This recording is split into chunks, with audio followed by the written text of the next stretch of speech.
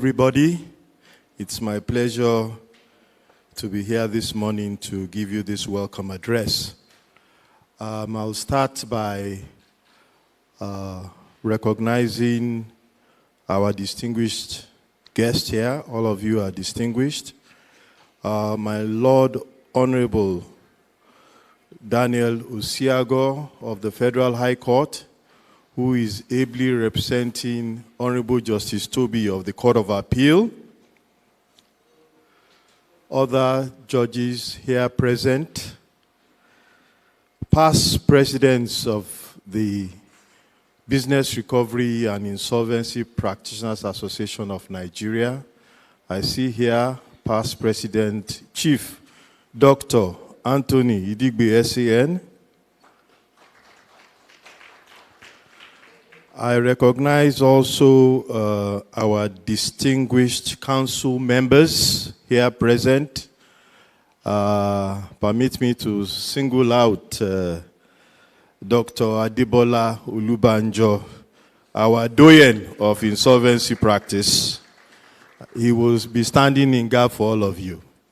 I also recognize the members of the executive committee of BRIPAN who are also fully represented here. Thank you. I especially welcome our keynote speakers, my mentor, my leader, Chief Kanu Agabi, CON, Senior Advocate of Nigeria. He's also my landlord in Abuja. Also, Dr. Ken Okpara, FCIB, President and Chairman of Council of the Chartered Institute of Bankers of Nigeria. My Egbon, who is here, Chief Judge Etomi, past and in fact, the founding president of the MBA section on business law. He's now more into the energy sector now. Distinguished delegates and the press, I am delighted to welcome you to the 2023 International Conference of the Business Recovery and Insolvency Practitioners Association of Nigeria, BRIPAN. The theme of this year's conference is Insolvency and Restructuring Law and Practice, looking to the future. One of the reasons we chose this theme is because the new administration, led by President Bola Ahmed Tinubu, GCFR, is implementing wide reforms in the economy, such as the removal of fuel subsidy, unification of the foreign exchange rate, and reforms in the energy sector, amongst others. Some of the immediate effects of these reforms are devaluation of the naira against other international currencies. I'm sure you know that the naira is about 1,000 naira to the dollar now. Increase in fuel prices across the country. PMS prices have risen. Rise in cost of food, transportation, goods and services, persistent inflationary pressure. Inflation rate is at 23% as at June 2023. Reduction in disposable income of the citizens, increase in energy prices. Nigeria's Q2 gross domestic product has slowed to 2.51%. Interest rate hikes. The MPR is about 18.75% now. Businesses are feeling the pinch of these economic reforms. According to the president of Nigerian Association of Small and Medium Enterprises, 10% of the 40 million micro, small, and medium enterprises have shut down their operations since the removal of PMS subsidy. Some international companies have either scaled down their businesses or shut down operations completely. Rising public debt is also a matter of serious concern. These kind of problems create opportunities for insolvency practitioners. As leaders in the restructuring and insolvency space in Nigeria, and with the network of practitioners we have all over the world, I must recognize here Mr. Richard Healy, who is here all the way from the United Kingdom of Gatley Legal.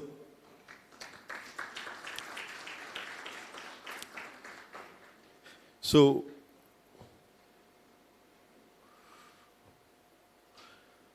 with the network of insolvency practitioners we have all over the world, BRIPAN and its members are poised to provide business rescue solutions and other options for a prosperous and sustainable future for businesses and companies in Nigeria. The next 2 days promises to be very engaging, educative, and intellectually stimulating because the various technical sessions will cover relevant and topical issues and also look into the future of insolvency practice in these challenging times. These sessions will also give practical guides to delegates. Some of the topics include effective strategies for restructuring and dealing with Nigeria's soaring public debts, the African Continental Free Trade Area, challenges and opportunities for insolvency practitioners, the role of the judiciary in promoting a sustainable corporate rescue culture in Nigeria. The technical sessions will conclude tomorrow with a debate motion which promises to be very revealing and riveting. We thank our distinguished chairmen and speakers for accepting to speak and share their knowledge at this conference. While we challenge your professional thinking in ways like never before with the engaging technical sessions that we have lined up for you, we enjoin you to take the opportunity that this conference presents to network, meet old friends, and make new acquaintances. I have packed a bundle of cards here with me to exchange. I already gotten one from Richard there. So I'm going to meet a lot of new people in the insolvency space here. So please plan to do the same too. The conference will close with a gala night themed African Futurism. Represent your tribe in your traditional attire with a futuristic touch. There will be plenty to eat and drink while you are entertained. Comedy, music, and games. Dance, dance, dance. But don't snooze. I hope you know what that means. We don't want people on a snooze mode when we start our gala night. It is going to be a fun event. Many months of planning and a lot of hard work was put into organizing this conference. Many thanks to the chairman of the conference planning committee, Mr. Albert Folorunsho, FCA, who also doubles as our first deputy vice president, and his co-chair, Prince Asama Kadiri, SAN, and distinguished members of the committee. You will see them at pages 15 and 16 of the brochure.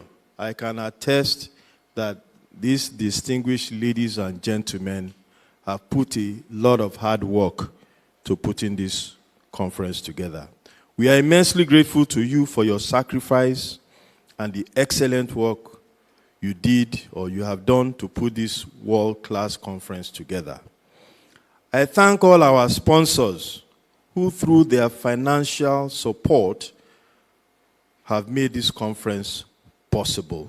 And I'm sure you can see their names reflected in the banners at the back and also on the side and on all the promotional materials throughout the conference. We are indeed very grateful to you.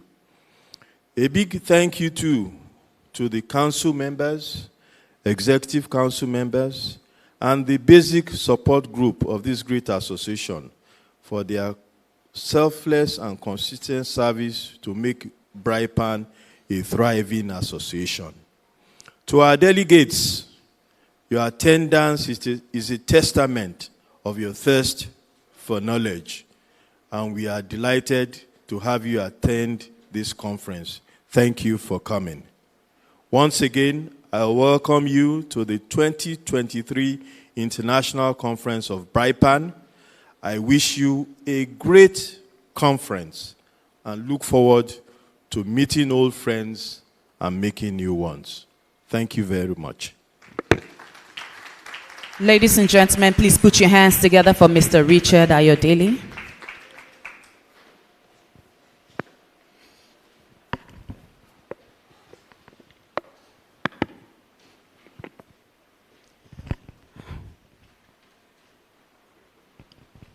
All right, at this point in time, I'd like you to please join me and welcome Mr. Albert Folorunshaw, FCA, FCTI, ADIT, MSc, FBR, as he takes on his welcome address as the chairman of the planning committee. Please put your hands together for him. You're welcome, sir.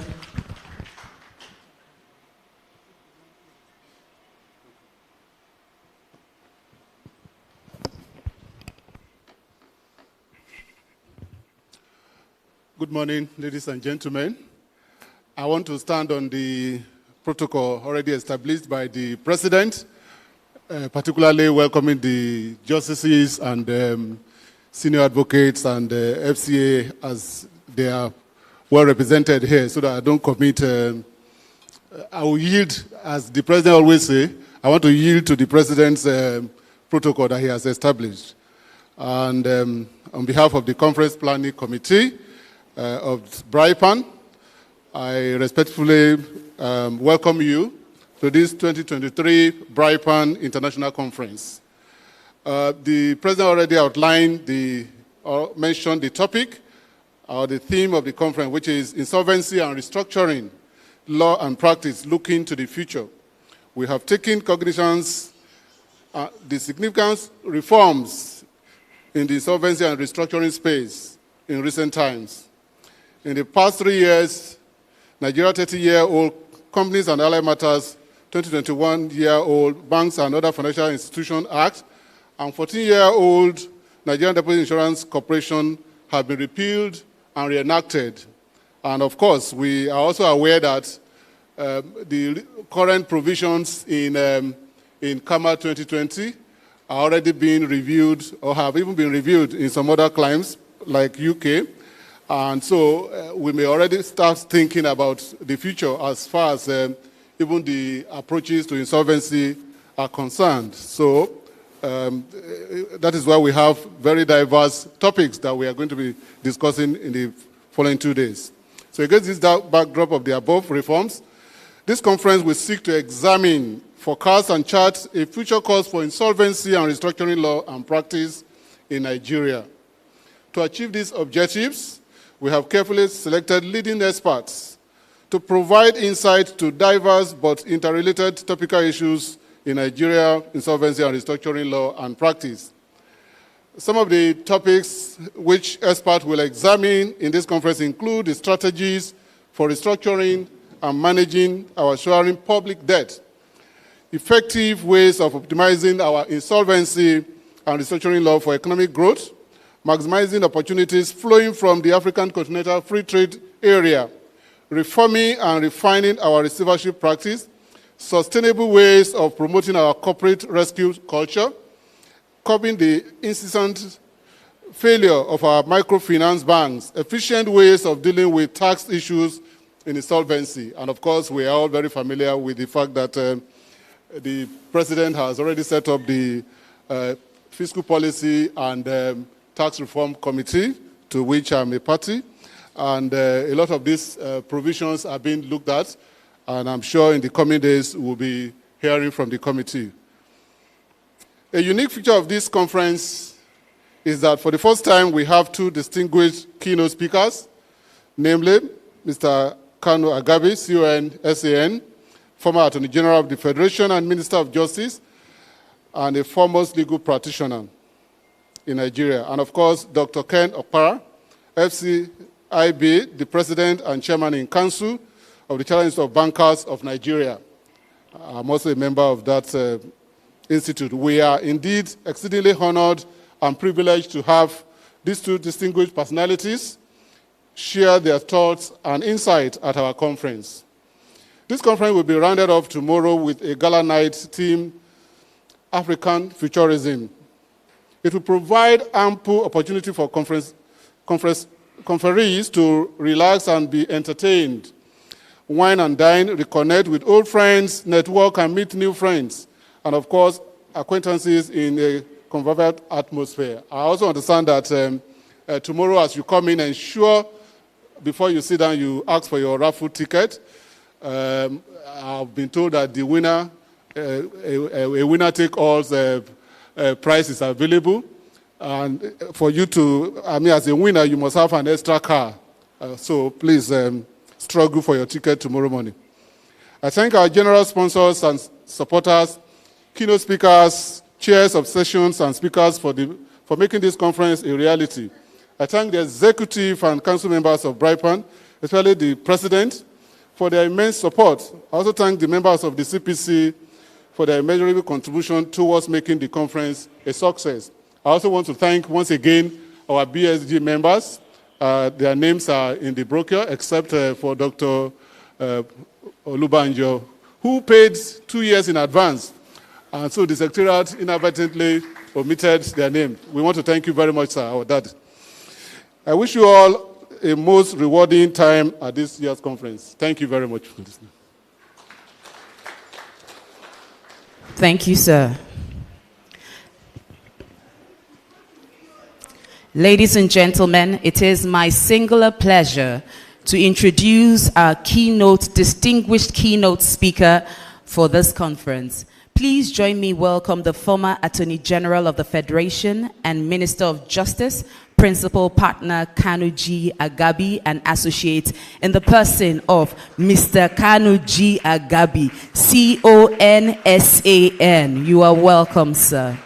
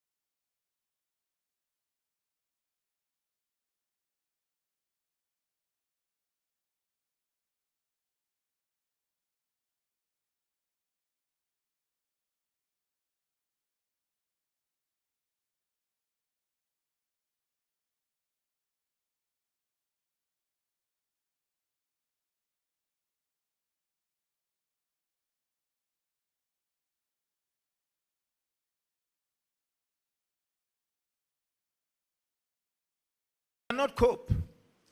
They will become insolvent. They will become bankrupt. Then we begin to examine and re-examine the laws and rules that regulate insolvency. There is nothing wrong with the laws. However good the laws are, they are not self-enforcing. They require good men and women to enforce them. Do we have the good men and women to enforce the laws? If not, why? These are the questions we must ask ourselves. What we should do at this conference is to address the root problems. Why are companies becoming insolvent? Why? Please, we must address that. And then, the business environment is not conducive. Drive through the country. The roads are horrible. Roadblocks everywhere. Citizens are at liberty to set up roadblocks in the name of collecting taxes. Government in the states is not accountable. The structures erected by law to ensure accountability have been destroyed. No one is accountable. The states are such small units that they are easily pocketed by those who are minded to do so. As I said before, government is founded on patronage. Merit does not count. Are you then surprised that companies are not doing well? We read in the Bible how the children of Israel were cast into the fire and survived. Some were cast into the lion's den and survived. The managers of our businesses must take up the Bible and learn how to survive in the flames or in the midst of violence. We don't have electricity. The cost of energy is so high. The rising cost of fuel means that those who depend on energy cannot survive. You said it yourself when you spoke to us a moment ago. You made reference to some of these problems. Our companies are operating in the midst of fire. Interest rates are so high. Assuming that you are able to access loans at all, that is assuming that you can get a loan. Government policy, government action, government inaction has ensured that many Nigerians prefer to keep their monies abroad. Those at home prefer to keep their monies in their homes. We must encourage Nigerians who have monies abroad to bring it home. And government must refrain from those policies that discourage Nigerians from using the banks. Please, I beg you, am I lying? Are we not afraid of putting our monies in the banks? Because you are going to be asked how you got it. I appeal to the government. Please, do everything you can to encourage Nigerians who have monies abroad to bring it back home. And encourage those who have money in the country to use the banks, to use it. Why is it called a currency? It is meant to be like the current, to move. So, I'm sorry. The nation has a bad reputation. Am I right? Do we have a good reputation? We don't. We don't have a good reputation. At one time, we were reputed to be the second most corrupt nation in the world.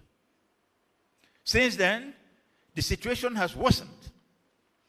The nation has never been more corrupt than it is. It has been in the last 8 years. That is the truth. Who wants to come and do business in such a nation? Shakespeare said, "He that hath no virtue, let him assume it." But we're not pretending about our lack of virtue. This has impacted on our businesses and rendered our companies insolvent and bankrupt. These are the real problems. The courts can be of little assistance. They are congested. The courts are founded on the premise that the work of the judges will be limited. That limit has since been exceeded, and the courts can no longer cope.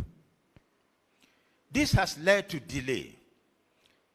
That delay is sometimes misconstrued as corruption and incompetence. It isn't.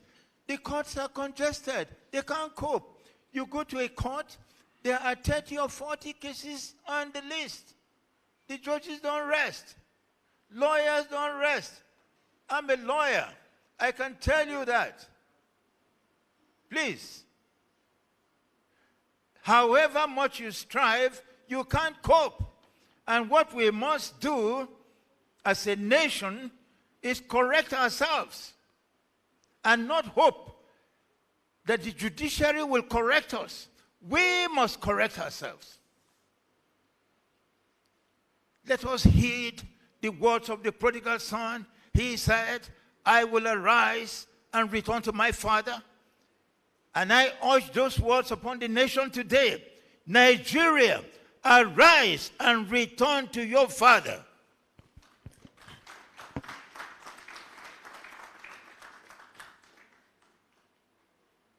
Have I said anything about our roads?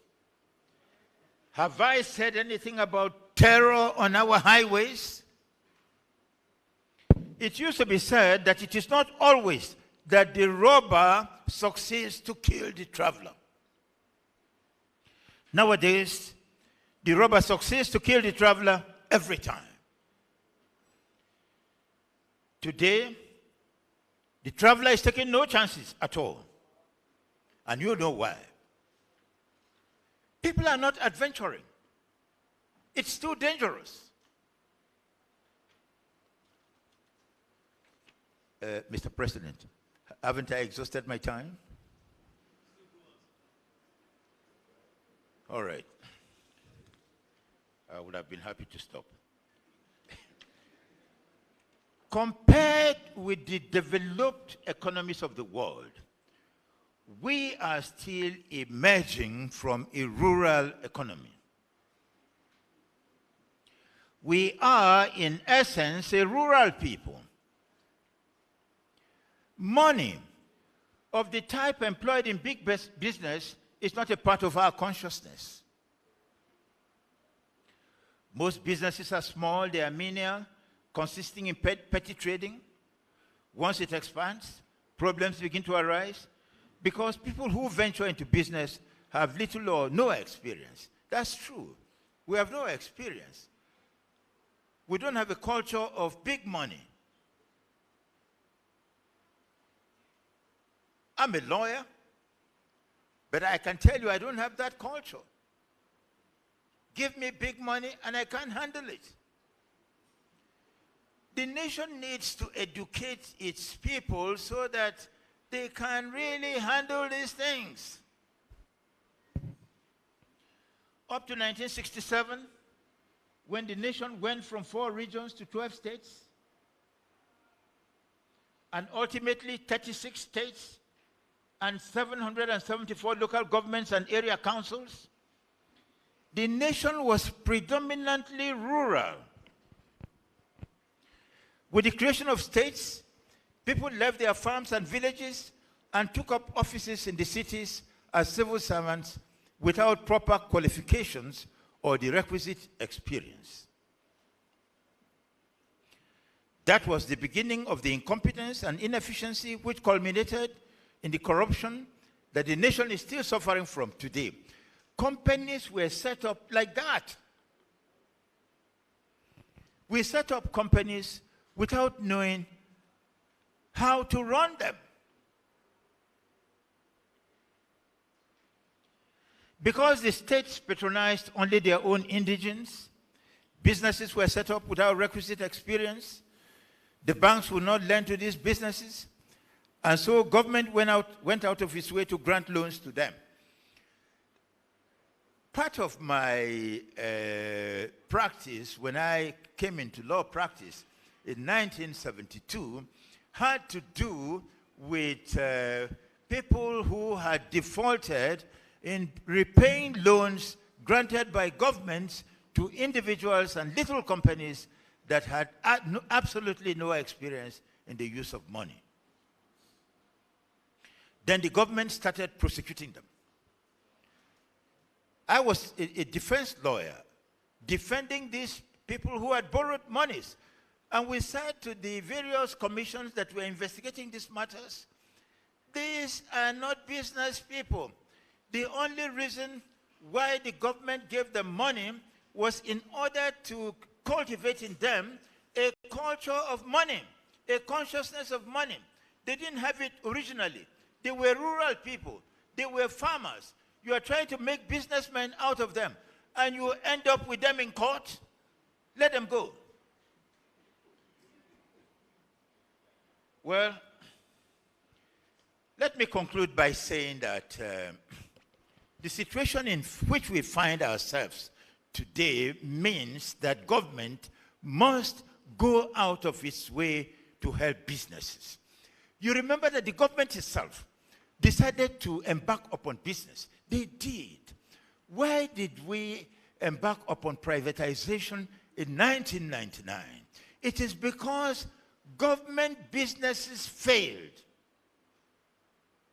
And what that means is this, that the government must help the people to acquire a culture of business. Don't despair of them and start prosecuting them and setting up institutions that impoverish them further. Thank you very much.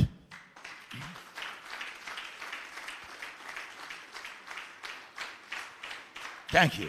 Ladies and gentlemen, please put your hands together one more time.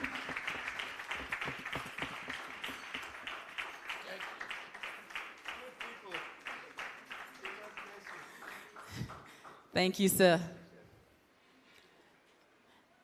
Now, one key point to note, as our keynote speaker was speaking, he said, however good our laws are, they are not self-enforced. They require good men and women to enforce them. And so on a daily basis, whether in the corporate sector or even in our private sector or in our homes and our everyday lives, we must work towards attaining goodness. All right, ladies and gentlemen, please one more time put your hands together again for Mr. Kanu. Thank you, sir. Right about now, we'll take our second keynote speaker, the person of Mr. Ken Okpara, FCIB, the President and Chairman of Council Chartered Institute of Bankers of Nigeria. He is duly represented by Dr. Oretan Adigun, Director, Economics and Strategy, CIBN. Please put your hands together as he takes on the podium for the next 8 minutes.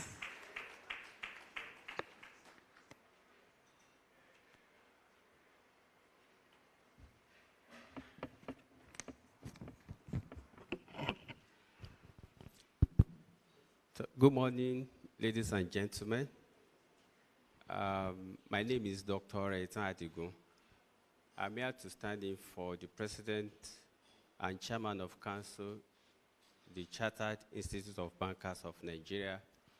He prepared this keynote address not until a few minutes ago that an emergency board meeting came up, and it's a meeting he must be part of. So on his behalf, I want to say he's very sorry he could not be here. However, I'm not going to add or deduct from the note that he prepared to address today. You know, when Daddy just came up and spoke, I said, this is a gathering of learned people.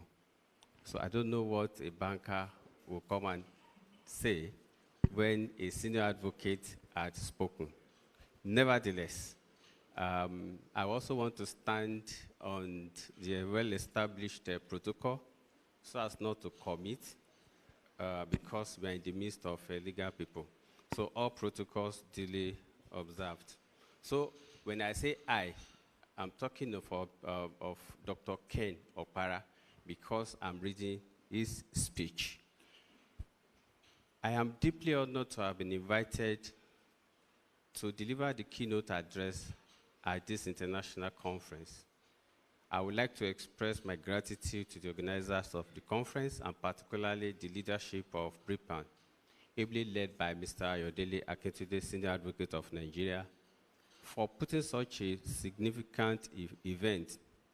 They say, finance industry is the blood that gives life to the economy, but the legal arm is the backbone that provides structure, stability, and protection. Both sectors work together to lay foundation for a powerful economic system indeed. So for this reason, I appreciate this gathering of professionals, legal experts, scholars, subject matter specialists, scheduled to delve into critical themes of this year's conference, which is insolvency, restructuring law and practice in Nigeria, looking to the future. In the ever-evolving landscape of financial and economics, the importance of insolvency and restructuring law cannot be overstated. So for these areas play a pivotal role in ensuring stability and resilience of our financial system. PAMA Act 2020, which introduced provisions on corporate rescue and restructuring, and company voluntary arrangement, regulation and insolving practitioners, administration, netting, winding up of unregistered companies, among others.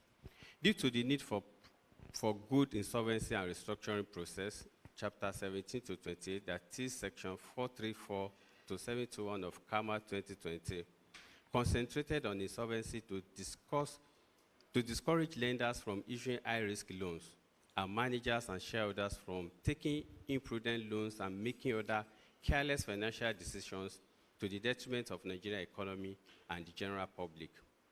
Also, the Insolvency Regulation 2022 guideline introduced by PAMA has also introduced notable changes to the practice and procedure of insolvency in Nigeria. Notwithstanding to the above, there are still challenges and gaps that need to be addressed, such as creating a comprehensive framework for cross-border insolvency recognition and enforcement, establishing a specialized court or tribunal for insolvency matters, enhancing the capacity and regulation of insolvency practitioners, and promoting awareness and education on insolvency issues. While there are several challenges regarding insolvency resolutions in Nigeria, which could be pointed out in lengthy detail today, I want to highlight opportunities that lie ahead of Nigeria, delving into experience as a financial professional. So we present to you some of the solutions that, if addressed, would improve resolution of insolvency issues, empower indigenous business, and encourage economic growth.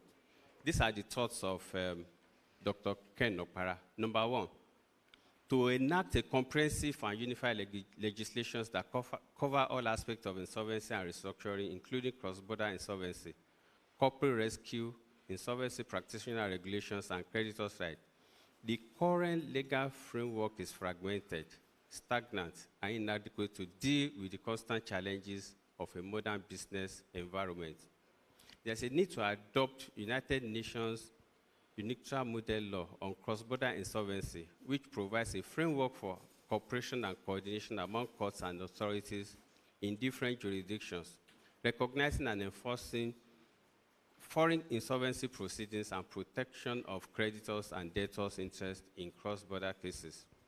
Thirdly, to establish a specialized court or tribunal for insolvency and restructuring matters with trained and experienced judges, streamlined procedures, and adequate resources. The existing court system is overburdened, inefficient, and prone to delay. Number 4, to promote the use of alternative dispute resolution mechanisms, such as mediation and arbitration for resolving insolvency and restructuring dispute. This can help to reduce cost, time, and complexity of litigations, and preserve confidentiality of goodwill of the parties. And finally, continually enhance the capacity and professionalism of insolvency practitioners by setting and enforcing standards for qualifications, licensing regulations, and ethics. Insolvency practitioners play a pivotal role in facilitating insolvency and restructuring process, and their competence and integrity are essential for ensuring its effectiveness and fairness. As a Chartered Institute of Bankers, we have made efforts towards a dispute resolution in the banking industry. The core focus of the Institute under the watch of Dr. Ken Okpara has been the future. And the future agenda says, with the future agenda, the emphasis has been placed on driving financial innovation and transformation, addressing industry uncertainties, and so on and so forth. Ladies and gentlemen, the success of insolvency and restructuring process often depends on collaboration between financial institutions, legal experts, and other stakeholders. Building strong networks and partnerships can lead to more outcome. In conclusion, as finance professionals, we hold significant responsibility in shaping the future of our industry. Let us embrace, foster collaboration, uphold high standard of professionalism and ethics. Together, we can pave way for a more resilient, prosperous, and financial future for Nigeria. I have every confidence that our dedication and expertise will navigate the challenges of tomorrow and ensure a robust financial sector that serves the nation's best interest. Thank you for your attention. We look forward to enlightening discussions and the changes that this conference will undoubtedly bring. I urge on behalf of Dr. Ken Okpara, the President, Chairman of Council of the CIBN. Thank you very much. Ladies and gentlemen, please show Dr. Adigun some BRIPAN love. Representative of Dr. Ken Okpara. Thank you so much, sir. As we progress, we would like to recognize the presence of past President, Mr. Seyi Akinwumi. It is great to have you in the house today. Please put your hands together for him. We would also like to recognize all of our well-wishers who sent in their goodwill messages. We received a goodwill message from the NBA president. Do we have a representative in the building today? Anyone representing the NBA president? All right, thank you. We would also like to recognize the goodwill message received from the President of the Nigeria Association of Chambers and Commerce, Industry, Mines, and Agriculture, in the person of Mr. Dele Kelvin Oye. Please put your hands together and show him some BRIPAN love. We also received a goodwill message from the Nigerian Bar Association, the Lagos branch, and today we have the representative here in the building in the person of the chairman of the association himself, Mr. Olabisi Makonjola. May he please take the podium real brief. Good to have you.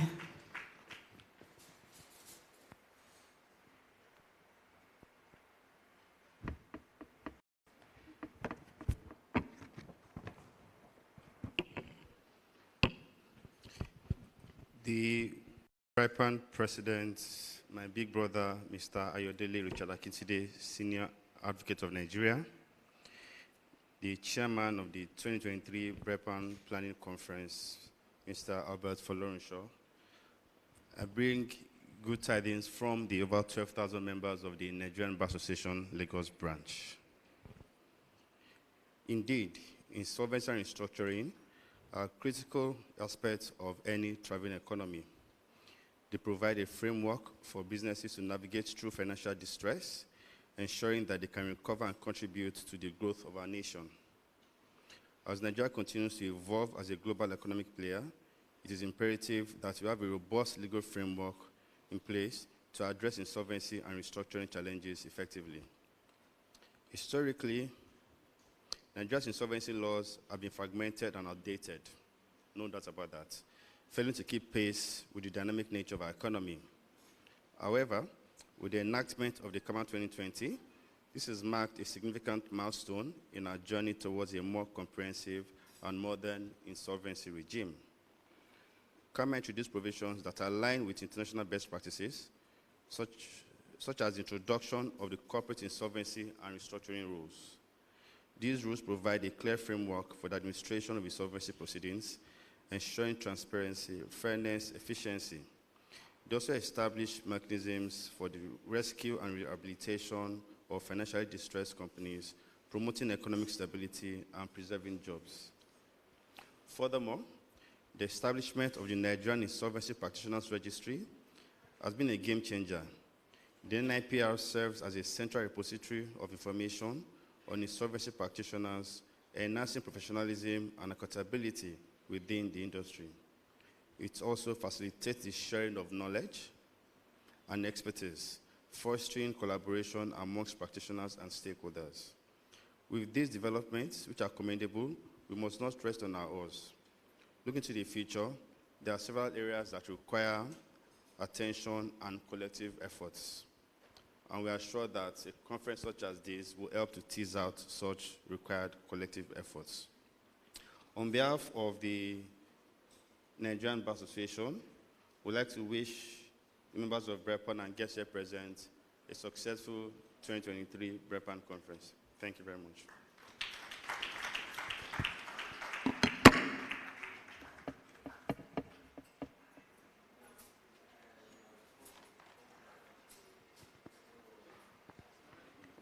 Thank you so much. Ladies and gentlemen, he needs to know he is here at the BRIPAN Conference 2023. Please put your hands together for him one more time. Thank you.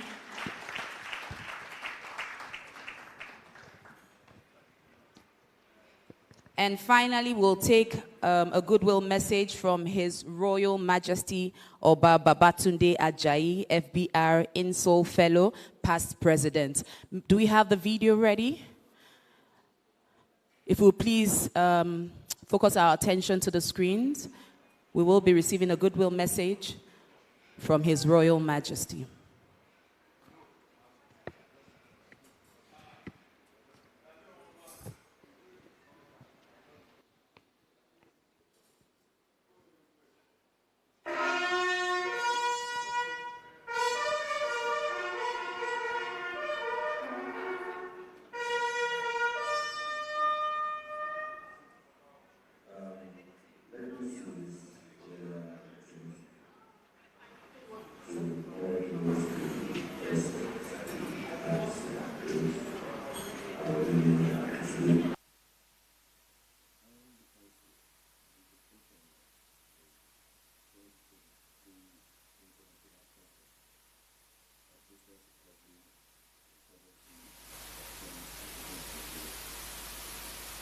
The Association of Foreign Affairs was born from the beginning. Just kudos to the people who can see the final president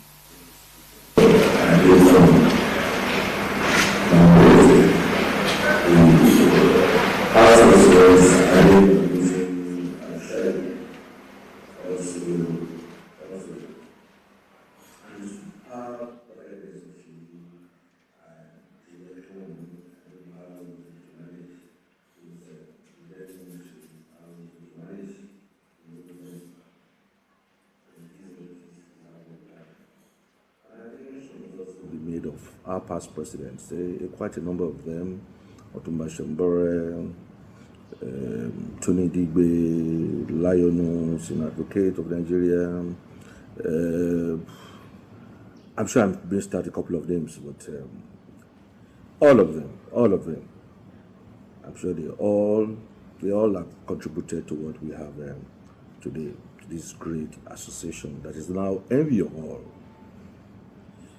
It is also my privilege. It's been my privilege to have served as the president of this association, albeit for a very short period. I recall a few months into my tenure, I was made the Akaribu and Paramogul of Reboland. I associate with you all. I want to promise a more robust engagement. BRIPAN, as it is a credit to you all, and I have no doubt that you will have a very wonderful and deserving conference. The topic is particularly insightful, looking into the future. We all know that our country is in dire straits, and we can only begin to look at tomorrow and devise strategies for the future. I want to assure you that God will continue to be with us as it has been so far. God bless you all, and may the blessing and light of God continue to shine upon you all. I wish you all the very, very, very best. Have a wonderful conference. Thank you. God bless. Thank you so much. At this point in time, we'll take a brief photo session with our keynote speakers. May we have the photographers on standby? Would like to have our keynote speakers. Sir, may we have you? And the president, CPC chair, may we have you as well?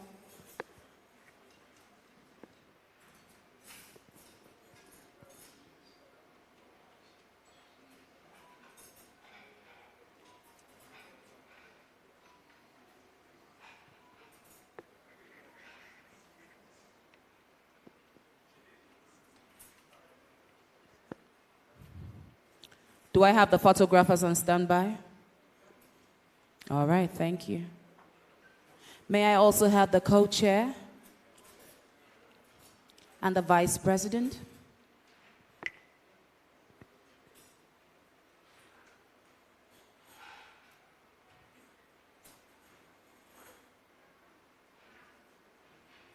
May we also have the former presidents also joining, all former presidents? Mr. Sheyi Akinwumi, may we also have you here?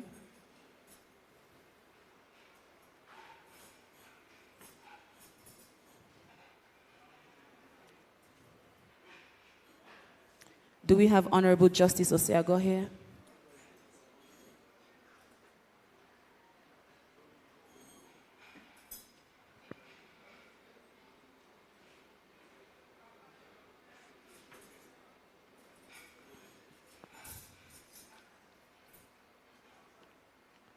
Just before we're done with this, may we also have those who sent in their goodwill messages, please join the photo session.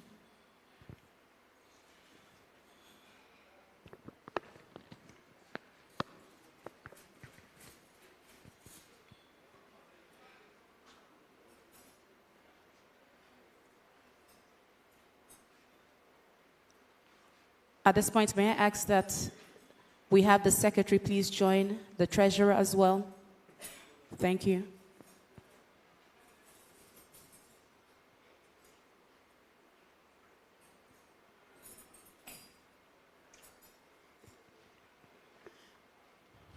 If we could have a little bit of music, instrumental in the background, please.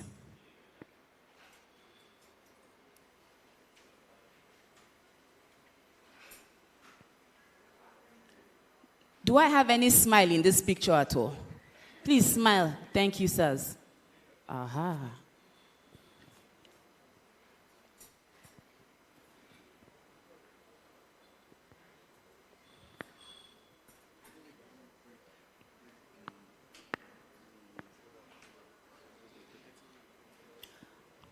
Okay, so we're going to, the photographer wants to have 2 batches. So we'll just, this way, sir. Just step a little bit to the left. We'll take everyone.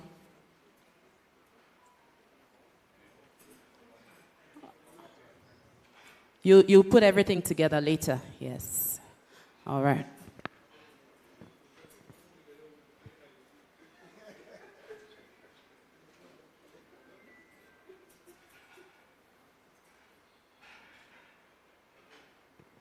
All right, sirs.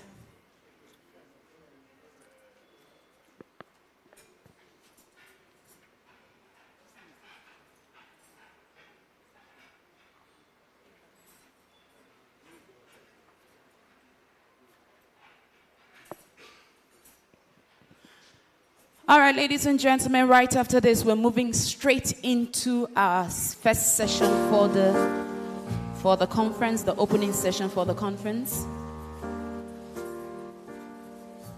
Thank you.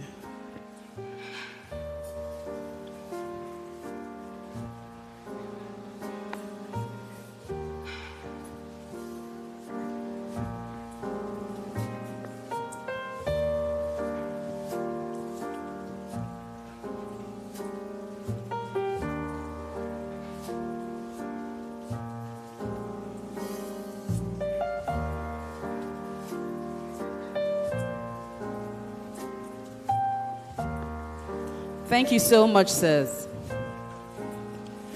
Ladies and gentlemen, it is the BRIPAN International Conference 2023. Please put your hands together for yourselves one more time. All right, I hope the hall is not too cold. The temperature is just right, right? All right, we're going to hit this place up real soon, because I know that the panel sessions are always really, I don't want to use the word heated up, but they're really insightful, and of course, they keep us glued. So we will just call up the coordinators for this session, the first session. And in this session, we're looking at insolvency and restructuring as catalysts for economic growth.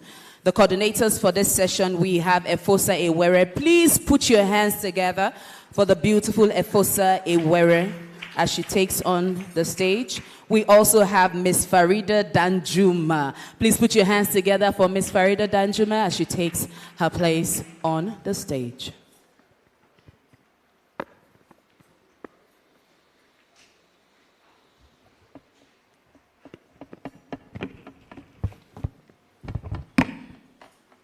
Good morning, everyone. Good morning. You're all welcome to the first session of this conference. I guess you all have been enjoying yourselves.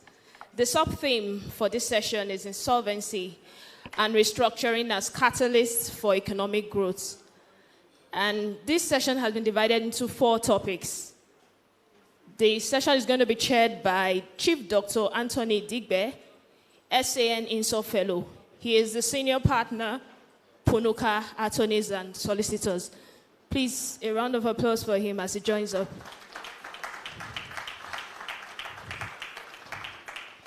And the first topic is going to be taken by Dr. Chinere Amona, FCA. She's the Director General, Chief Executive Officer, Lagos Chamber of Commerce and Industries.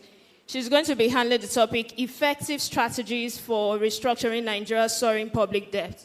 She's unavoidably absent, but will be represented by Dr. Taiwo Nolas Alausa. He is the Director of Business Education, Services and Training. Please put your hands together for him as he joins us here.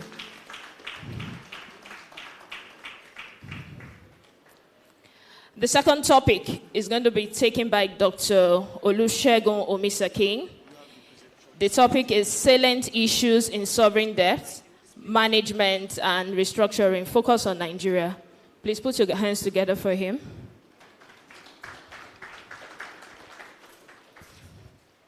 For topic 3, he will be joining us virtually.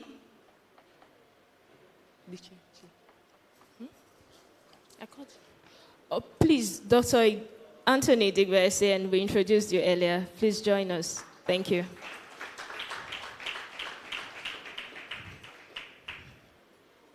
Our topic 3 speaker will be joining us virtually all the way from Singapore, Dr. Aurelio Gore Martinez. He's an associate professor, senior Singapore Management University, and also a head Singapore global restructuring initiatives. He will be taking the topic optimizing Nigeria's insolvency and restructuring laws as a tool for economic growth. Please, a round of applause for him. He's on the call.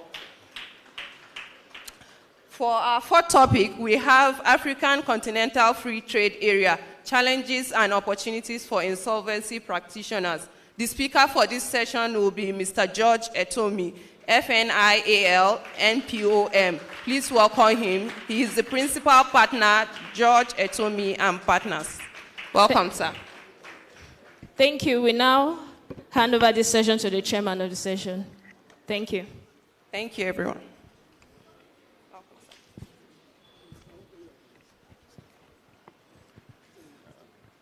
Thank you very much.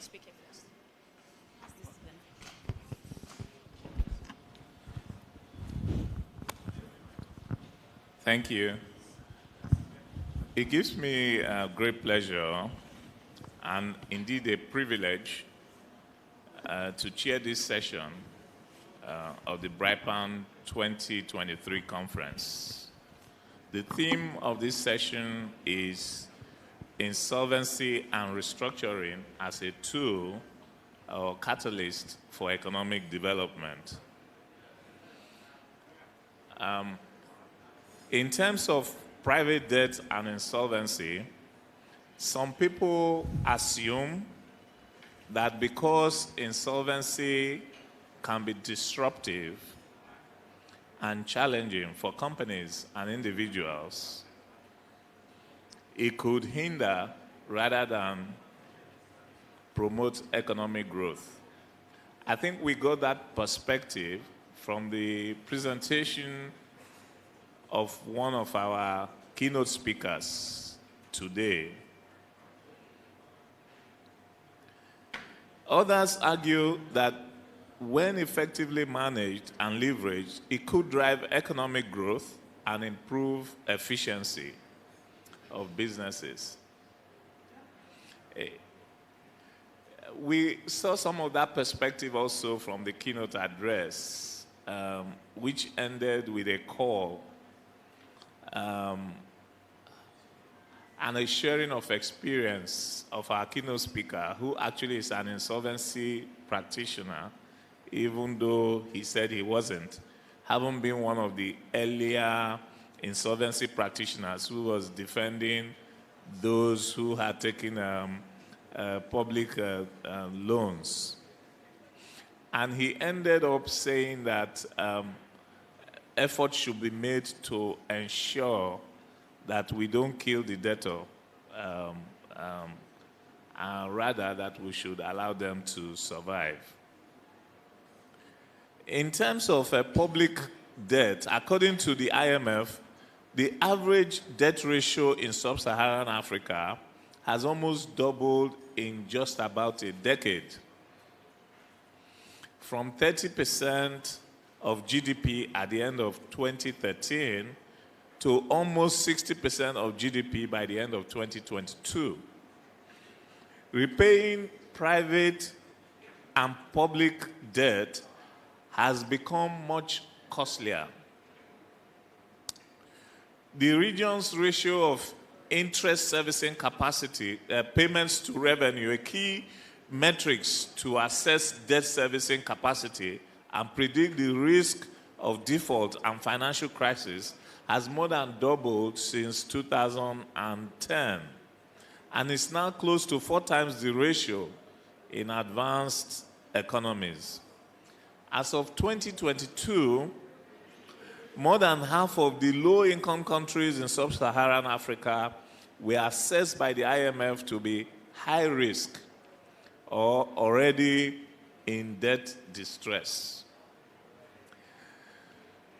In these circumstances, the question is, what role can insolvency play?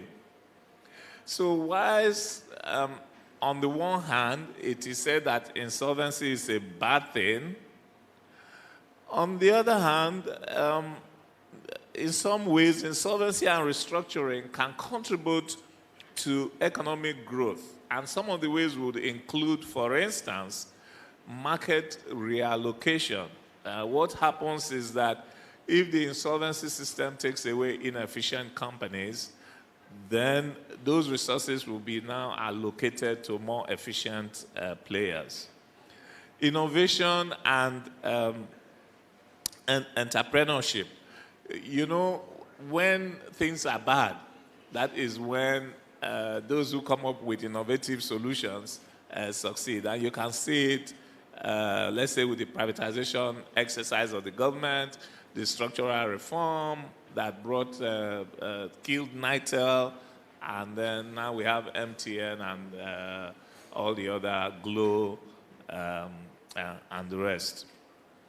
So, debt resolution and investment confidence. So, if you can resolve the debt and they can basically take a haircut, the creditors, then the company will become more efficient, there will be more confidence in the system, and the capital will flow back into the business and the company. And of course, there's possible employment impact. When you restructure, you see many, it's completely different because of the difficulty of putting a sovereign into an insolvency procedure. So whereas you could put a company into an insolvency procedure, such as appoint an administrator or receiver or trustee, the question is, what do you do to a country that is insolvent? So to discuss the theme of this session from the various perspectives I have highlighted above, we have a distinguished panel of experts who deal with these issues daily or from an academic perspective. Dr. Chinyere Almona is the Director General and Chief Executive Officer of the Lagos Chamber of Commerce. She will be speaking on effective strategies for restructuring Nigeria's soaring public debt. She is represented by Dr. Taiwo Nolas Alausa, the Director of Business Education Services and Training at LCCI. Dr. Olusegun Omishakin is the Chief Economist and Director of Research for the Nigeria Economic Summit Group. His topic is salient issues in sovereign debt management and restructuring focus on Nigeria. He oversees and guides the strategic direction of research, development, and innovation initiatives at the NESG. Dr. Aurelio Gora Martinez is an associate professor at the Singapore Management University and head of the Singapore Global Restructuring Initiative. And he will be speaking on optimizing Nigeria's insolvency and restructuring law as a tool for economic growth. Professor Goria Martinez was a fellow of the program on corporate governance as well as that on international financial systems at Harvard Law School.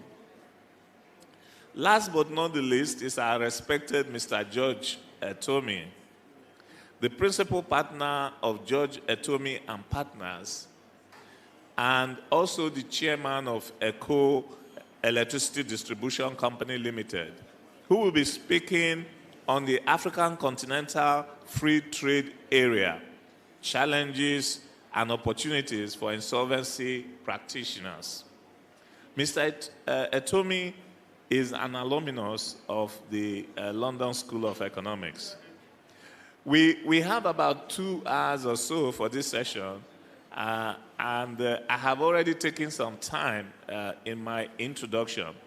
Each speaker has 15 minutes to deliver their contribution. This will leave us about 45 minutes for an interactive question and answer section of this session. I will now call on the representative of Dr. Almona to open the floor. Thank you, sir.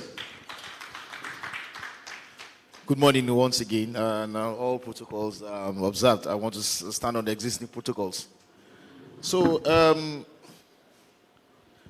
the theme of this, so I quite understand you give me 15 minutes. I hope I'll be able to do justice to Dr. Albona's right up before, in 15 minutes.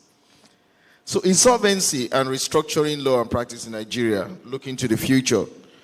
Well, at the beginning, our much respected Chief Kano Gabi has already spoken about the public debt stock and also the current devaluation of the Naira.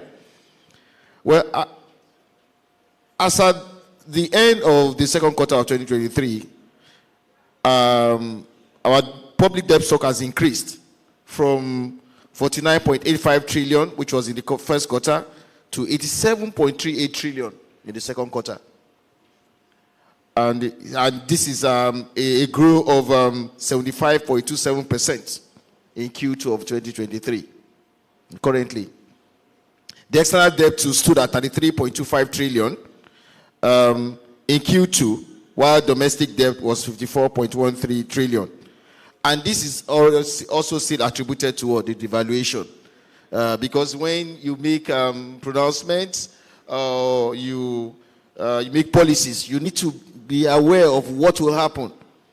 Yes, we floated in Naira, but there are also antecedent consequences that will happen. So, however, the share of external debt to total public debt stood at 38.5% in Q2 2023, while domestic debt was recorded at 61.95%. The rise in interest rates and the strong US dollar are adding to interest costs, in turn weighing on growth and fueling the country's financial stability risk. The factors contributing to this recent surge in public debt are multifaceted and complex, including mismanagement of public funds, over-reliance on oil revenues, and the 22.71 trillion ways and means advances obtained by the federal government from the Central Bank of Nigeria. We just got to hear that suddenly there is a 22.71 trillion ways and means advances by the CBN. So we are already in it. We can't run back. And you can see that somehow it looks as if the economy is on the downward curve right now. What do we do?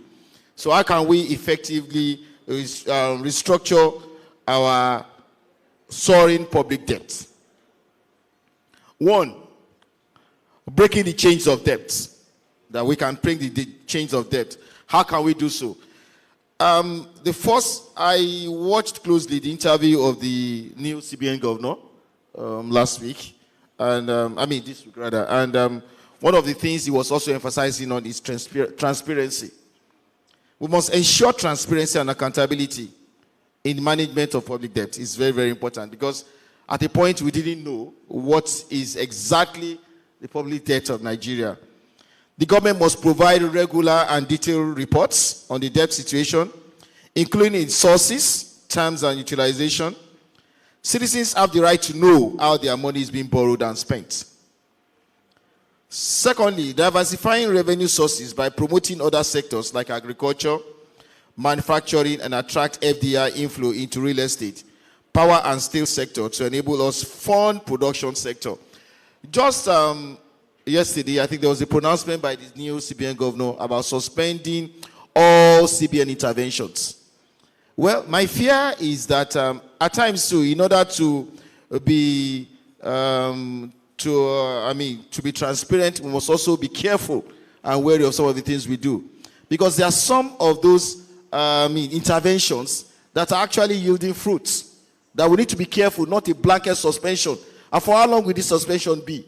It's also important that we need to look into this, because we know that one of the ways by which we can actually break nature's debt is if we emphasize agriculture and also manufacturing. This will reduce the country's susceptibility to economic shocks and create a stable income stream to service its debt. Another option is debt management strategy, which we need to adopt a prudent debt management strategy that involves carefully selecting the type of financing instruments. The country needs equity financing via sales of a certain percentage of the key government-owned corporations in exchange for a cash investment by listing them on the stock exchange market. There has been so many, recent debate about this, floating some of these, like the NNPC, NLNG and all. So I think these are things we do need to drag that. We need to ensure that these are transparently done and floated on in the stock exchange. Equity financing does not carry an obligation for repayment. In contrast to debt financing, thus the investors will help the government to manage these corporations like NNPCL strategically so that set financial goals are achieved. Debt restructuring is a viable option to alleviate the immediate burden. The government can negotiate with creditors to extend maturities, lower interest rates, or even consider debt forgiveness where appropriate. Fiscal discipline. Fiscal discipline, sustainable economic growth is the most effective way to tackle public debt. There has been, in time past, and even recently, there was an accusation about the fact that government is borrowing to pay salaries, you know. While borrowing is good, it is important that those money being borrowed are tied to what? Specific projects on infrastructure. Yes, quite rightly, the last administration told us that some of those money were actually tied to some infrastructure. But the important thing is the fact that to sustain this, implementing policies that promote investment, job creation, and entrepreneurship can increase the country's GDP and tax revenue, making it easier to service debt obligations. Sound fiscal discipline is crucial, and adequate coordination between fiscal and monetary policies. And I think that is the one major thing now that is, the Senate was very particular about that how do we marry this? The coordination between fiscal and monetary policies. That is very, very important. We try as much as well to do that, especially with the new CBA governor closing that gap. This involves maintaining a balanced budget and cutting down on unnecessary administrative expenditures, most especially the public office holders. Collaborating with international organizations such as the IMF and the World Bank can provide Nigeria with access to financial assistance, technical expertise, and guidance on managing its debt crisis. These institutions can also facilitate debt relief negotiations. And I think the fiscal discipline is a major bane of the Nigerian public administration now, and it's important that the new government, as they settled in, it's about 3 months now, and when I mean the new government, I'm not talking about the federal government alone, because most of the time, our emphasis has been on the federal government, but the states too. Our fiscal discipline are the states. And this also, to a large extent, affects the entire polity. Public-private partnership. Encouraging PPPs can help fund critical infrastructure projects without increasing public debt. Over recent decades, there has been a shift away from public infrastructure financing towards private infrastructure financing. Government should also be mindful of this. Private financing comes into two forms, debt and equity. The best strategy at this point where public debt is soaring should be equity via inflation-linked bonds. Thus, private sector involvement can ease the financial burden on the government while promoting economic development. Expanding financial inclusion initiatives can mobilize domestic savings and reduce reliance on external debt. Encouraging Nigerians to save and invest can provide additional resources for development. And finally, it is vital to educate the public about the implications of public debt and involve them in the decision-making process. And informed citizenry can hold the government accountable for its borrowing and spending decisions. It's important. We just woke up and realized that a whole lot of things happened in the last administration which the citizens don't know. And that is affecting the country now. I think Business Day brought a report about 3 days ago that even, the Nigerian, most of the manufacturers, debts are not even being honored abroad anymore, and that's a very big thing for us. We suddenly woke up and we found out that our central bank has been depleted. The country, we don't know, the citizens don't know. It is important that we emphasize, that Nigerians must emphasize that the government must be transparent at every step of the way. Yes, we've trusted you by voting you in with our votes. Now, it is important that what? You are transparent with us. The decision lies with you, both at the executive and the legislative levels, right, to make right decisions for the citizenry. We can't all be in Aso Rock or be in the chamber of the National Assembly. But you must be transparent. People want to know what is happening. You must take us every step of the way. Nigerians deserve to know. In conclusion, the issue of Nigeria's soaring public debt is a significant challenge, but it is not insurmountable. By adopting these effective strategies, such as the public-private partnership, fiscal discipline, debt management strategy, by those strategies, Nigeria can chart a path towards fiscal sustainability, economic growth, and a brighter future for its citizens. However, it requires concerted efforts from the government, the civil society. I'm using this medium to call on the civil society, which I think Brian is one. It is important. Yes, with what is happening now, the valuation of the Naira is a mixed news for brand members, because, God forbid, but obviously some companies might be folding up soon because of this. They may not be able to, to manufacture anymore. People will be laid out and things like that. So it is important that what? We all, as citizens, must insist that we want to know what is happening. Government, the civil society, and the private sector, together to address this issue comprehensively and responsibly. We must. And I also want to use this particular medium to continue to address these particular issues and call on the government to do the right things. Together, we can navigate these turbulent waters and secure a stable and prosperous future for Nigeria. Thank you.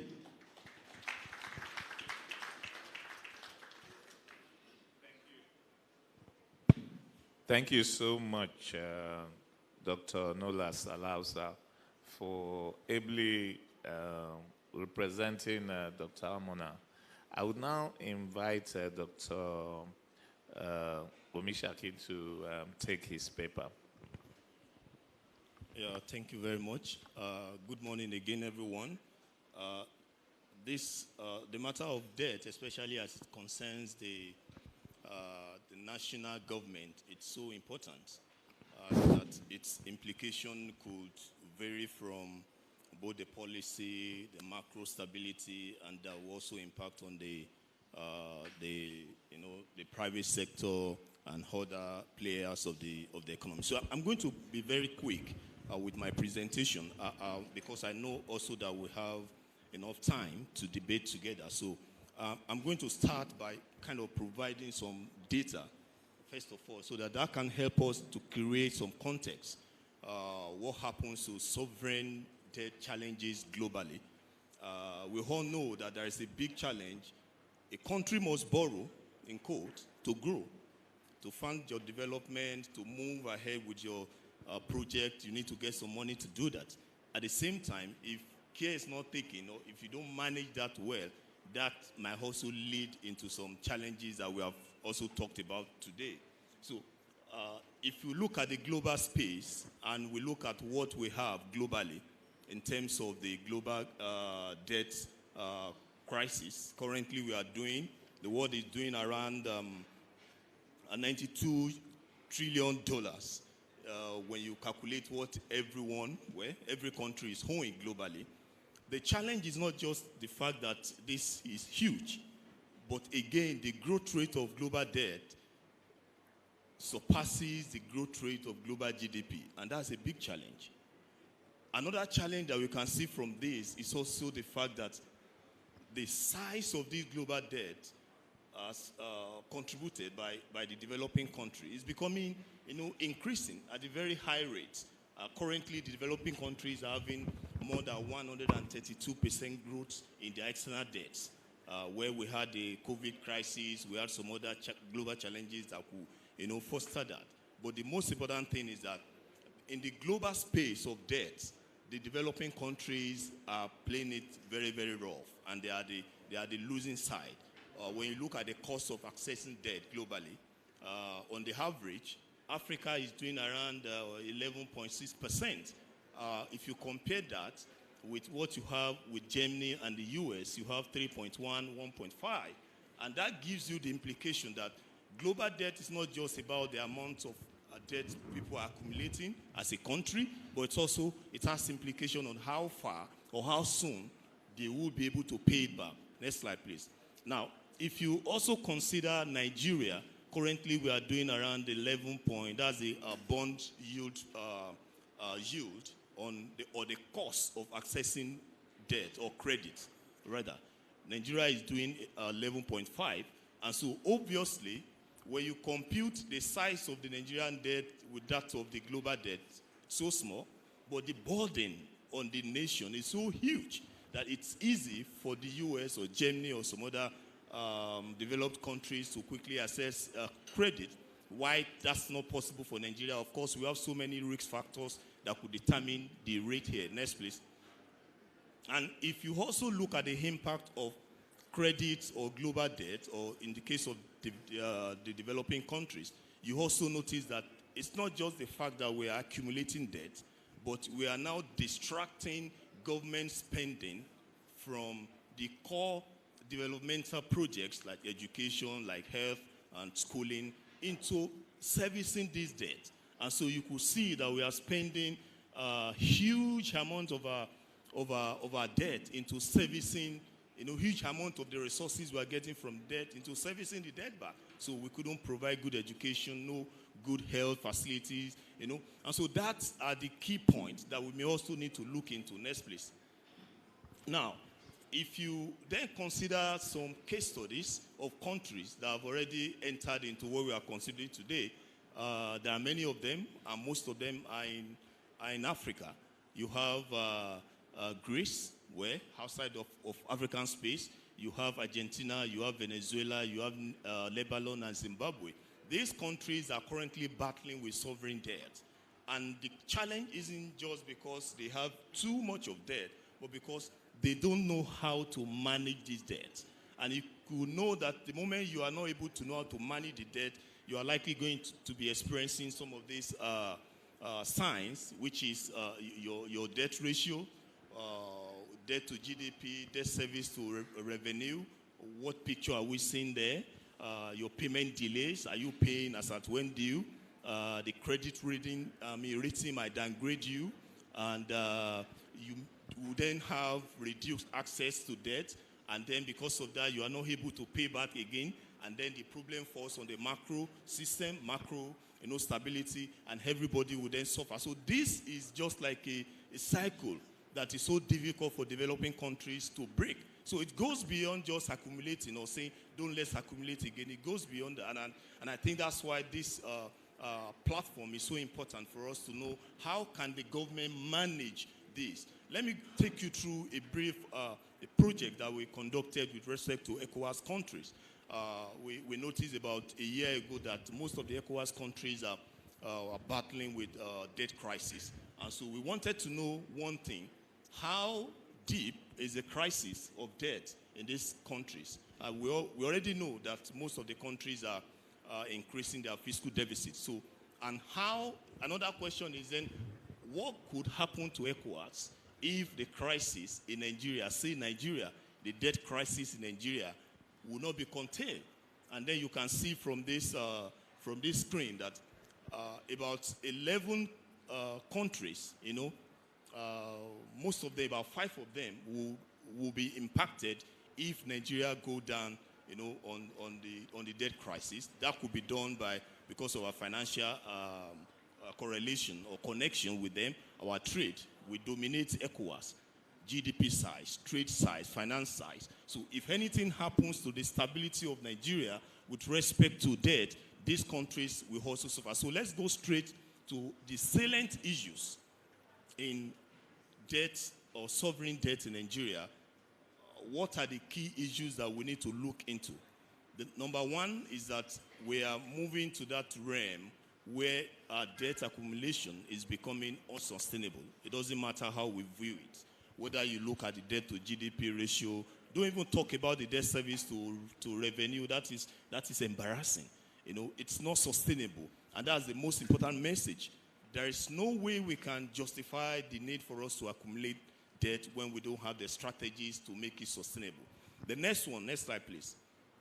It affects productivity, it affects our performances on the welfare side. Of course, that side is the side that people receive the last layer of beating. So you are going to have more unemployment crisis. You are going to have more issues with, poverty that we are doing pretty bad now. So you're going to have so many instability following our inability to manage this debt.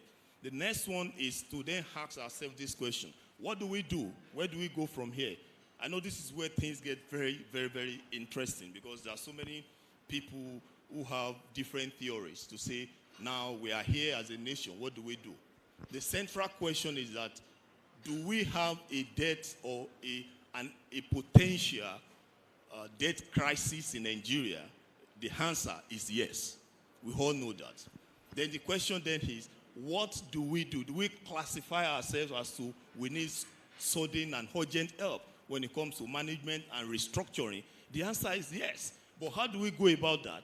Do we go with a strategy of debt repudiation to just say we are not paying? We are not paying this money again.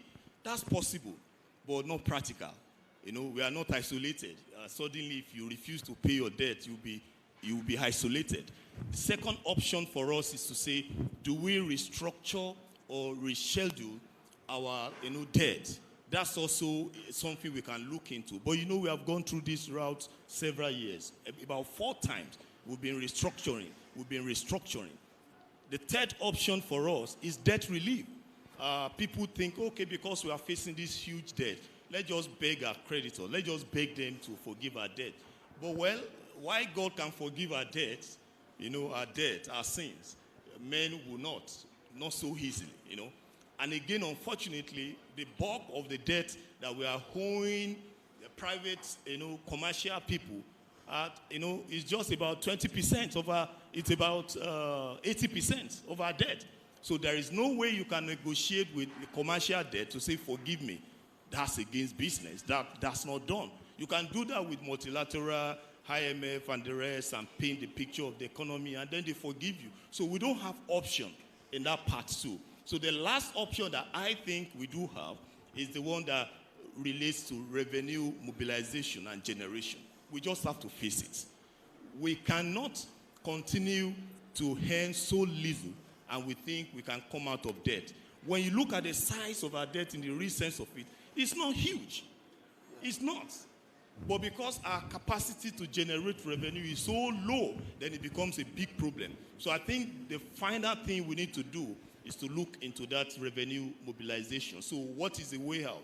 We need to have a very strong strategic plan for not only revenue mobilization, for also our expenditure, and our debt management. Please go to the last, go to the last slide, please. In Nigeria, we've been operating an isolated management of finance. So you have bodies that are responsible for generating revenue, operating so in an isolated manner. You have also bodies that are responsible into spending the money, operating separately. Then you then have the body that manages our debt, operating separately. We need to have a well-synchronized, movement among these three in such a way that to have a lasting solution to how we borrow, we must also look at how we spend, right? So whether you keep borrowing more or you keep generating revenue, but you don't look at the efficiency of your spending, it's going to be challenging. So this is the major tripod, model that Nigeria can practice to make sure that we don't borrow when we don't necessarily need to borrow, and we borrow with the idea that we are able to generate more. And lastly, on the part of revenue mobilization, there is a study we also conducted which revealed a very, a dire situation for Nigeria. You notice that in Nigeria you have strong non-state actors who are collecting taxes. And I think that's one of the challenges the private sector are facing when the government says, or people say, you are paying so little. Go to the US, go to Canada, they have on the average of 39 or 40% of their profits or their salary or something like that. In Nigeria, people pay more than that actually. But the question is, who are we paying it to? The government gets little. Then the non-state actors, who are just people you see on the road when you are bringing your goods from Osun State to Lagos State, who you see on the road when you are coming from Abuja to Lagos or Lagos to Abuja, people you see in the car parks who are taxing people here and there. These pockets of money are not coming back to government purse, and that represents our weak state, of generating revenue. So what government needs to do is to clear the space on the revenue generation strategy in Nigeria and also make sure that such money is spent efficiently so that we can then approach the debt crisis collectively. Thank you very much.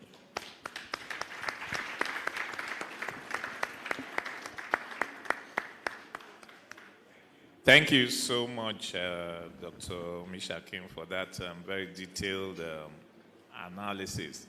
I think the two presentations around the public debt challenge offers a very good background for us to invite Professor Gloria Martinez to talk to us about how we can optimize our insolvency tools as a way to generate economic growth. Professor Gloria Martinez, are we able to connect with him now?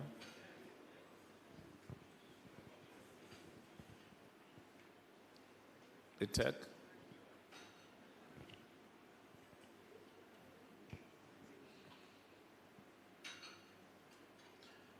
Okay, whilst we are waiting for him, I would invite Mr. George Etomi to speak to us on the African Continental Trade Agreement and the challenges and opportunities that that agreement presents to insolvency practitioners to work across Africa. Thank you.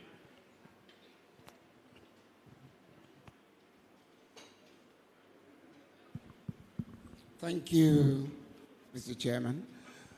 It is indeed my pleasure to speak to, I believe the hall is filled with most of our colleagues.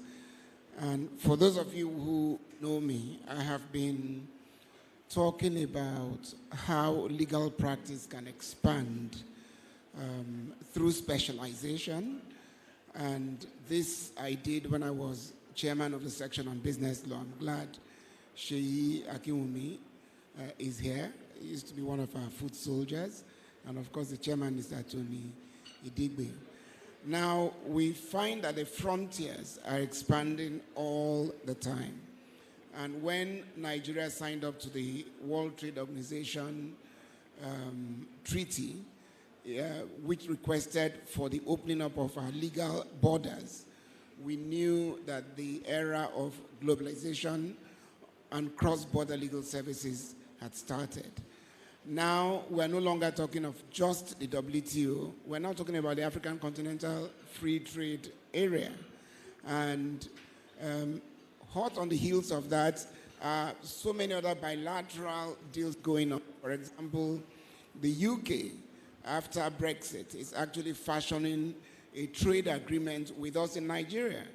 But one thing that common thread that runs in all these agreements is their request for Nigeria to open up its borders to legal practices, to legal practice. And this is where it becomes very tricky. Looks like maybe I need to stop. I think the other, okay. Professor Gloria Martinez is on. Can you put the volume up? Okay, is it working? Yes, we can hear you now. Okay, thank you so much. And first of all, please let me congratulate the organizers for putting together this amazing program. It's an immense honor to be here, even though I need to join the event virtually, because unfortunately, for some prior commitments in Singapore, I cannot be there as I would love to. But I am incredibly grateful for the kind invitation and for the opportunity to share a few thoughts about how Nigeria might maybe consider some potential reforms and some potential improvements of its insolvency framework. And actually, I need to start by, with a disclaimer, which is that I've never practiced in Nigeria, and I would like to know more about it, particularly the market, institutional environment, to talk to the key stakeholders before making any kind of formal recommendation on how Nigeria can improve its insolvency regime. So that's why what I'm going to say is exclusively based on a project that I've been conducting, analyzing and comparing insolvency laws in about 60, 70 jurisdictions from around the world, analyzing the attractiveness of organization procedures in different jurisdictions. It's a new index that I've developed to try to measure and to assess the attractiveness of organization procedures around the world. And I covered Nigeria. So that's why I had the opportunity to get into the details of the Nigerian insolvency framework. So that's why part of my presentation is based on the weaknesses that I've identified. And also, my talk is also based on a book that I've just published. Well, actually, will be out probably next month or in 2 months. It's going to be published by Cambridge University Press, and it's precisely about insolvency law in emerging economies and the need to reinvent insolvency laws in emerging economies. So I cover about, like I mentioned, about 50 jurisdictions around the world in the book. And many of them, of course, emerging economies from Africa, from Asia, from Latin America, other places around the world. So that's why hopefully by combining these two research projects that I've been conducting in the past few years, we can come up with some kind of potential ideas to improve the insolvency framework in Nigeria. But again, I would like to start with a disclaimer that in order to make those recommendations more desirable, so I will need some additional background and some additional conversation with some local experts. So hopefully those of you here today can provide me with some feedback afterwards, or we can stay in touch.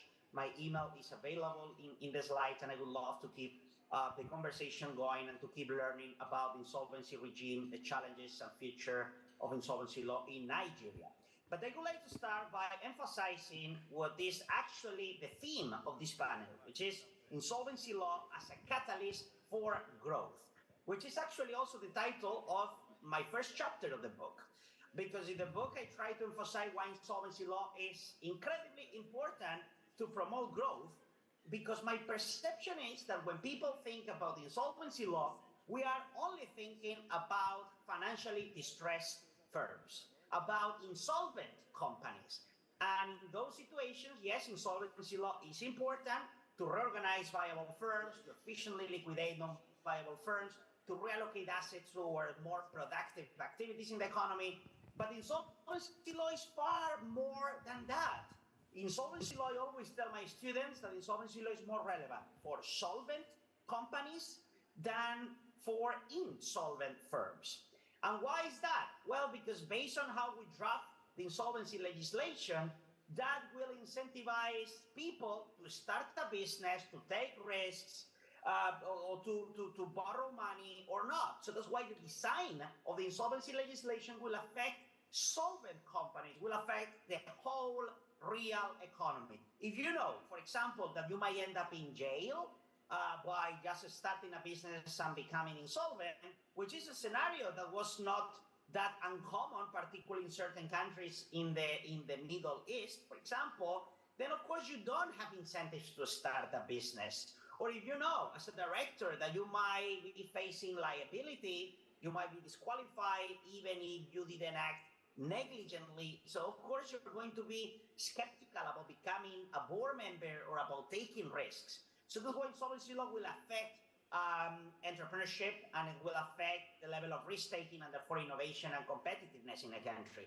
But also from the perspective of the creditors, if you know that you are not going to get paid what you are owed, precisely because the efficiency, the system, the insolvency system is very inefficient, and you cannot maximize your returns, then of course you are going to increase the cost of debt, or you are not even going to extend credit at all. So that's why that will end up harming firms' access to finance and precisely the opportunity to promote growth.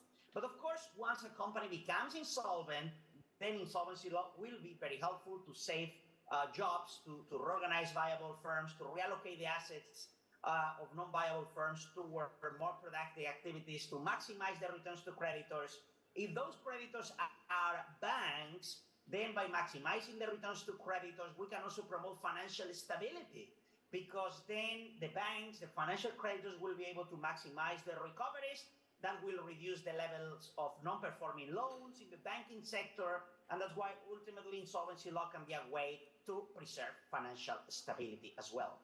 So when we look at insolvency laws, unfortunately, in many academic and policy debate, that's why I would like to congratulate the organizers for putting together this amazing conference, because unfortunately, when we think about insolvency laws, some people do research on comparing insolvency laws in the US, the UK, Germany, and mainly advanced economies. But emerging markets and developing economies, as all of you know, are very different for a variety of reasons. More potential for growth, typically underdeveloped capital markets, even though there are some exceptions like China or India.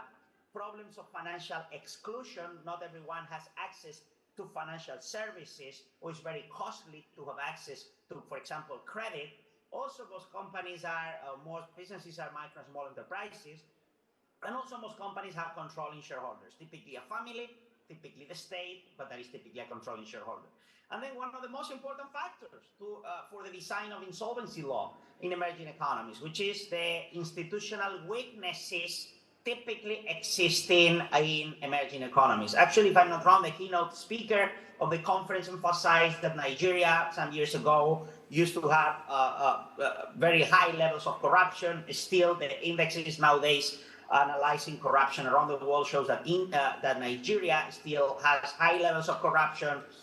Institutional weaknesses, maybe the judiciary cannot be very efficient, may not have the resources to effectively and efficiently handle insolvency dispute. So that's why all of these aspects should be taken into account when analyzing an insolvency environment. Also, weak rule of law and poor academic and policy debate in many emerging economies. So here I am showing a few kind of graphs and data from the rule of law index. We can see that most emerging economies have a relatively weak rule of law, and Nigeria is not an exception. When we look at corruption around the world, the red part, so we can see that corruption is unfortunately a big problem in most emerging economies, and again, including Nigeria. So that's why we have a problem with the institutional environment. But then once we look at the insolvency laws, we can also find certain weaknesses. We can find that the regime might not be attractive to debtors. And why is that? Well, maybe because the procedure is very costly, very complex, very lengthy, sometimes exacerbated by the inefficiency of the judiciary. Sometimes because most Commonwealth jurisdictions, Nigeria, one of them, with administration regime, replaces the directors, and they appoint an external administrator, and that makes the procedure less appealing for the perspective of the debtor. Many countries around the world, again, Nigeria, one of them, don't have deep financing provisions, and this is key to make a reorganization procedure successful. In fact, there is a fantastic paper written by two scholars from the United States, Professor Ken Ayotte from Berkeley and David Skill from the University of Pennsylvania, which is entitled Bankruptcy Law as a Liquidity Provider. And what they mention in that paper is that one of the beauties of US bankruptcy law is precisely that by filing for bankruptcy, companies will have more access to liquidity, more access compared to what they would have otherwise outside of bankruptcy. So that's why, again, deep financing is crucial. Also, sometimes in order to avoid opportunistic behavior from certain creditors, the possibility of imposing a plan on dissenting classes of creditors subject to certain safeguards, the so-called cross-class crackdown that doesn't exist in Nigeria, as far as I've seen, as far as I know, and I've analyzed during this research project that I mentioned.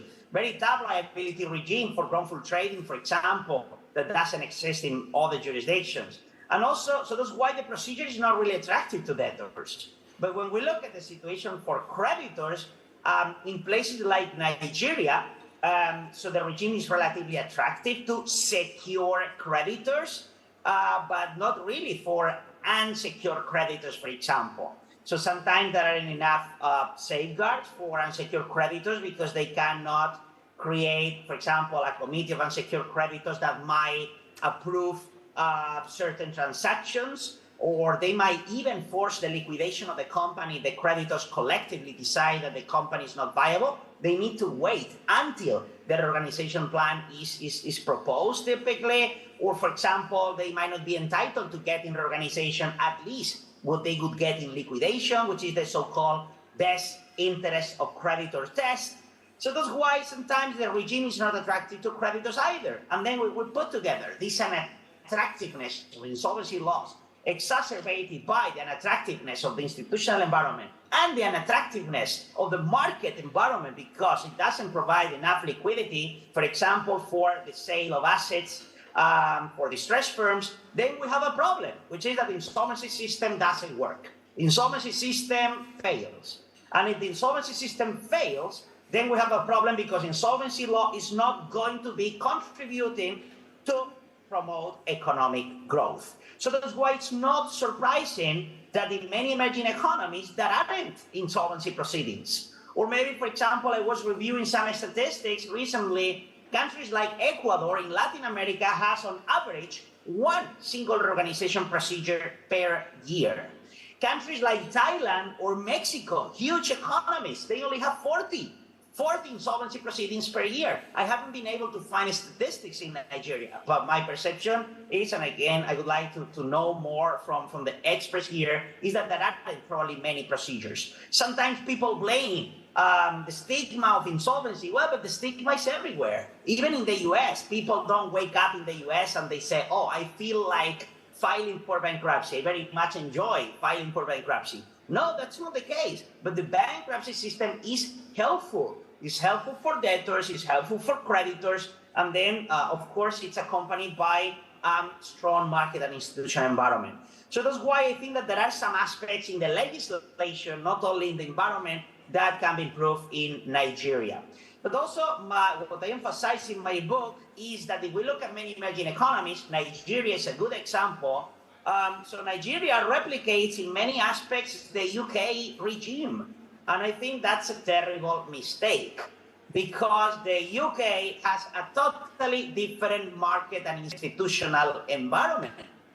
So that's why, in my view, insolvency law should be designed differently. And that's why we cannot just import the CBA from the UK or, needless to say, the administration, which is even less appealing. In fact, because the UK was aware of the unattractiveness of administration and CBAs and the limitations of CBAs and a scheme of arrangement, that's why they decided to adopt a new restructuring plan that includes certain features from the US Chapter 11.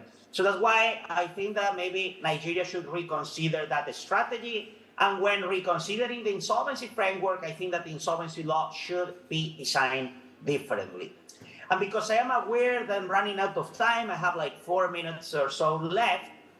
So I'm going to summarize what are the ideas and the key pillars that I've been suggesting in my book for emerging economies in general, and hopefully that can be helpful for the debate in Nigeria. One is, if the judiciary is inefficient or doesn't work for any particular reason, lack of resources, lack of independence, credibility, expertise, whatever, then the use of the judiciary should be minimized. We cannot be asking the court to approve everything. A moratorium, new financing, certain transaction, the appointment of an IP. No. So if the judiciary doesn't work for any reason, then it would be much better just to empower the creditors, for example, to make some of those decisions. If the public sector doesn't work efficiently, again, we should reduce the role of the public sector in insolvency proceedings.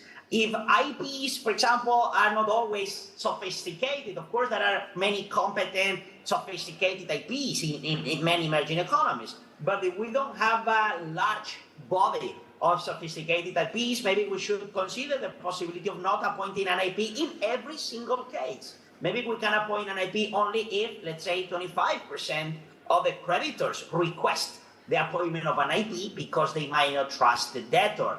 And also, why not maybe appointing the IP as an examiner, or supervisor, or monitor instead of an administrator replacing the debtor? That would make probably the procedure less costly, more appealing for the debtor, and sometimes the debtor is not a debtor in bad faith. So that's why the administrator can only, replacing the directors, in my view, only makes sense in case of mismanagement from the directors, and that's not always the case. Then most businesses in Nigeria, most countries around the world are micro and small enterprises. So that's why we need more suitable insolvency frameworks for micro and small enterprises. And also, if the insolvency proceeding is inefficient, even after amending the law and implementing all of these reforms, then maybe we should consider the possibility of dealing with financial distress differently. What do I mean differently? Well, I mean promoting more actively workouts, out-of-court restructuring, and hybrid procedures. So basically, hybrid procedures are pre-packs, are like scheme of arrangement, but maybe the scheme of arrangement in places like Nigeria can be improved by adopting certain provisions existing in formal organization procedures, which is what Singapore did to adopt a powerful moratorium, to adopt deep financing provisions, to adopt the restriction of ipso facto clauses, and many other provisions in the scheme of arrangement, and definitely out-of-court restructuring. The directors' duties in the zone of insolvency. Again, Nigeria has replicated the wrongful trading regime from the UK. And I think that's a mistake, because among other things, the UK regime, the Nigerian provision basically says that in case of liquidation, then the court will analyze whether the directors, like maybe 3 years ago, took the right steps to minimize losses for the creditors. That gives a lot of discretion to the court, and the court is going to be subject to hindsight bias as well. So that's why that will create unpredictability, uncertainty, and that's bad ex ante to do business to promote growth. So that's why I think the director's duty should be reconsidered. I think that thank you so much, should consider the adoption of efficient insolvency framework for micro and small enterprises. And then something, and I conclude with this, is that if the insolvency system doesn't provide a suitable solution, an efficient solution locally, then maybe we should consider the possibility of allowing companies to choose an insolvency forum internationally, which is actually what is happening nowadays. If we look at Philippine Airlines, if we look at Avianca or LATAM, Mexican airlines as well, they all file for bankruptcy in the US, Singapore, of the restructuring hubs where they can have access to a more attractive insolvency forum. This is what I've suggested with a few colleagues recently, asking UNCITRAL to even replace the concept of COMI for the ability of the debtor to choose the forum subject to certain protections. But that's basically my thoughts here. The main message is that we need to think about the insolvency law differently. That's why hopefully this book that will be out soon and some of the ideas that I suggest can be helpful for the debate in Nigeria. And I very much look forward to getting everybody's views and thoughts and to keep learning from the local experts here. Thank you so much. Thank you so much, Professor Gore Martinez. It's so lovely to see you again after the encounter with you in Tokyo slightly over a week ago. Just to summarize, before we invite Judge Atomi, some of the points that he made, that for us to optimize our insolvency tools as a catalyst for economic growth, that we have to look at the fact that the insolvency tools are not necessarily for an insolvent company, that it should be such that even a solvent company should be able to take advantage of it to restructure itself if it's in financial distress. He also said that if we did it well, that it could save jobs and it could actually maximize return to creditors. He pointed out very much like what we heard this morning from the keynote address, that there are some inhibitions like perception of corruption, for instance. He spoke about the rule of law, and around that he spoke about the speed and the length of time that it takes to run an insolvency procedure in Nigeria, and then suggested that the more efficiently the courts could operate, then the more useful the insolvency tools would be. He spoke about other things around debtor deep finance, debtor in possession financing. And what that means is whether our system is giving priority to such financing that come in at the just to help the company when it is already distressed.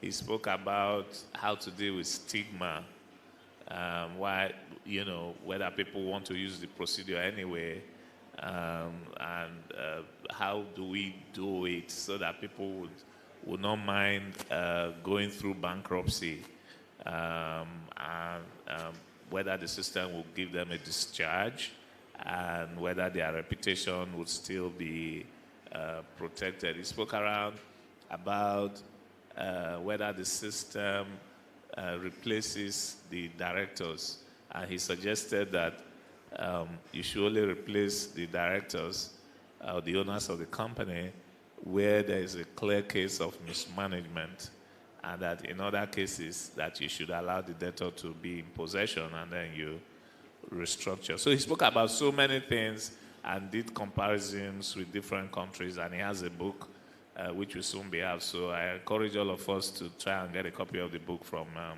Amazon. Thank you again, Professor.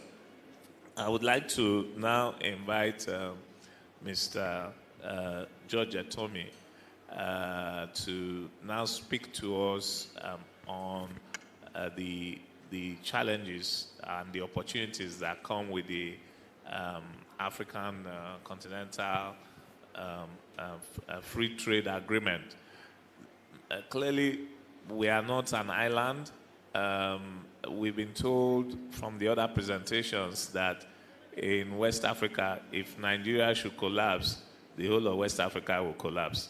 We are the strongest economy in Africa, the biggest economy, and surely we have ambitions.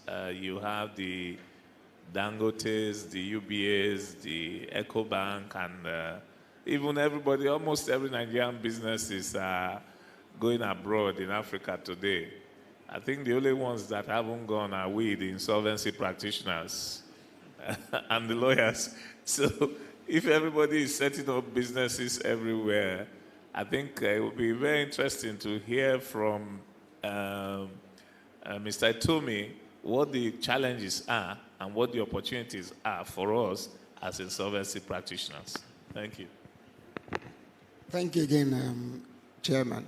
I was saying that Nigeria is entering into a lot of multilateral and bilateral trade agreements, and these come with requests by various countries about areas of practice.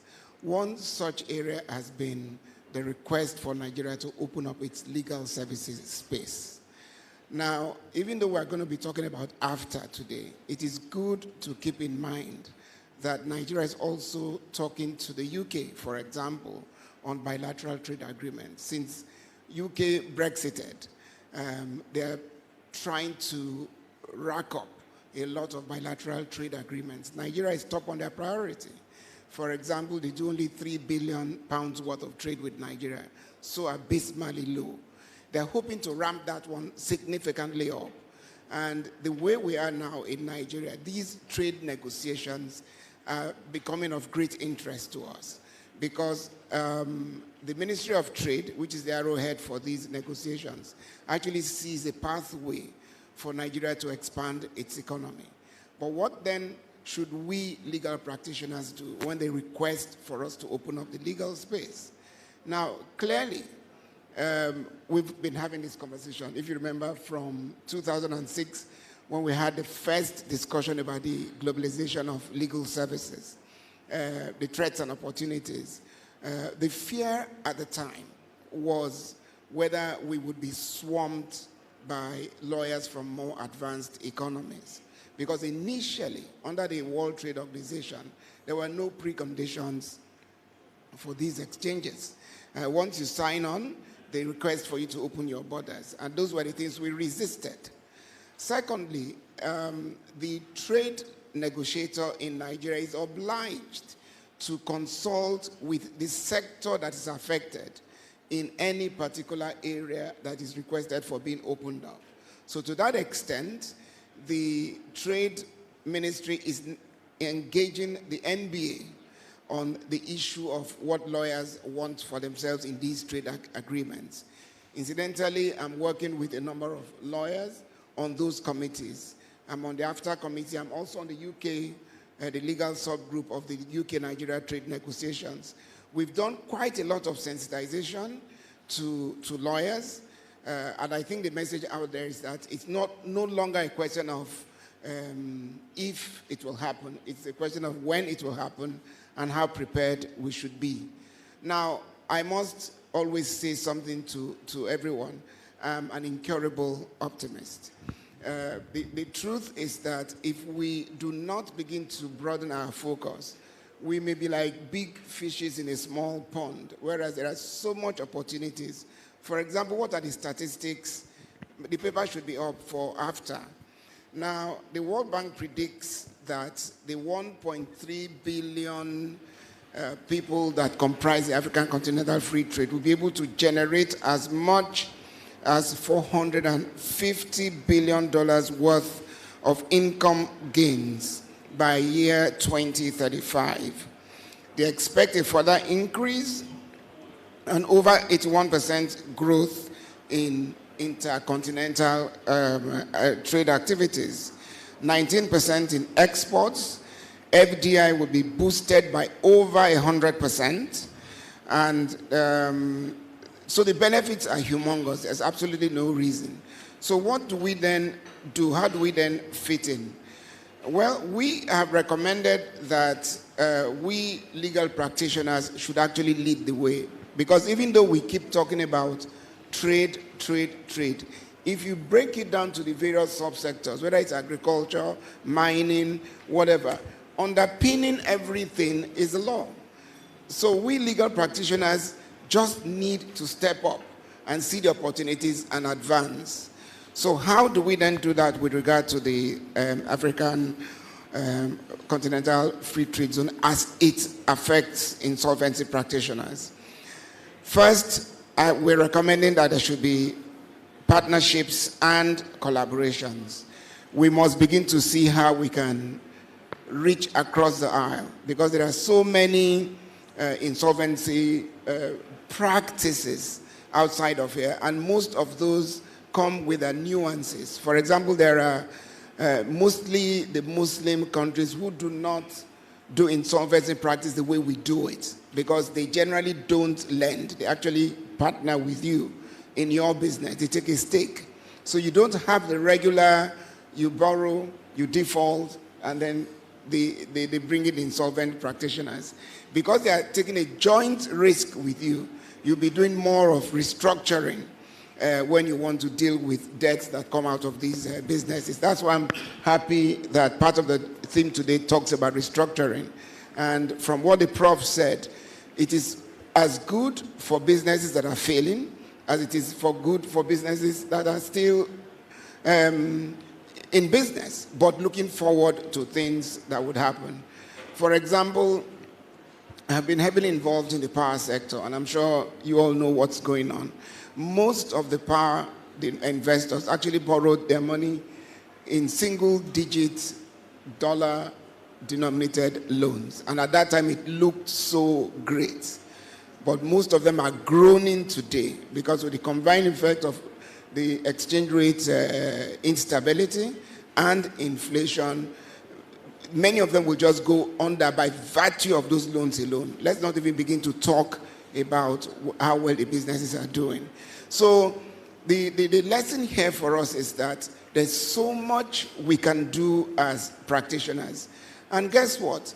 We, the Nigerian practitioners, lawyers, yeah, we may be afraid of the big boys from the UK or from the US and all that. But when it comes to Africa, we can actually dominate. Not only do we have the largest bar compared to South Africa in terms of quality, I'm not just talking about numbers now, in terms of quality, like the chairman said, many of our businesses are moving continental. Our banks have moved, the Dangotes are moving, and generally, these businessmen move with their lawyers. And I know that for many practitioners who service these companies, we're doing quite a lot of cross-border legal work even today as we speak. So this is a question of how do we formalize it to make sure that we begin to expand our horizon. So first is a mental block. We just need to sort of shake off this mental block that we're being threatened if we open up. Now, to that extent, so what do we then do as lawyers? The first thing you do as lawyers, we will do is to amend the Legal Practitioners Act. Incidentally, there is a new version in the works. By the way, Tony worked extensively. I don't know if you saw how they've bastardized the good work that you did. But we'll get there. And there is this little tiff between the NBA and the body of benchers over who controls the profession. Because I'm on both sides, they don't like me talking about it. But it's there, and we must be very practical. But one thing we've done is to make allowance for the possibility that people from outside can come and practice here. In the past, the only way that can happen is if the CJN gives you a dispensation to come and practice. And I think it happened only once, Dingo Foot, when he came to represent Chief Awolowo in the famous treasonable felony trial. Since then, it's generally not happening. But with what we envisage, those rules will be relaxed. Secondly, would be what they call the mutual recognition of qualifications. Because once you want to do cross-border legal work, you still must conform to the peculiarities of any country you want to go and practice in. So some require practice rules that protect the integrity of their practice. Now, in Africa, where we have different systems of law, Francophone Africa has its own peculiar system of law. Anglophone Africa has its. And if you go to the Portuguese-speaking Africa, they have theirs. If you go to the Moroccos and the Algerias, you have this cocktail of different legal systems. How do you then cross the hurdle to allow for this free flow of legal services? Well, the jury is still out as to what you can do, but one of the advice we've given is how do we then create some degree of harmonization of these practice laws so that you can fairly predict what will happen to a business upon the happening of certain events. Now, those challenges will continue to be there, but the challenges should not be seen as barriers. In fact, wearing my optimistic cap, I'll just see them as stepping stones. And what some of us are already doing is that we're working with lawyers across these countries. And whilst we get them to understand how practice works here, we too try to understand how practice works there. As part of the work that I do with the International Trade in Legal Services Committee of the IBA, we go around a lot of these bar associations preaching the gospel of globalization. Now, one of the things that really intrigued me was when we went to some of our African countries And we found that they have legislation that actually says that in the case, I remember for arbitration, if the dispute involved exceeds $1 million, then compulsorily by law, arbitration, not only should the governing law be the governing law of the lender country, but the dispute itself has to be settled out there. This is their law. I'm sure somebody, it must have been the strains of governance at the time these laws were done. And when you see that some African countries have this sort of provisions in their law, you know how lucky you are in Nigeria. Because when we went to Kenya, for example, I know the Attorney General, after he opened the workshop that we had, he made copious reference to Nigeria and extolled the virtue of Nigerian lawyers, especially those in arbitration. And he has said that he will ask the Kenyan government that anytime they go into major international disputes, that not only should they look for Nigerian arbitrators, they should even push for arbitration to come to the LCA or to any of these other well-known African countries. So it's not all the time we are down the ladder at all. Individually, many of our practitioners are making waves. And the advice today, as I speak, I just came back from United Nations, General Assembly. I just came back from there, and there was a large contingent of the private sector going there. And I can tell you, the world is not really looking at governments anymore. They're actually going beneath the veil, and they are looking for the practitioners who were there. And I was glad I was there, because there were a lot of questions about how laws function in your country. And somebody has already said, so the rule of law must be enthroned, because business survives uncertainty. And if you start a matter in court that's not going to take it's going to take 5 years to even come to trial, no businessman is going to put his money into this environment. So for us, as we begin to look outward, we must also begin to see how we can begin to clean up our act. Now, insolvency practice, I have somehow been tangentially involved in it. I saw Kabiyesi and I worked on Micheletti and all that, and we worked on Unity Bank. We are doing quite a lot of work now in the power sector. You'll be amazed at how much reaching across the aisle to your colleague can resolve a lot of issues. And if you go and see the reason why many companies go under, they may not even have to do with the business itself. It may be personality clashes, family disagreements. So the insolvency practitioner should not be bloody-minded about what he comes to do, kill the company, just go there. No, call them into a room, read them the Riot Act. And we've done that a number of times. I'm actually saved, the portfolio, huge companies with huge portfolios that could have just gone simply under. So there's a lot involved in insolvency practice. We were lawyers to Nigeria Airways for nearly 20 years. And I think I owe this country a book on how not to run a business. Nigeria Airways. That is from an airline that at its peak had about 46, and we bought all our planes outright brand new to what it is today. Again, we worked with Babington Ashai and Co. when they were doing liquidation. You would have cried and you would have wept for this country. We were the pride. We lost most of our pilots to fellow African and Middle East countries. And many of them are flying, they've settled in those places.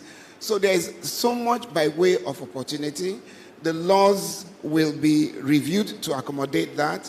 And what we need to do is associations like BRIPAN should engage more with not just the NBA, but even directly with the Ministry of Trade.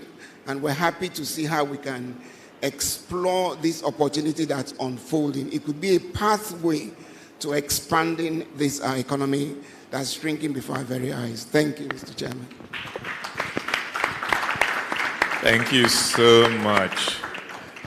We've had a very rich discussion from the panel. I would please urge us to give them another round of applause.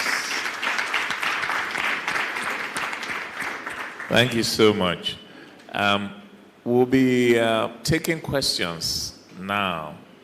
Maybe if we can get a few of the hosts or hostesses to go around with a microphone so we could take questions. But before we take those questions, just to go back to the theme of this particular session, which is insolvency and restructuring as a tool for economic development. You know, it's like you can look at a glass and it's half empty or it's half full. So you can look at it from the point of view that insolvency is a big problem. There are value issues. We are not doing well, etc. And that once businesses collapse, that means that something is wrong.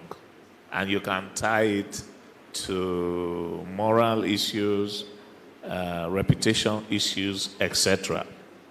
That's one way to look at it. The other way to look at it is that, you should encourage people to do business. And if due to market risk, the business or the adventure fails, you shouldn't kill them with the adventure. They should be given a second chance. And people should, take a hit here and there, distribute it, and get the business to either continue or go to somebody else who may do it better. So it's a very difficult thing, it's a spectrum, from looking at it from a pure moral reputation point of view and looking at it from a business point of view and economic development point of view where you want to encourage people. And it's actually possible for the system to discriminate between the two, and those who fall on this side, who mismanage the company, for instance, who are morally culpable, should suffer. And then those who it's not their fault, it's just the market situation, etc., should get some relief. And continue, or get some relief and exit. So now what we've done in Nigeria is that with the new CAMA 2020, with the introduction of company voluntary arrangement and administration, and the provision that says that when you appoint a receiver, he's an administrator, and the provisions that say that the first primary duty of an administrator is to restructure the company. That's the first primary duty under our law today. The next duty is to liquidate it if it tries for 1 year to try and restructure the company and it cannot succeed, then it will liquidate the company. There are other procedures available if somebody was morally bankrupt or morally insolvent or morally culpable, to deal with that issue and to separate the business from those personal issues. So the issue is, how do we use these tools? And that if we use these tools, which are available to us, we will get those impacts which I mentioned at the beginning of a more efficient allocation of assets, creation of employment, debt resolution, increased competition, innovation within the system, etc. So what do we need to make this happen? We already have the law, which may not be the very best, but is good enough.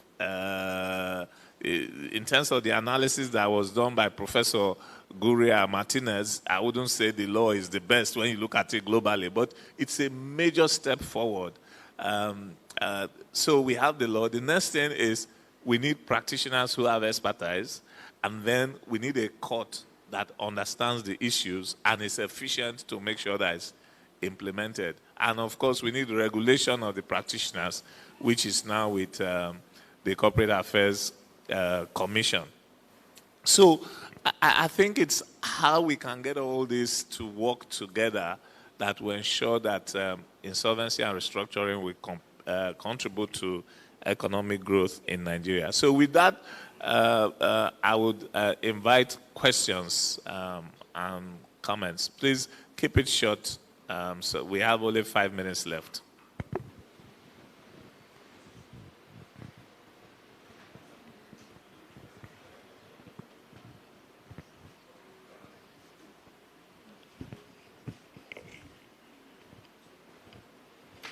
Good afternoon, all. Thank you, the chair and the panel. These are very nice presentations. But I will look at... Can you let us know your name? Okay, sorry. My name is Chukwuma Ezala. I practice with Chancellor Chambers here in Lagos. So, the first and second lecture, I looked at one key issue that perhaps I didn't see well. And that is the issue of corruption as it impacts on management of our public debt. Because my view is if you don't have inflow based as a result of corruption, as a result of insecurity, inefficiency, and nepotism. Now, and how would I look at it? I look at it from the fact that when you don't look at, okay, the other time I was in Nasarawa State, and I found out that they do mining. And the Chinese that were struggling over mining said they were making $50 million in a month in a space. And we have gold. We have all these minerals. They are not going into our common purse. And I look at it as issue of corruption and inefficiency. And I also look at the fact that we go after the little thieves who are stealing our crude oil, but the major ones are not being caught. And that is why we have this currency problem today. We don't have inflow of dollars, our dollars is skyrocketing, and government doesn't seem to be doing much. So I would want the first and second speakers to speak to this possibly, or to enlighten us on how it impacts on our problem. Thank you. Can we take another question? There's a lady over here. There's a lady over there. All right, mine is a very brief comment, if I'm allowed. My name is Barrister Sisi Michael. My law firm is Aparata Chambers. I practice both here in Lagos and in Enugu. My comment is on how we should begin to educate our businessmen investors. I do recovery for AMCON, and I've seen that a lot of our businessmen need to know that before you invest into any particular business, you need to have professionals and experienced professionals in that particular field. Most of the things that leads to the failure of these huge businesses, I've discovered from experience, is employing your brothers to run the business, whether he has the experience or not, or your relations or your friends to run the business, especially the technical aspect of it. I know of a man who is into the airline transport. He went and bought an airline, huge sums of money, no proper investigation. The thing couldn't run 3 times in Nigeria, and it just went down. And he took a lot of loan from the bank to do that. I know of a man who started a vegetable oil factory somewhere in Ise-Alangwa. In 1 acre of land, he took loans from Bank of Industry.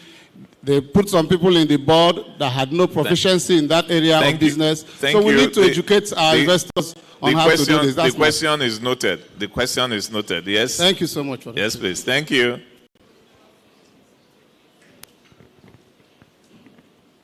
Good afternoon, ladies and gentlemen. The name is Foluke Akimoladu, Managing Solicitor, Trizon Law Chambers.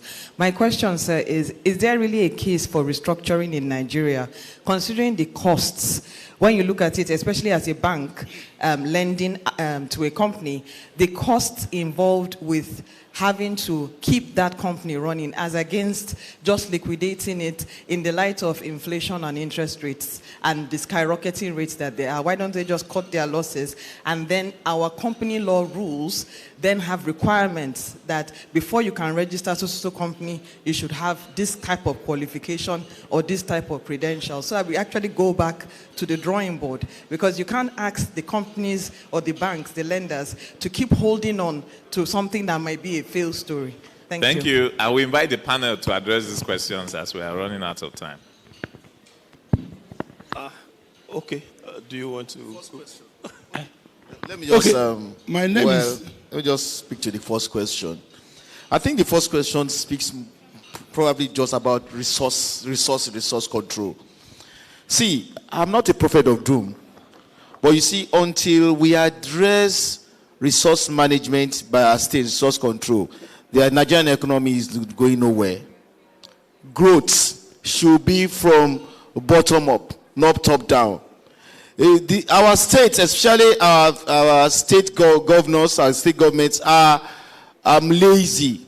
They just want every month to go to Abuja. The resources are distributed and they go back home. That is not a way to run a federation. And that is what is happening in Nigeria. And I can see that successive governments are okay with the way they run. No matter the magic. Yes, we have a financial wizard as president now. He has his men in the revenue generation, in finance and things like that. But I can bet you, 4 years down the line, 8 years from now, we'll talk about this again. The Nigerian economy is not going anywhere. If the state governments are not involved in revenue generation in their states and resources of their states, that is the only way this country economy will move forward and will grow. Thank you.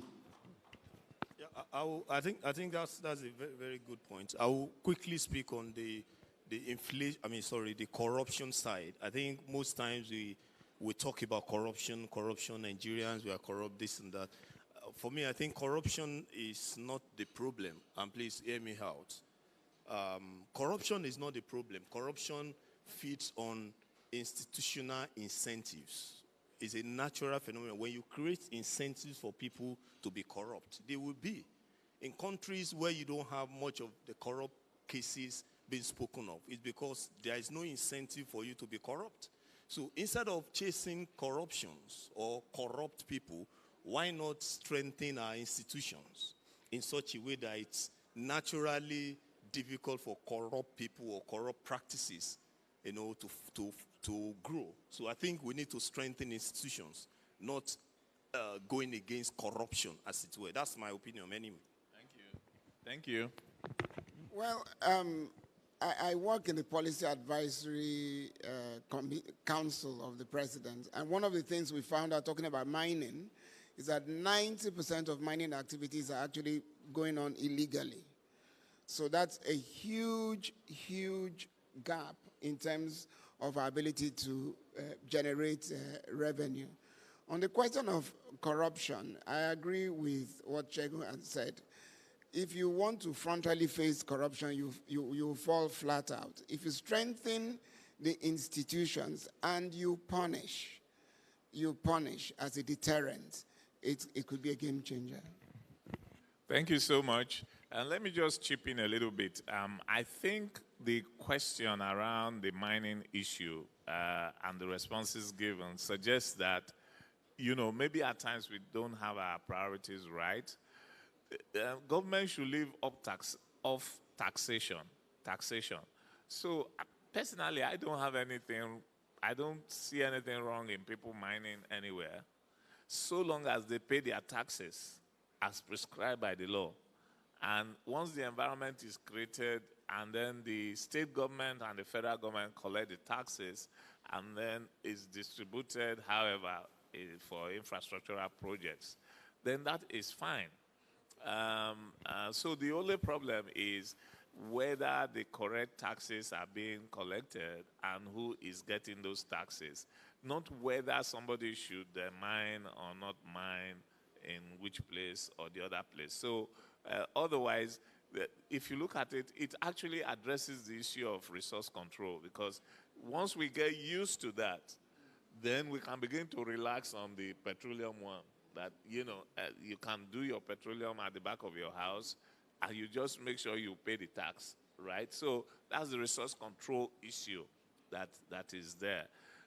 On the issue of people investing in businesses they don't know anything about, and then they collapse, and whether there should be training or no training, that question actually hits at the very point of the theme of this session, right? Our system should be efficient enough that if you go and invest in a business you can't run and your business collapses, you should be put into an insolvency process. Through that insolvency process, it's either you restructure or you are liquidated. So if you restructure, you can become more efficient, as I have said. If you are liquidated, it means that you will be separated from the business one way or the other. And then innovation, new people will come in, there will be a reallocation of the resource to somebody else. The problem we have in Nigeria is that the person wants to hold on to it forever, right? So usually workouts don't even work, because informal workout, because the formal insolvency system is weak. But when you go abroad, nobody wants to get into the formal insolvency system because they can lose the business. And because of that, if they are advised, for instance, due to an independent business review, that they need certain experts, they will employ those experts to make sure that the business doesn't go into formal insolvency, because the consequence of formal insolvency, as I said in the beginning, is disruptive and can be challenging. So to avoid that, you can either do it informally, but if you do get into it, it should have the consequence that it will reallocate that resource, bring in innovation, and bring in competition into those businesses. If the people are still holding on to those businesses, it means something is wrong with our insolvency system. And I think that answer directly addresses your own question. With this, I want to thank the panel again, and thank you for being with us. Thank you.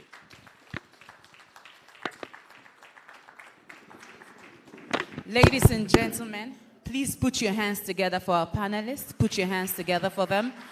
May we please invite Mr. President. We'll do a brief photo session and an expression of our gratitude for having them here today. Ms. Farida, please help us with this.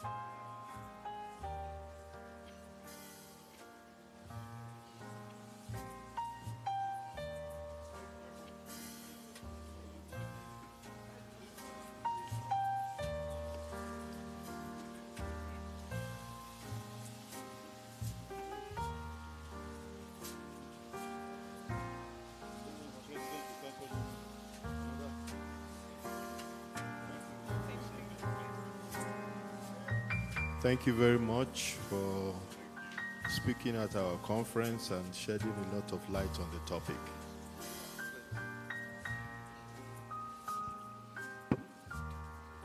We are grateful to you, sir.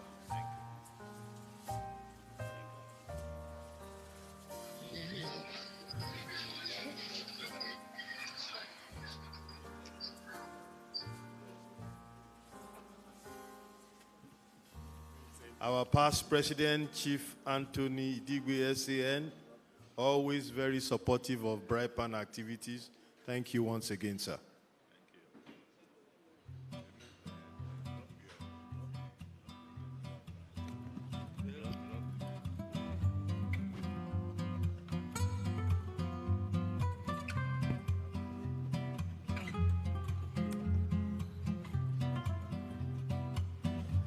My dear Egbon, Mr. George Itomi, thank you very much for your insight into the opportunities available for insolvency practitioners.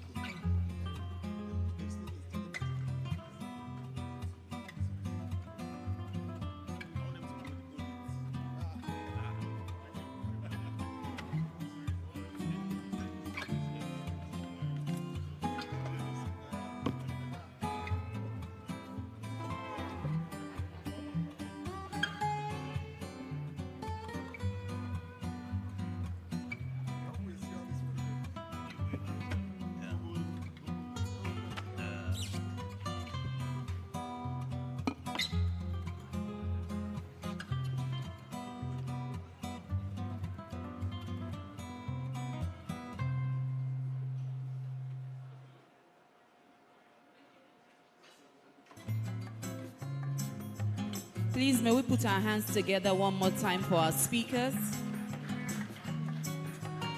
Such a riveting session we had there. I'm sure we all enjoyed it so much that, in fact, we can't wait to get into the next session. And for that, I'm sure we want to skip lunch. Someone is saying, skip lunch, skip lunch. We don't want to eat. We want the next session, right? We don't want lunch. We want lunch. Okay, so while lunch is being set up, I understand that we're setting up lunch. While lunch is being set up, we'll just take a 10 minutes break. A 10 minutes break for lunch to be fully set up. And this is just to let us know that the restroom is on this end of the hall to my right. So please, you can just quickly take your water break or a quick toilet break. When we come back, we will take lunch real quick and we'll move into the second session. May we have music in the background? You can also go around and say hello to those you know. You know, Mr. President said he came with a pack of cards. So if you did come with your cards, this will be a good time to say hello, a good time to network, strategic networking. All right, may we have a little bit of music in the background? Thank you.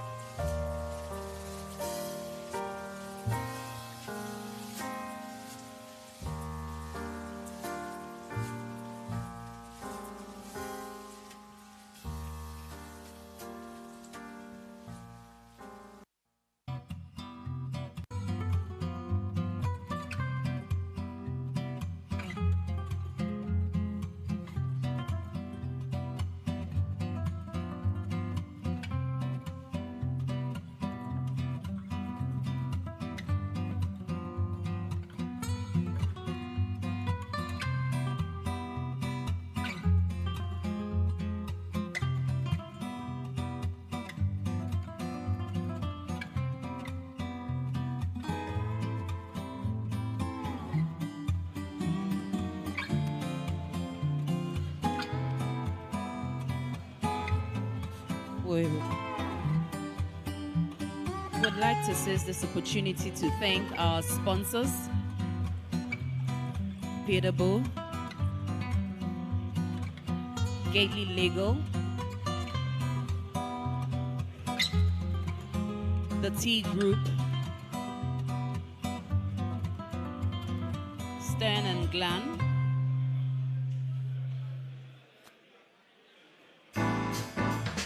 Tulo, Babalaki and Co, Ayodele Akintunde and Co, Kunokad,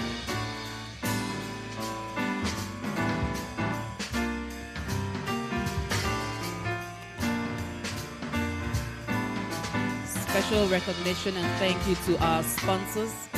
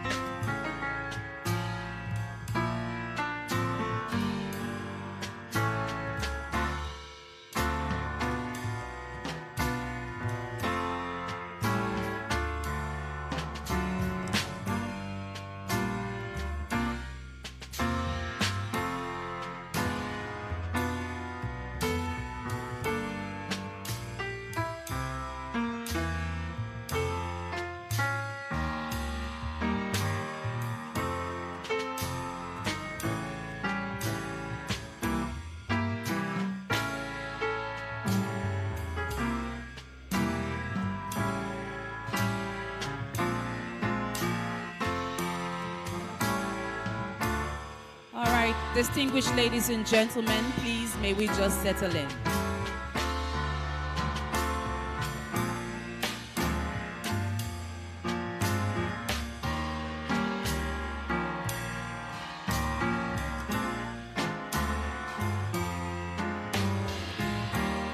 May we please settle in, ladies and gentlemen.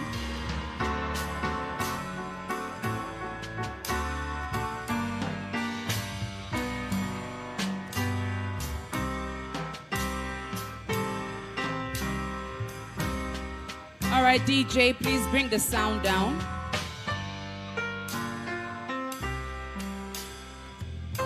Bring the music down, thank you. Thank you. Distinguished ladies and gentlemen, please may we settle in. Thank you.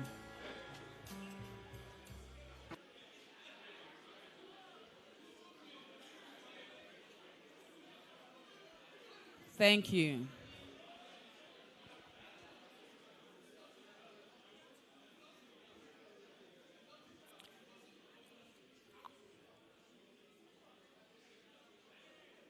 Thank you. Please, may we be seated.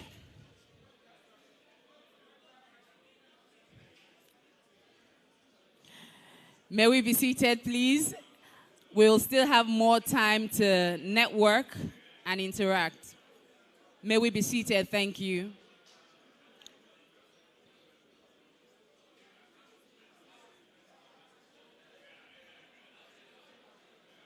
Bros, I bet Mona help me sit down.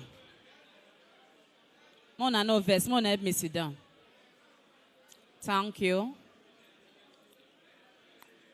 All right. Ladies and gentlemen, the power of words cannot be overemphasized. For generations, we have seen the impact of words in the lives of people, both to pick up and to pull down, both to build up and to break down. The power of words cannot be overemphasized. The creative power of words still remains as potent as it was from the day God said, "Let there be," and there was. Today we have a beautiful, very talented, creative young lady who has mastered the power of words. And this she expresses through her talent of spoken words. Her ability to weave together words and stir up emotions and send out messages remains uncanny. Ladies and gentlemen, please join me and welcome Cynthia Ekeka as she takes on spoken word session. Please put your hands together for her. Daddy, mommy, please help me and sit down. Thank you. Thank you very much. The floor is yours.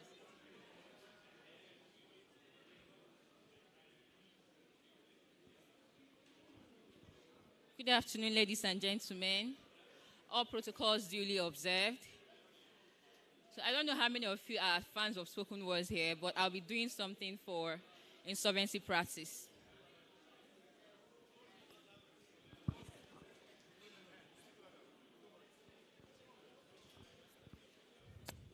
The birth of companies redefines a critical mode of amassment of wealth and the importance attached to the health of our economy. Economically, we must be sound to resound the other vices bothering us as a nation. And here is my notion.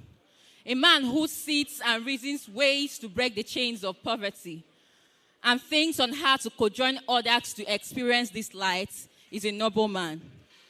The essence attached to this nobility accentuates his integrity and agility.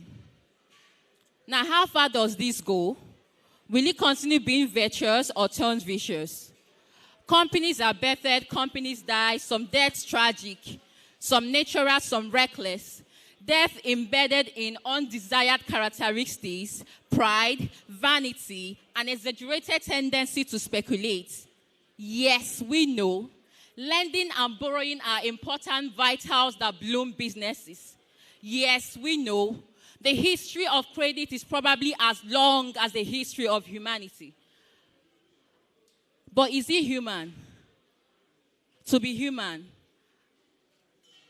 How long will the excuse of no be say I no go pay becomes too much for the creditors to handle?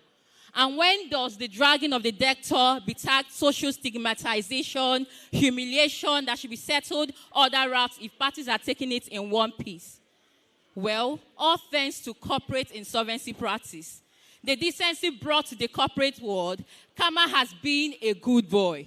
Words written in marble, crystal clear, clarity in the in-depth knowledge on when to restructure or puncture a corporation.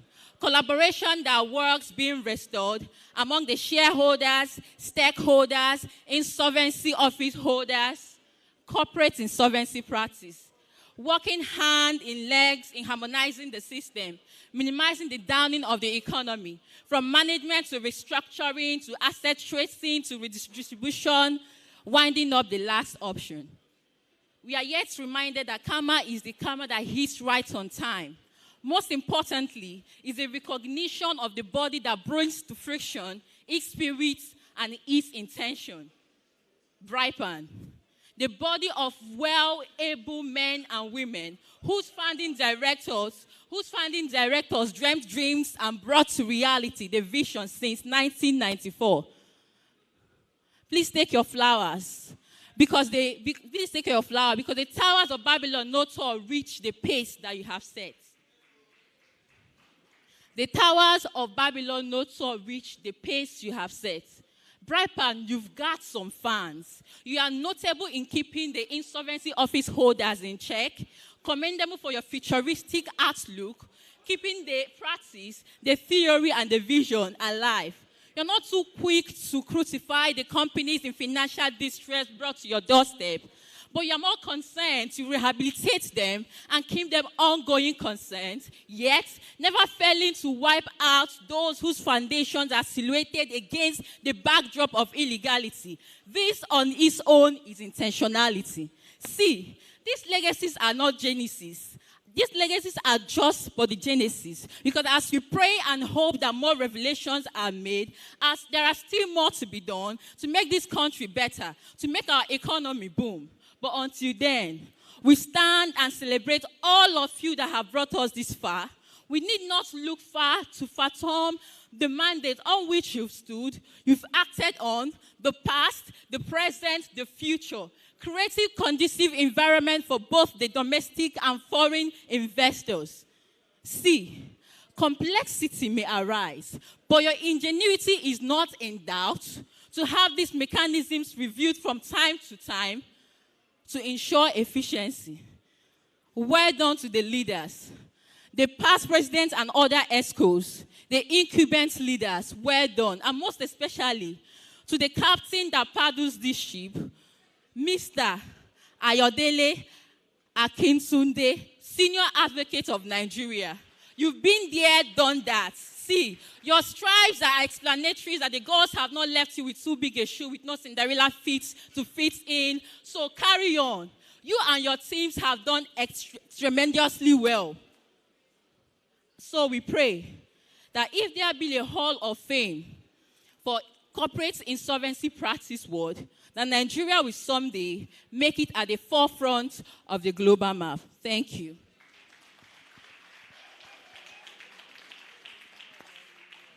Why are you not clapping? I don't understand.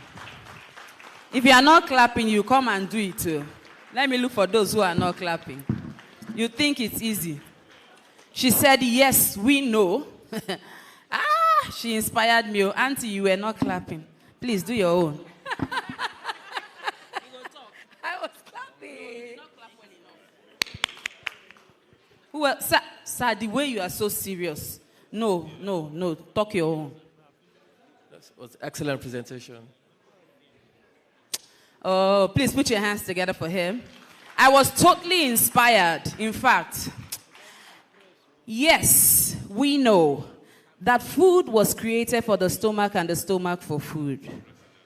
Yes, we know that BRIPAN is all about business, recovery, insolvency, and all those serious things.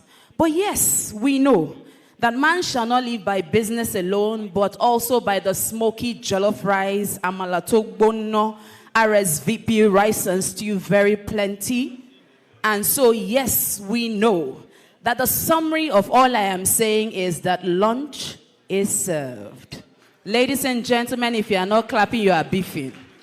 All right, it's time for lunch. I hope I am correct. We've served lunch. So we're going to do it table by table because we don't have enough space to take everyone at the same time as it is a buffet setting. May I have music in the background as I request that table 1 and table 2, table 1, table 2, table 3, please go for lunch. Thank you.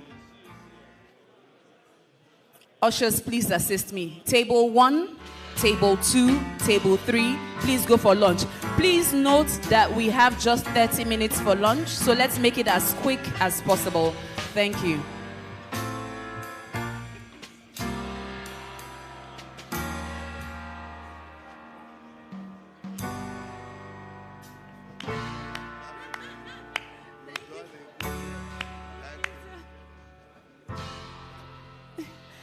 Ushers, please help me.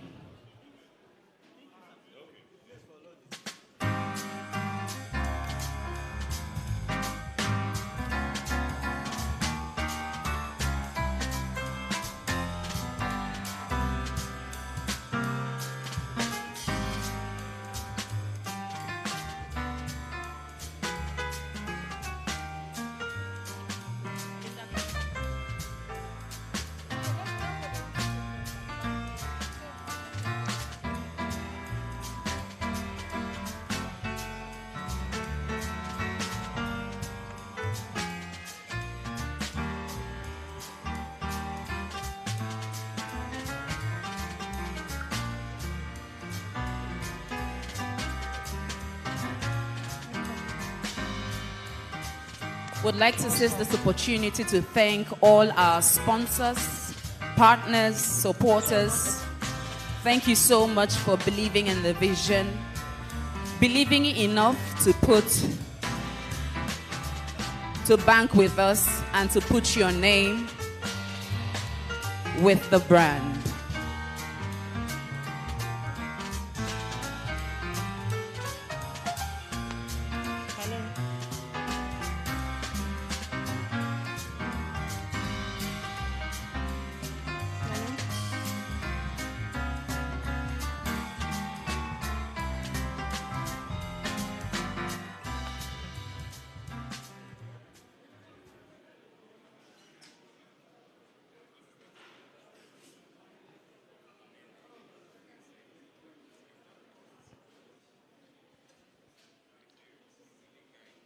May I have music in the background, please?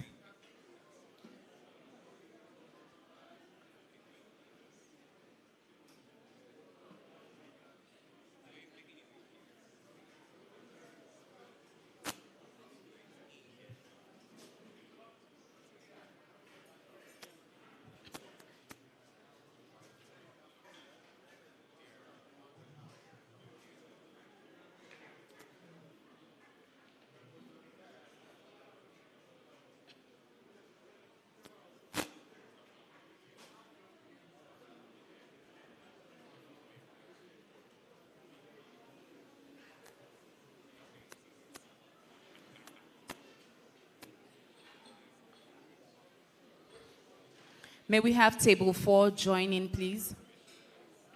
Table 4.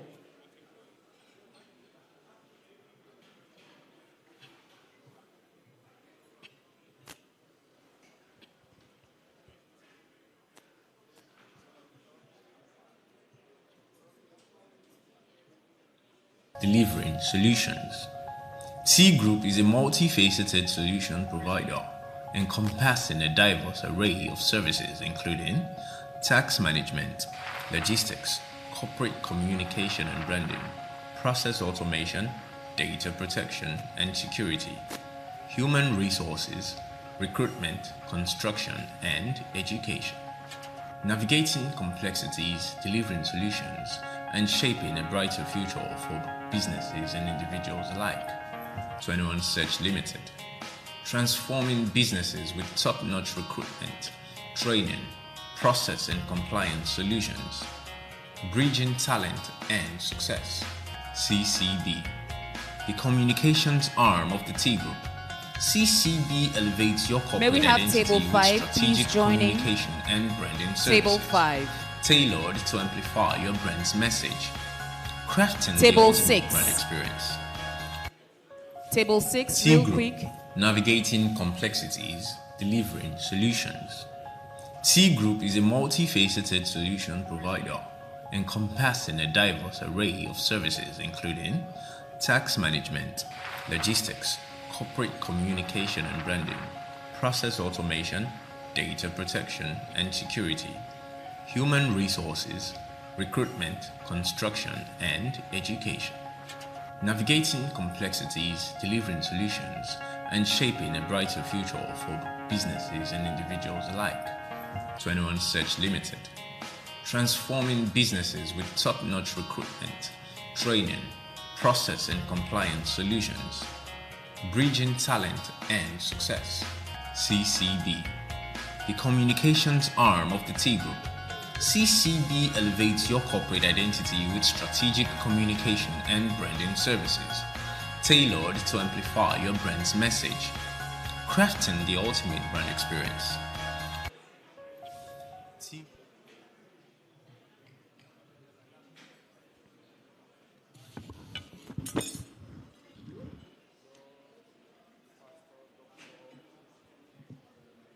Table 8, please join. Table 8, please go for lunch.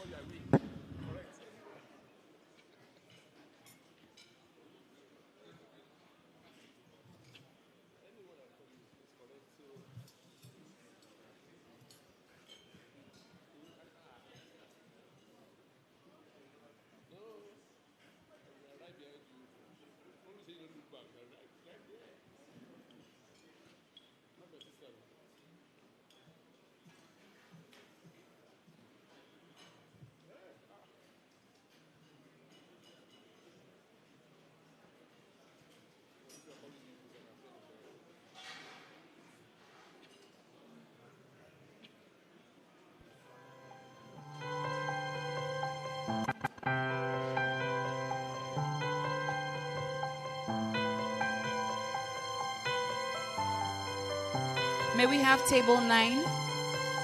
Table 9.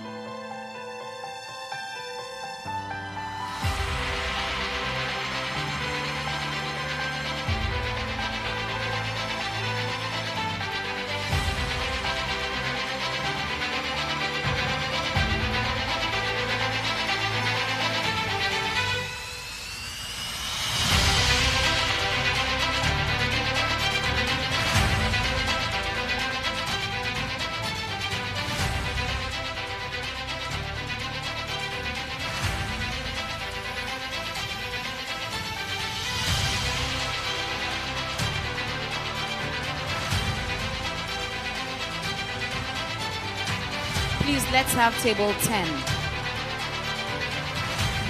Table 10.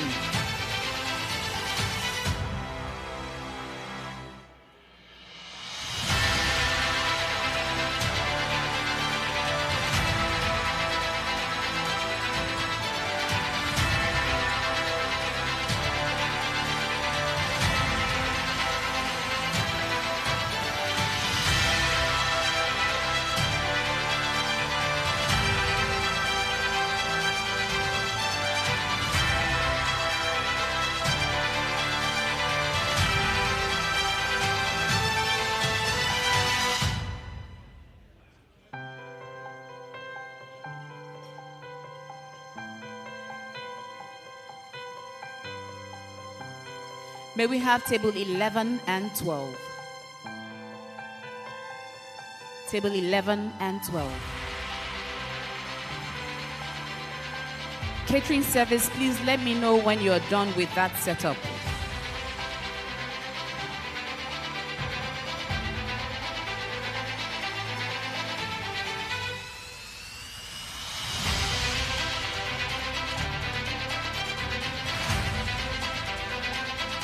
Tables 11 and 12.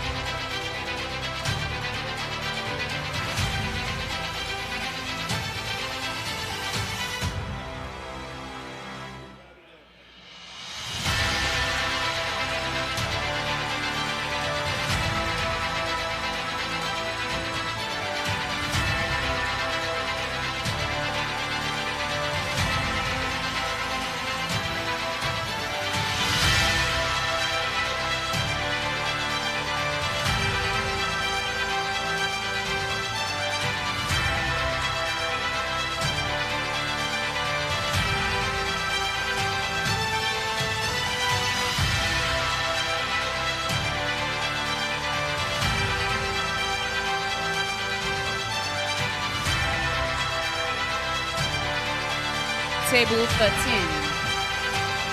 Table 13, may we have you for lunch?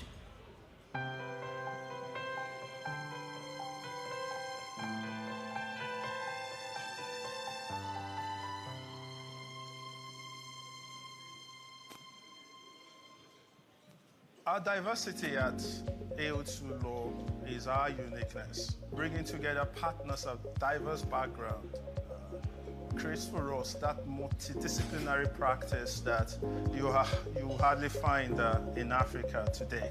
Because for us as a law firm, it's all about experiential services. At the heart of whatever all that we do as a law firm is to ensure, that the client is satisfied and the business of the client is successful.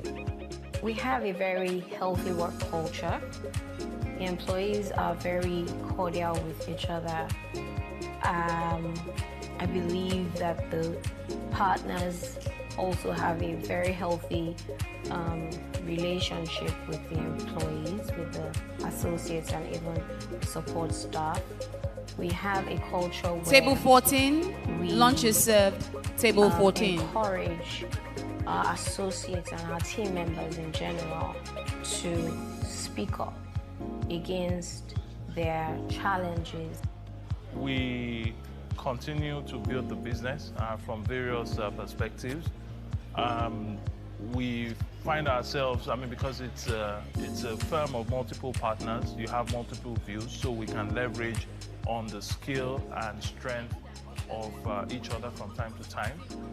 We also ensure that we're able to look at issues dispassionately without any kind of, or with less sentiments. And we also have, we've put in the relevant structures to also handle disputes and disagreements from time to time. We have seen some spectacular successes. Yes, those successes come with challenges, but then that's what we're built for. We've always ensured that with every solution we provide for the client, we create some landmark decisions in the Nigerian legal space. If you consider that a challenge, then we're happy to take it on.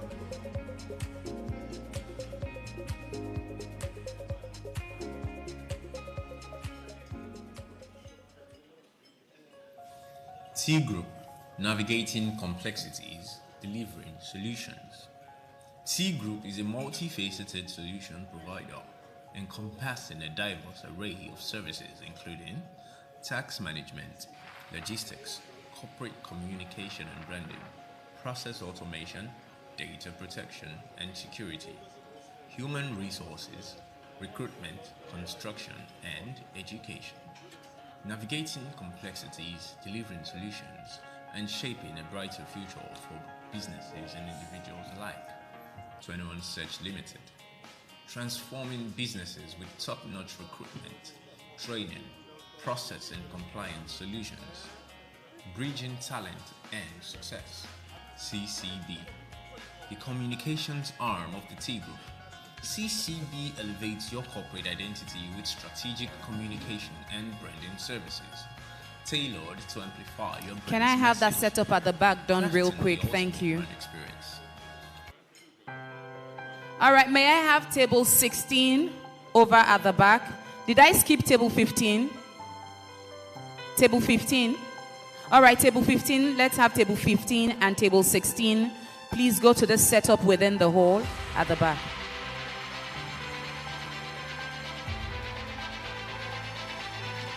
May we have table 15 and 16, please?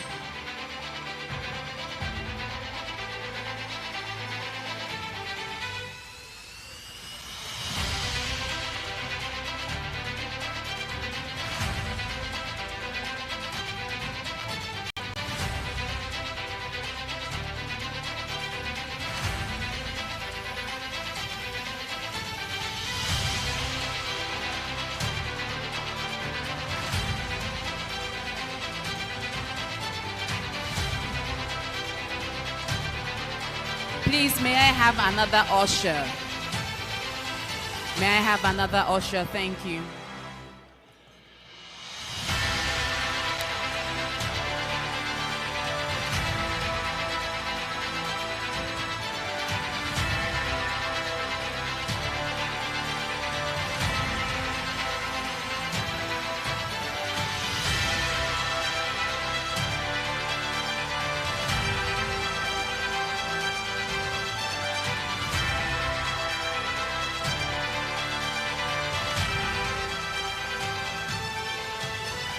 Table 17, this way, please.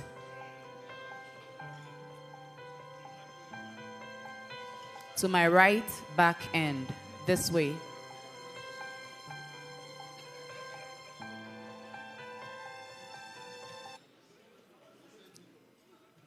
Table 17.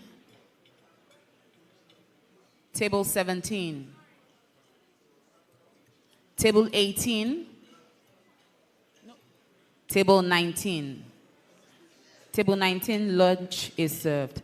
Please, may we make it swift? Thank you. We're running against time. Thank you.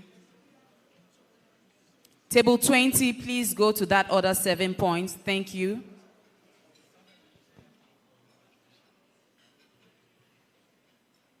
Table 19, may we hurry, please? Table 20 to the other 7 points. Thank you.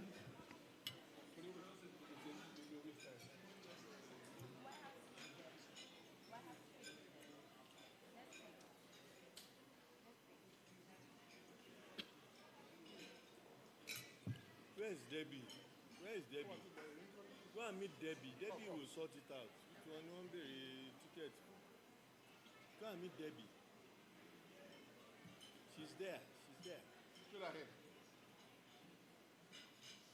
That table. Table 2. Table 2. Table 2. Don't pass it.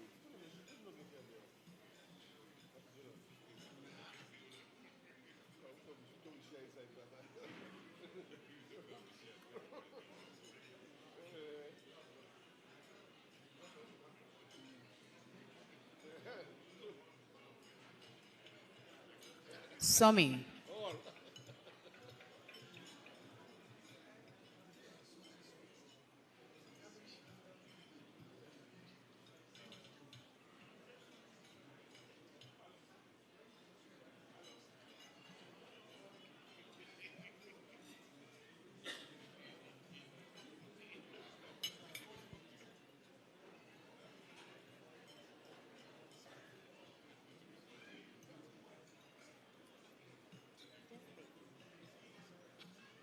Table 21, please go for lunch this way. Table 22, may we have you at the other 7 point? Table 22, please go to that 7 point.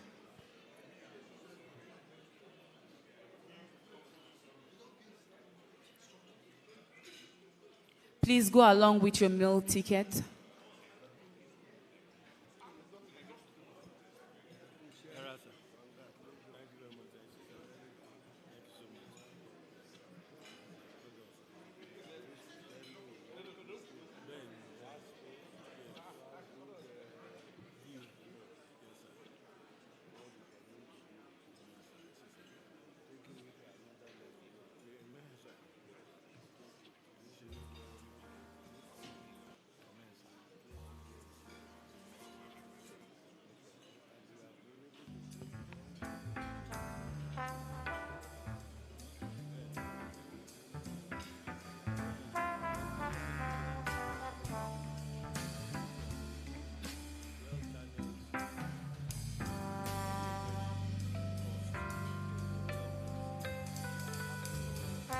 Table 23.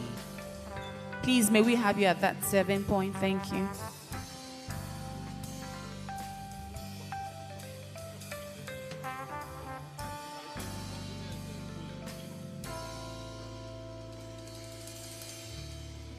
Ladies and gentlemen, would appreciate it if you will wait till we call your tables. We would not want to have people standing at the foot points. Table 24, please come to the 7 point. Thank you. Table 24, real quick. Thank you.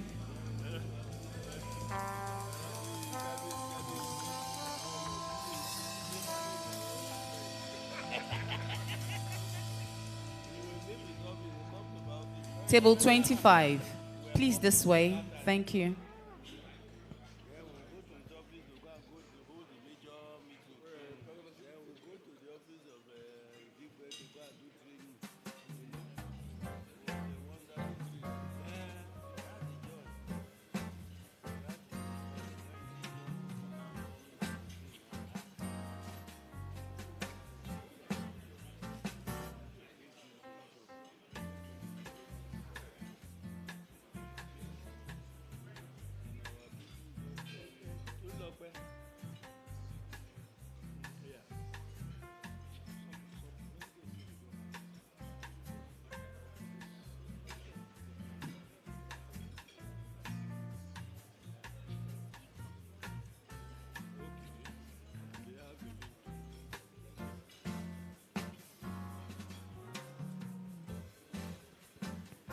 Please, may I have more plates set up on that table?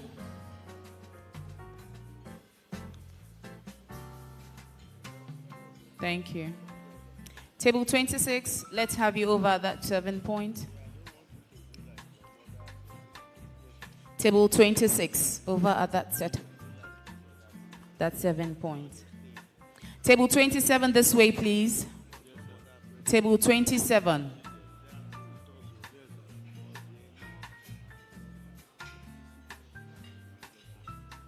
Table 28, let's have you, please. Table 28. Over at this one, please. Yes, sir. This way. Thank you. Please come along with your meal tickets.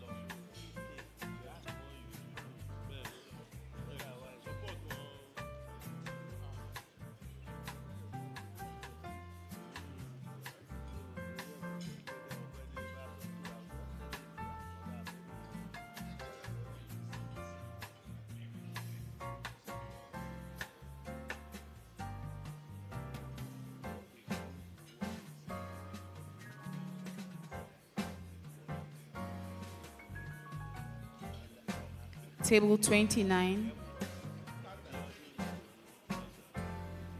Table 29, please make use of the 7 point here behind the hole.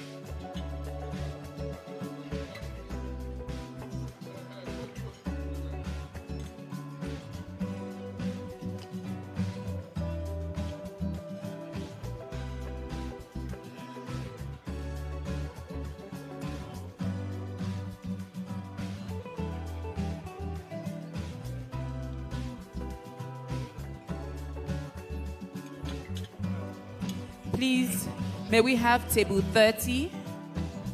Table 30, please come this way. Thank you. Table 31, please join that 7 point. Table 31, that way. Table 30, this way. Thank you.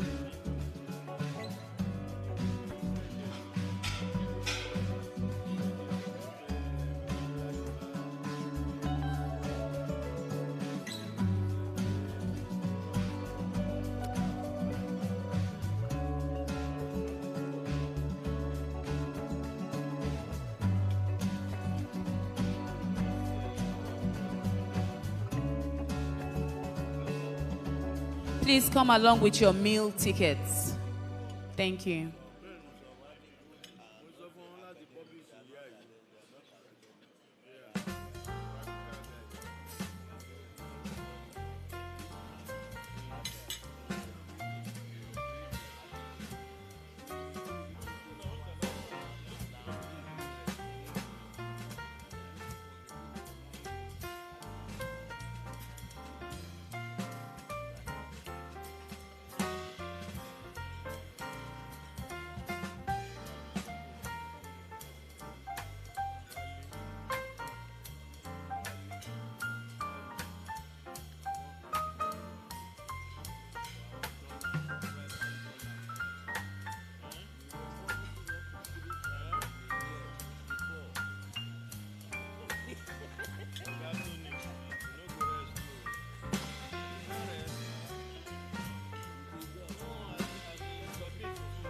Table 32.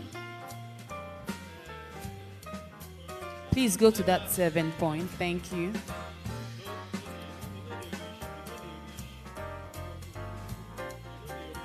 May I please urge the servers to please pick up on pace and speed. Thank you.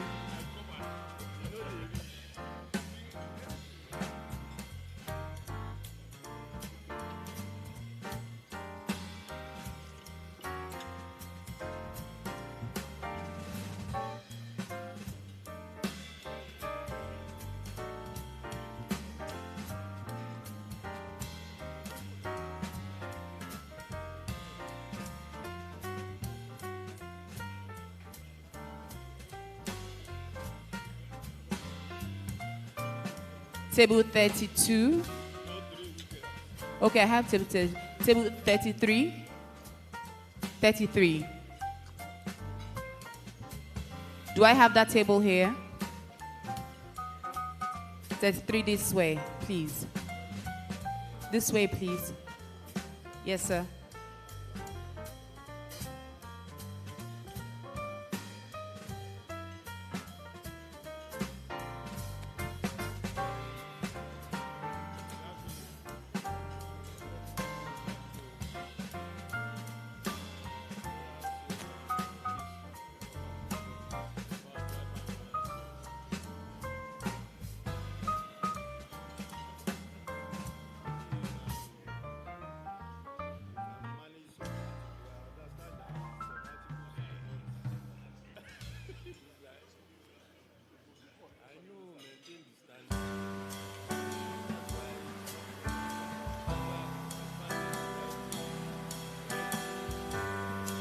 May I request that the catering service kindly begin to clear up the tables at this time?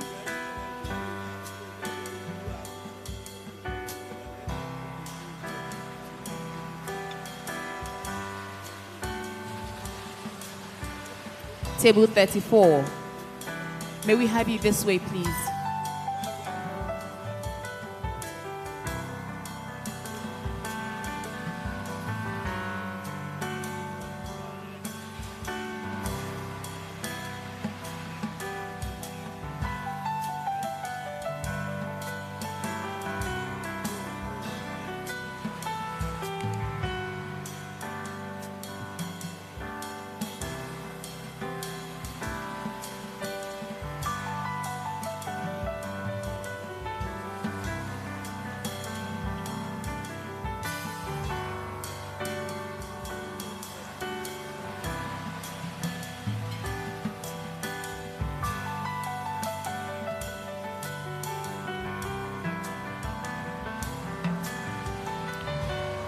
Table 35. Let's have you over at that 7 point.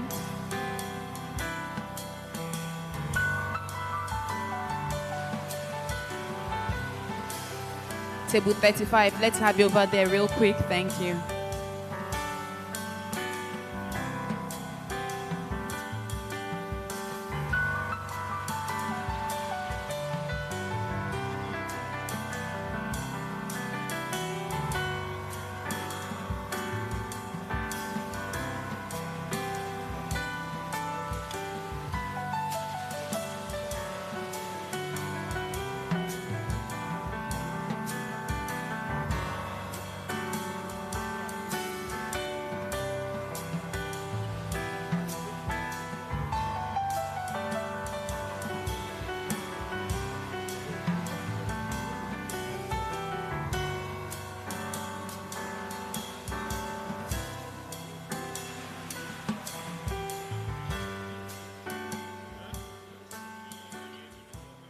Table 36. 36 this way, please. Thank you. Do I have another table left? 36, may we have you this way, please? We have just 10 more minutes for lunch. So please, may we all pick up on our pace? Thank you.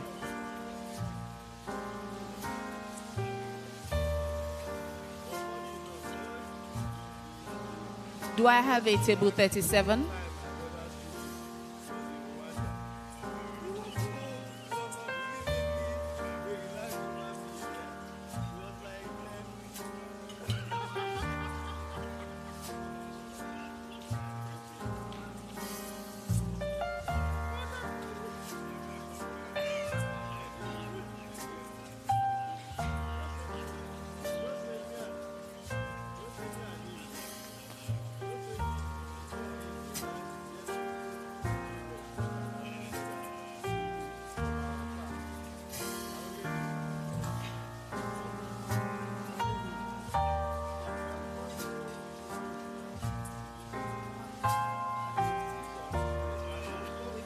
May we have the waiters begin to clear the tables in front as they are done with lunch?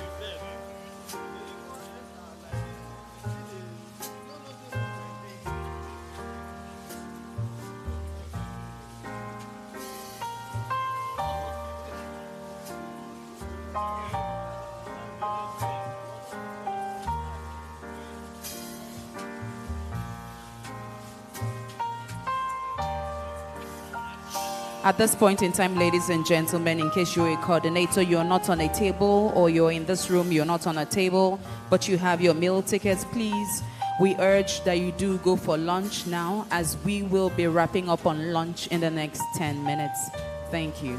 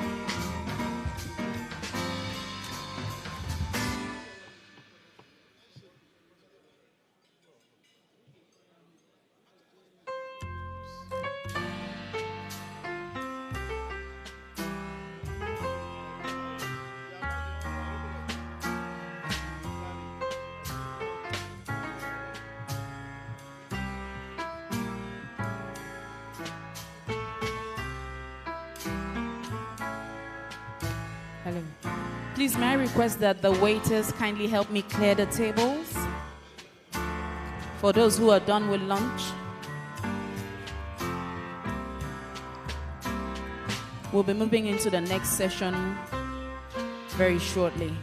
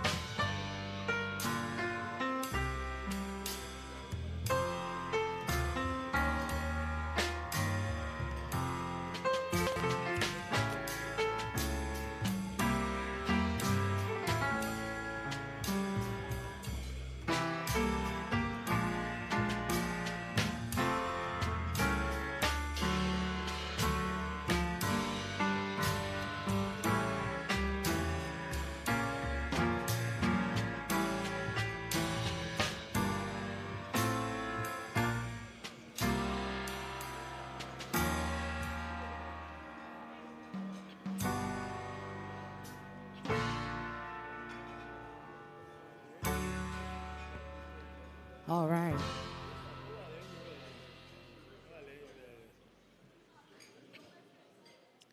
Ladies and gentlemen, may we all rise, please?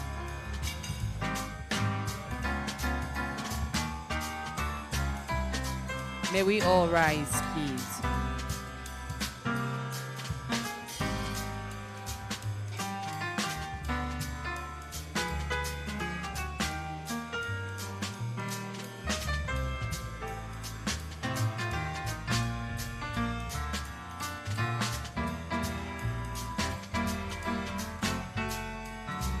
Are we all rising? All right.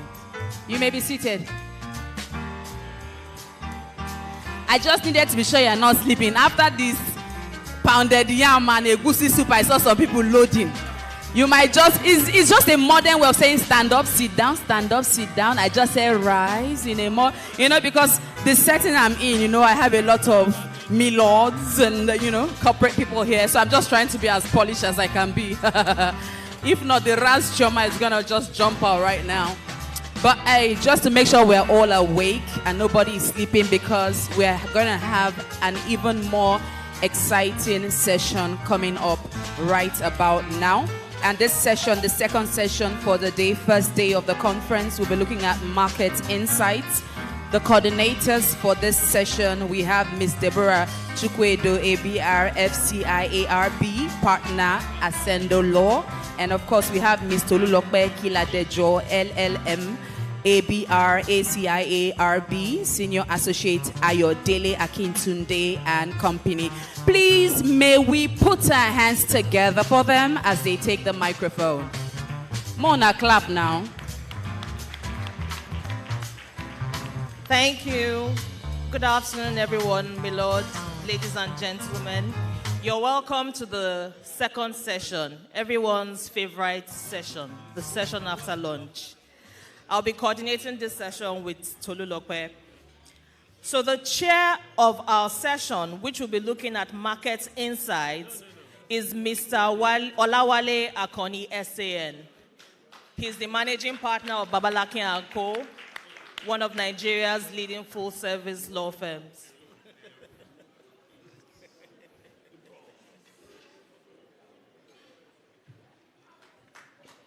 Welcome, sir.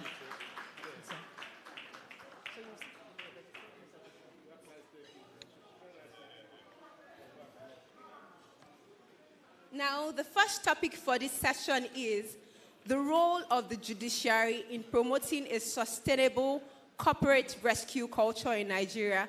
This session is to be taken by Honorable Justice Ebiwoye Toby JCA of the Court of Appeal, Sokoto Judicial Division, but he is duly represented by Honorable Justice Daniel Osiago of the Federal High Court today. Thank you.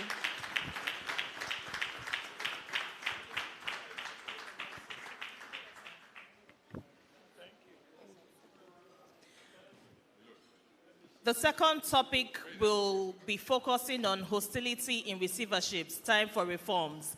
And it will be taken by Dr. Oluwakemi Pinheiro, OFR, SAN, FCIAB, FLOD.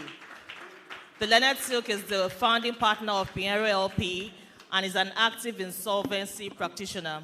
Please may we welcome him.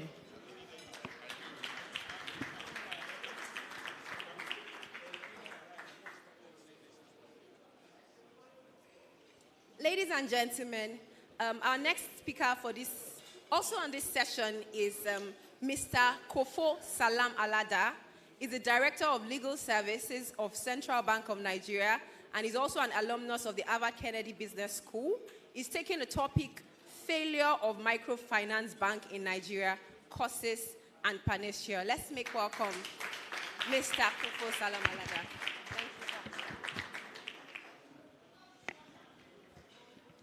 The fourth topic will be taken by Mr. Henry Foma, who is the head legal department of the NDIC.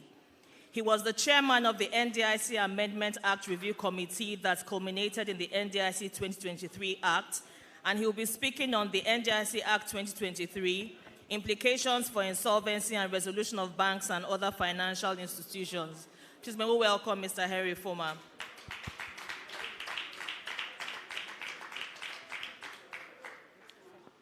So each speaker has been allotted 20 minutes, and we have a 30-minute Q&A session afterwards. So if you have any questions, please note them down. I'll now hand over to Mr. Wale Akoni, SAN.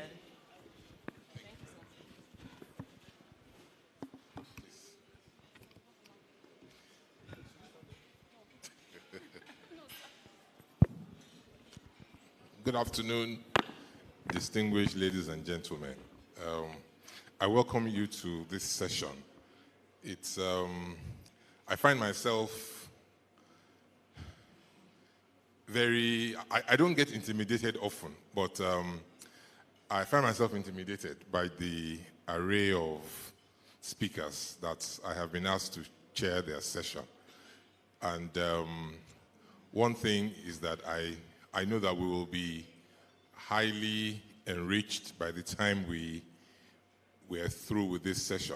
The introductions have been made, and as I said, something very interesting is that here, apart from the fact that my Lord to my right is one of our eminent jurists, I have the honor of saying that the three of us to this side, myself, Dr. Pinheiro, and Mr. Kofo Sam Alada, we were classmates in the law school, and the two of them are more prosperous than me. I mean, Dr. Pinheiro, we know. As for Kofo, we know the entire money in Nigeria is in his hands. And but anyway, our session today promises to be quite interesting. And I always enjoy being chairman of sessions because I don't have to do a lot of research and I don't have to do a lot of talking. My own is just to to listen to what people have said and kind of summarize. So it's a very easy job for me. It's the role of the judiciary in promoting a sustainable corporate rescue culture in Nigeria. It's the first topic that that my Lord Justice Toby, ably represented by my Lord Justice Osiago, will deal with. The general theme is market insights. We will then have questions, because if we take the questions piecemeal, we will not live here in a very long time. So please note your questions. We will have a question and answer session at the end. So I will yield the floor and respectfully ask my Lord Justice Osiago to please start with the paper. Thank you very much. My Lord. Mr. Chair,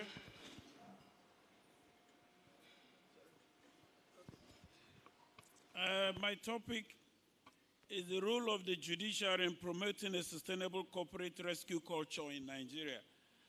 As you are aware, I'm just standing in for my Lord Justice A.B. Toby, who is unavoidably absent. When he sounded me out to see if I would represent him, he still believed he'd be available because there's an engagement at the Court of Appeal. But with the public holidays, it was shifted till today. So he said, no, I can't make it.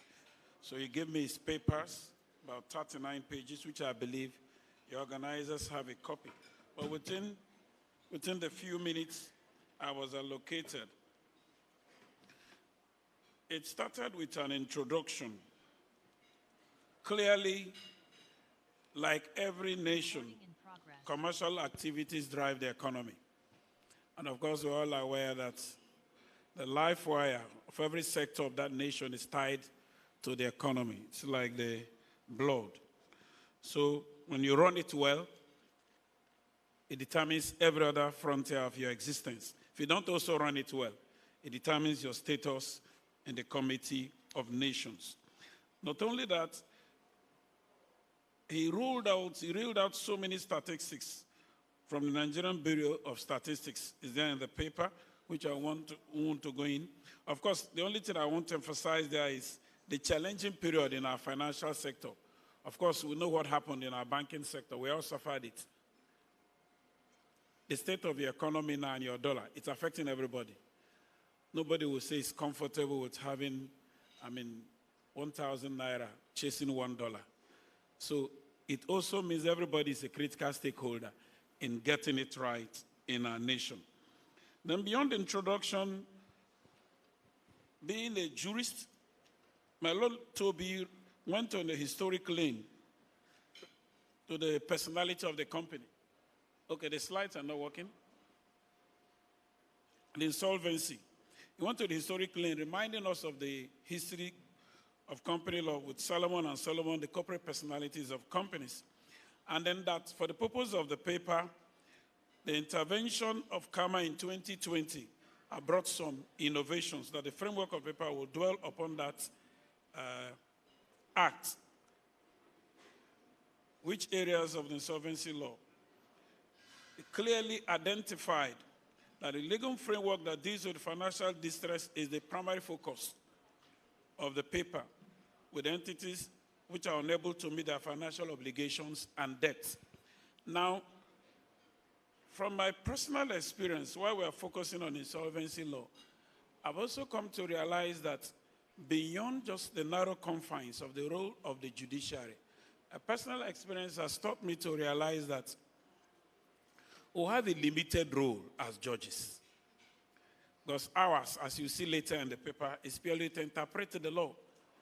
It is what the other critical stakeholders present before us that we will adjudicate upon. Maybe during the interactions, I will speak more from personal experiences. Because if the management of the companies if they run down the companies as a limited role I can play as a jurist. But also beyond that, I've also come to realize in my interactions before this session that whereas there has been an intervention in Karma in 2020, changing the psyche to be more of a rescue mission. But so many critical stakeholders, practitioners, they still come to my court, I use the language, wearing the toga of undertakers than healers. I even wrote it on the side of this. And then, unfortunately, I've come to realize that some of them are not even members of this organization. I said, no wonder. Because they don't want to be regulated. They don't want to change their thinking.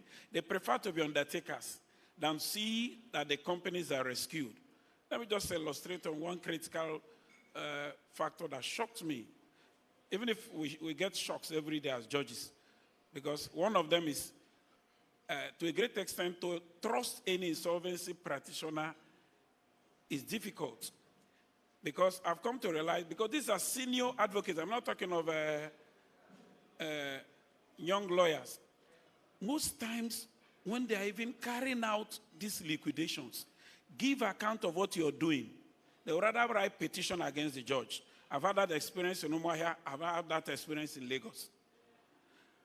I didn't say give the judge any. What have you done? What have you sold? Trouble. As they're writing petition against you, they're on appeal. Even when the court will say, come back again, they will, every ruling, every cough, they will appeal again. I keep wondering. And our focus in Nigeria is always on politicians. But look at, it's only today and I realize that some of them are now your members. I say, oh, why would they agree to be regulated? That is one. Secondly, again, considering that corporate issues need to be adjudicated timeously.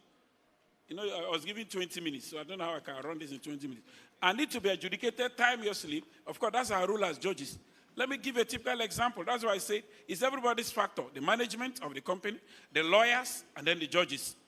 We must go hand in hand before we can work out any meaningful result in the rescue mission. Now, a matter was brought before the courts. Corporate matter. I looked at this matter.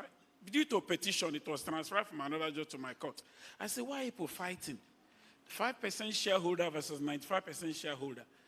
Now, you've stopped the operations of this company. Are they owing anybody? No. Any external creditors? No. Any problem? No. Why has the company stopped working? Because of problem of 5% shareholder versus 95% shareholder. That's why you're in court. They say yes. I didn't even know that they had alternative prayer. What is alternative prayer? They're ready to sell off their 5% shareholder. I said, of course, the law allows that. They said, yes, my lord, it's an alternative prayer. Is it alternative prayer? What? Yes.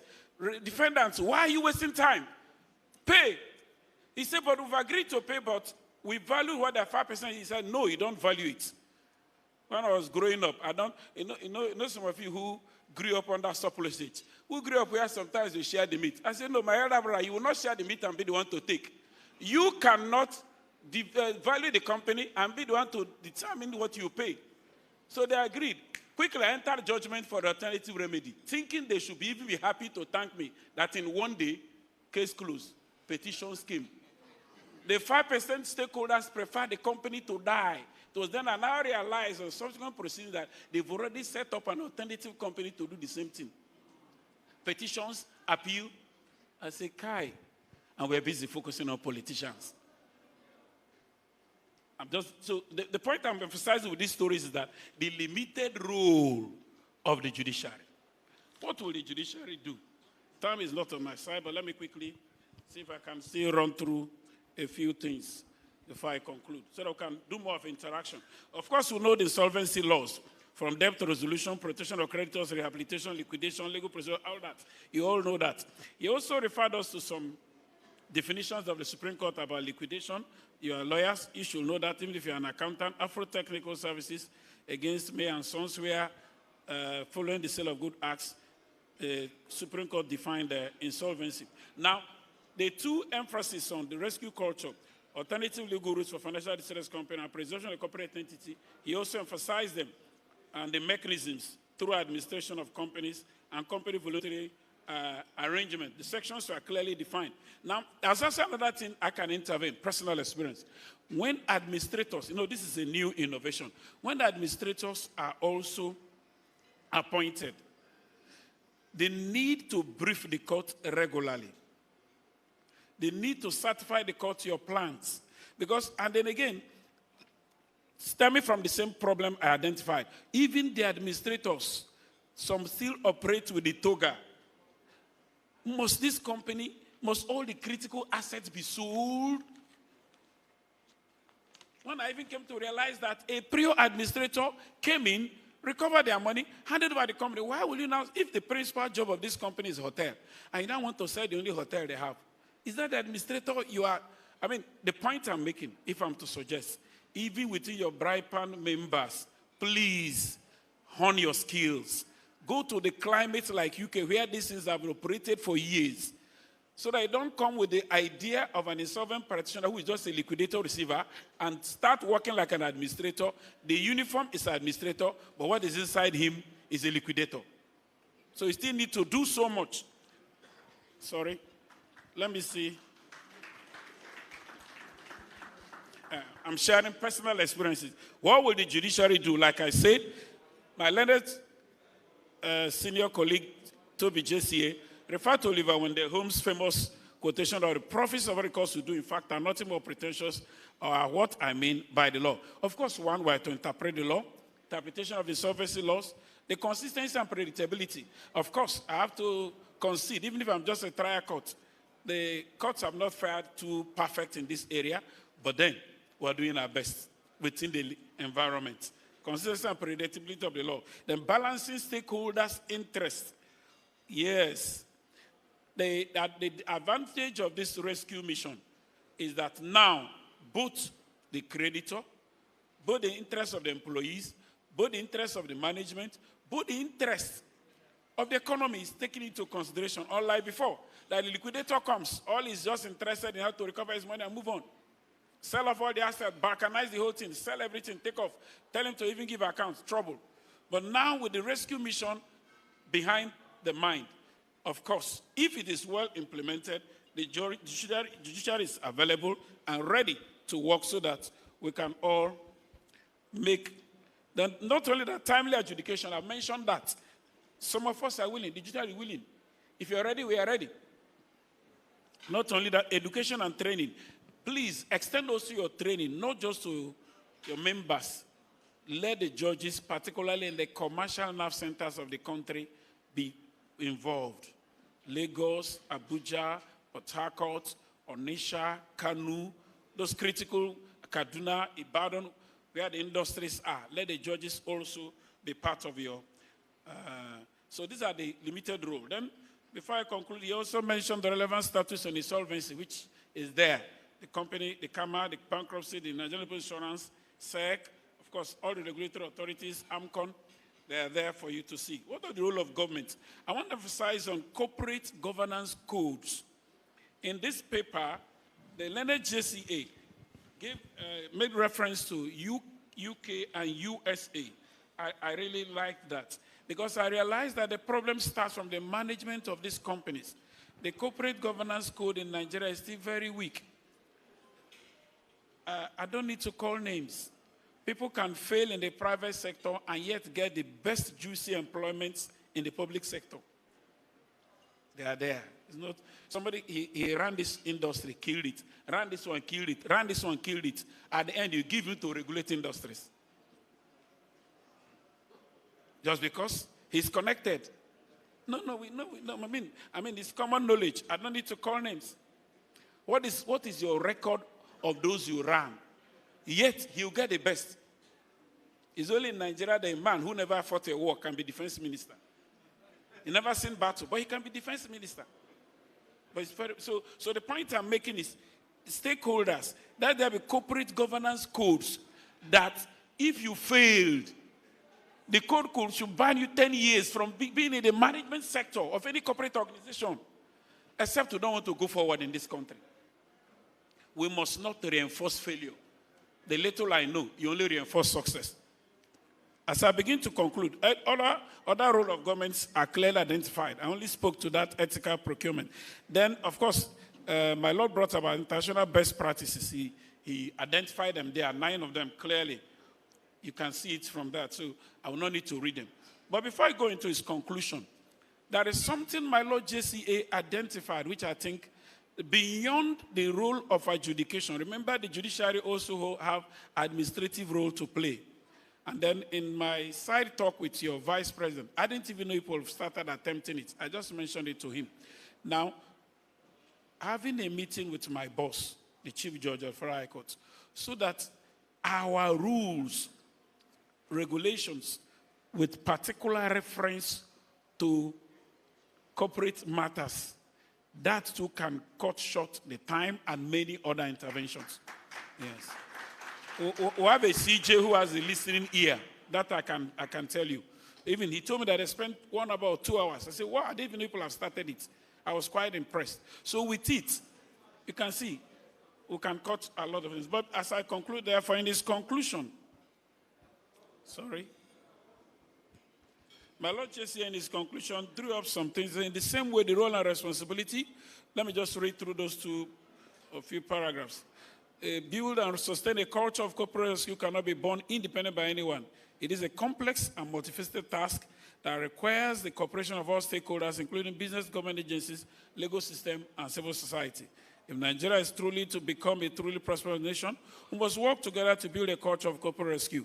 This means fostering a supportive environment for business. I jump that. I want to end by advocating that if all stakeholders can collectively shine their little light, even in the vast darkness of economic certainty like a team, we can help each other to create a brighter, stronger, more resilient Nigerian economy. In the end, it will be victory for Nigeria as a whole and not just its component parts. Thank you.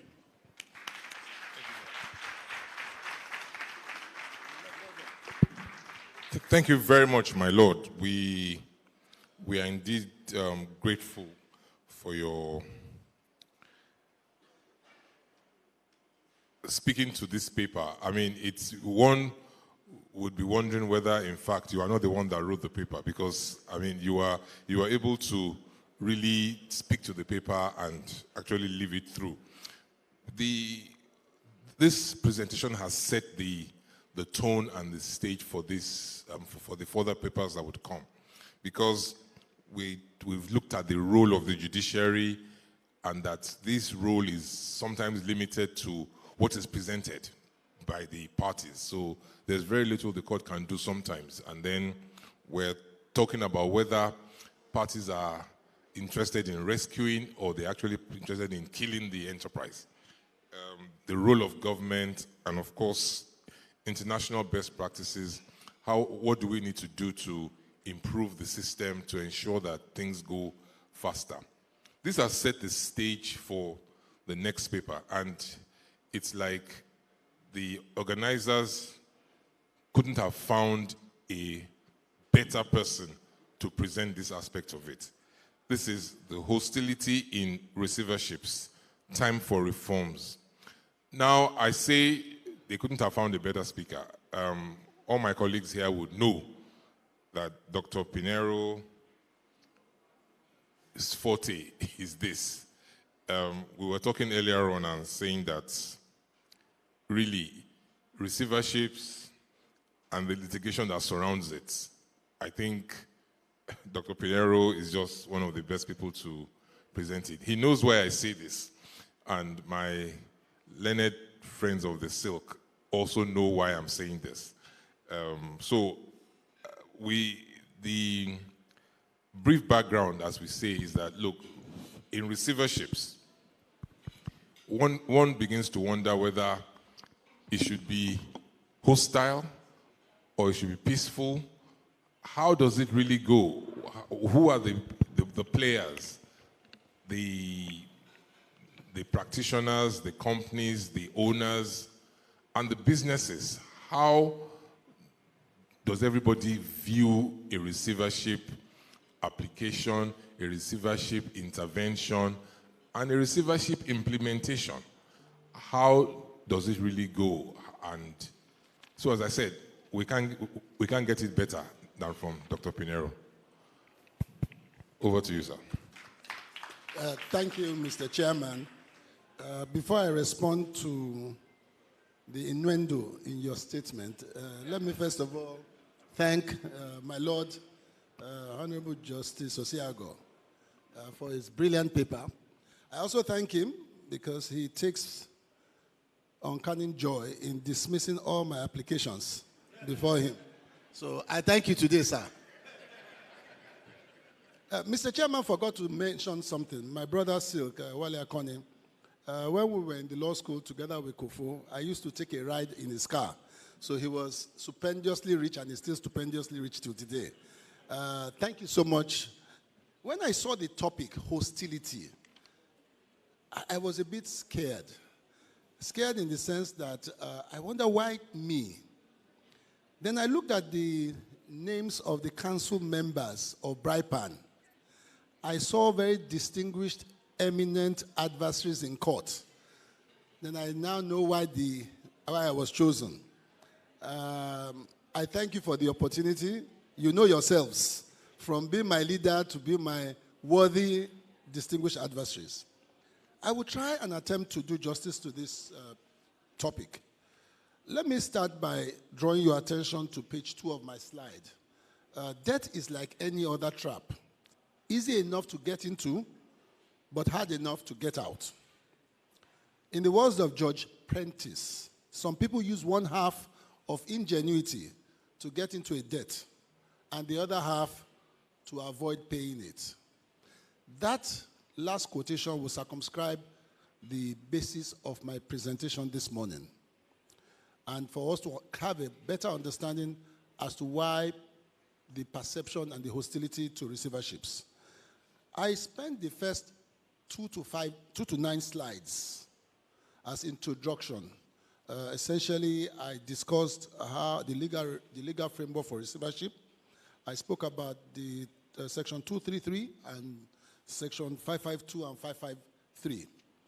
But then in the 9th slide, I started dealing with the issues that the eminent members of BRIPAN have imposed on me, which is, 1, why the hostility?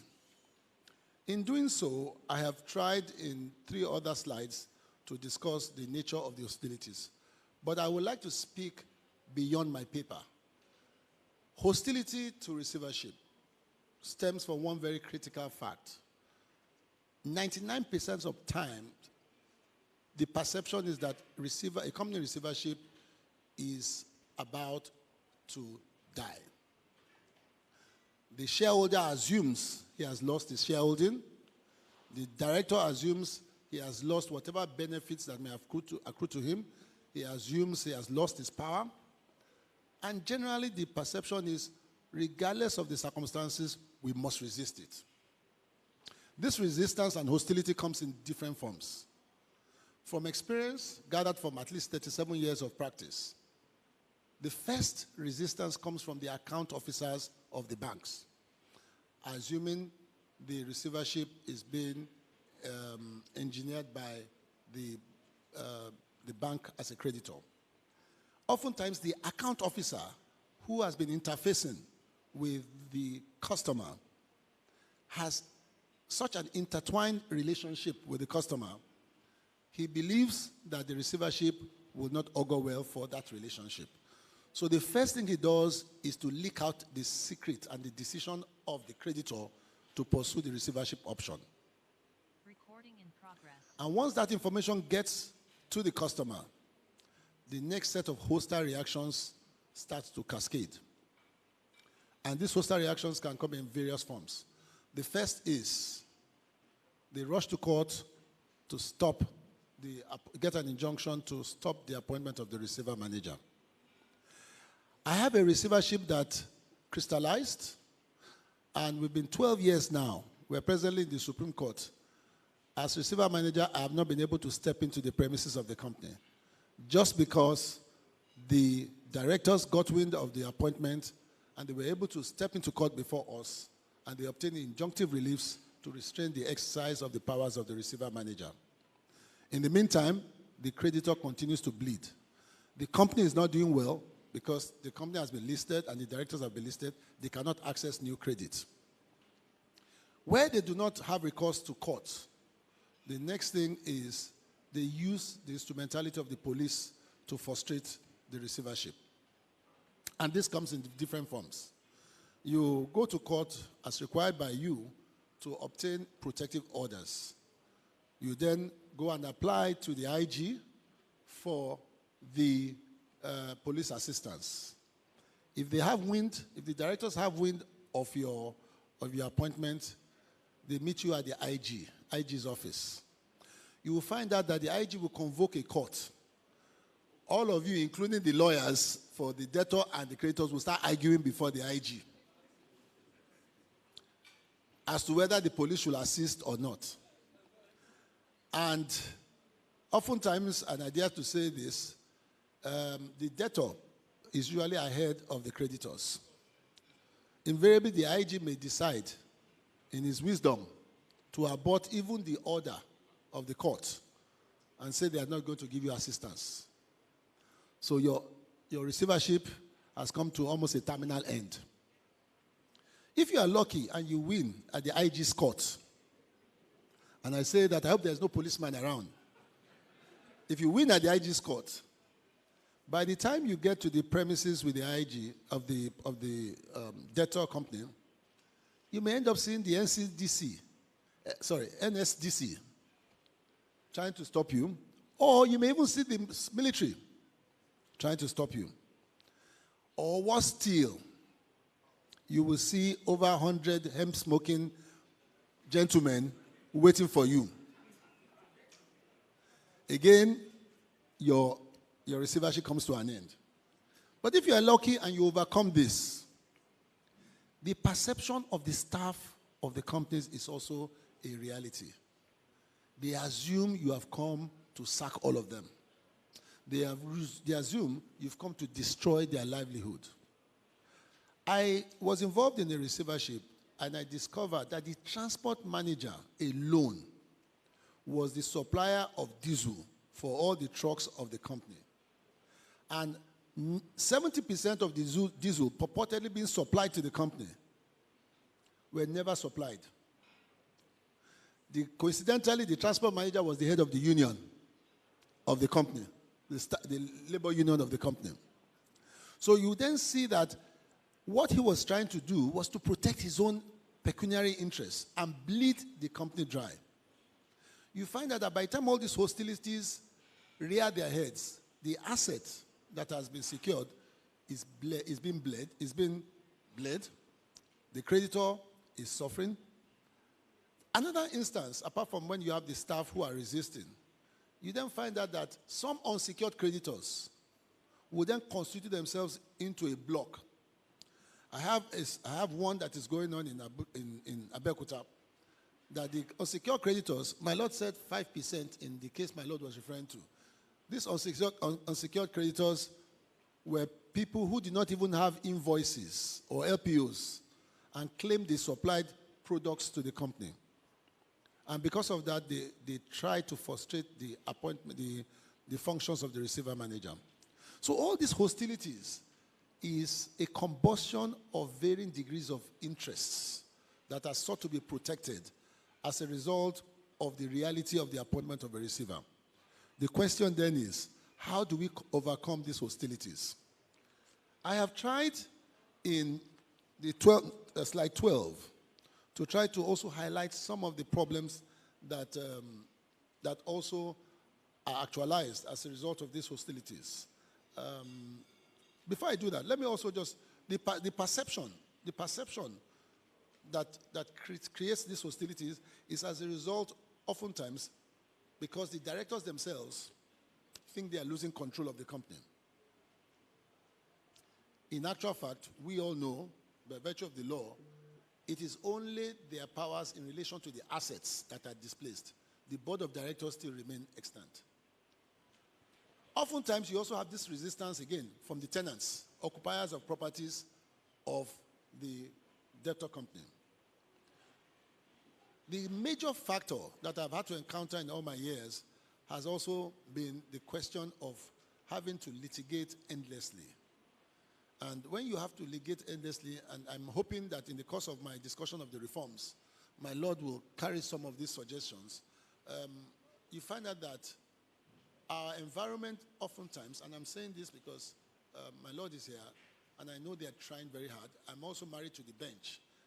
But we need to create a more conducive, business-friendly court system. And that is part of the reforms I will make. It's not the court, it's not the judges themselves. The system itself, the rules themselves, mitigate against a speedy insolvency practice. But having said that, let me quickly go to some of the suggestions I have made. I know my chairman is looking at me and wondering when I'm going to start wrapping up. I have spoken in slide 11 that one of the major reforms that has to be undertaken is the training of receiver managers. And I'm happy that the council of this very esteemed and eminent organization is in the front burner in doing this. This is one of those forums. We find out that a lot of newly appointed receiver managers are inexperienced.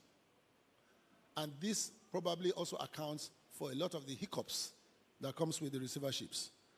I've had situations where a few people will call me and you start for advice, and you start wondering how they got the brief in the first place to be receiver manager when they had little or no track record in the first place. I think every person who is a member of BRIPAN must also know the limits of their own capacity. So what you should do as much as possible is to try to learn and understand the process. Because ultimately, your objective is to deliver value to the creditor. Communication and transparency issues. We have had situations where receiver managers have not exactly been very transparent, and questions of integrity have also arisen. It is important that receiver managers must understand that you do not commingle your personal funds with the funds of the debtor company. This oftentimes usually leads to even more hostility against receiverships. In realizing the assets, we find situations where the receiver manager will also undervalue the assets and not create value, not only for the creditors, but also for the shareholders. There has been a receivership I did because over the years the asset had become so valuable. After selling the asset, we were able to return back to the shareholders an amount in excess of 650 million. That the major shareholder, had to tell me and send me a carton of champagne. That because of that extra money he was able to obtain, he was able to set up another company, and he has been able to start his life all over again.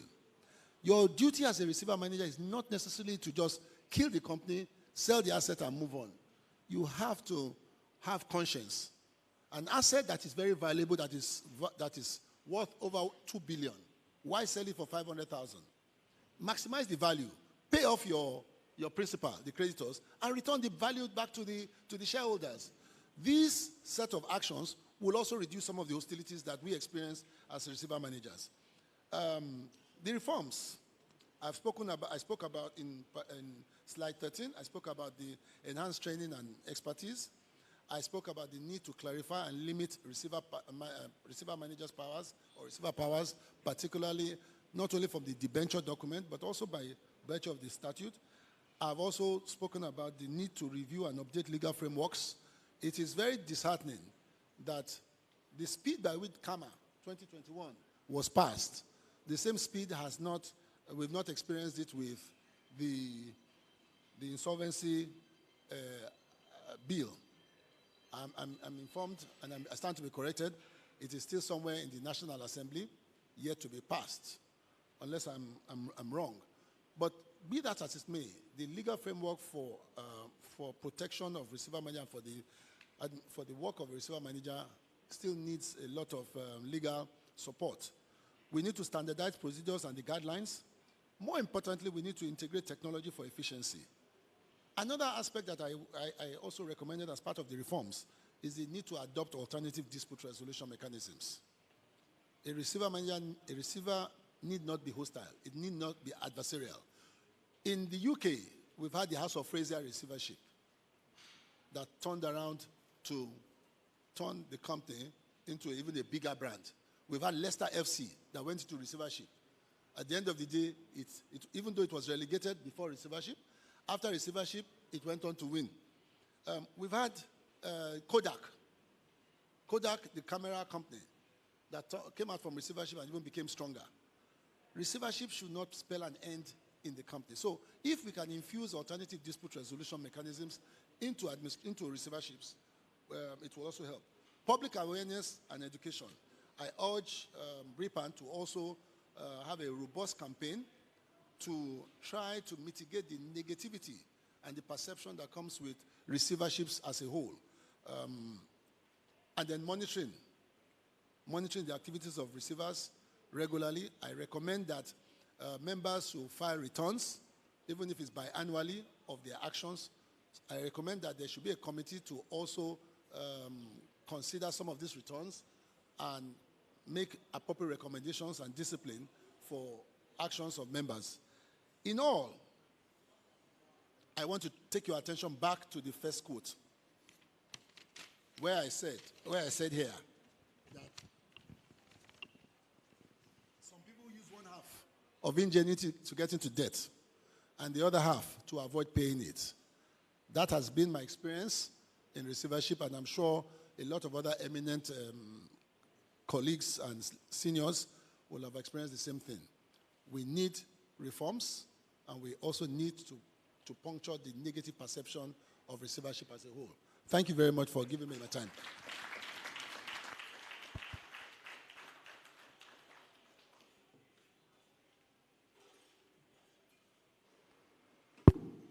Thank you very much, Dr. Pinheiro.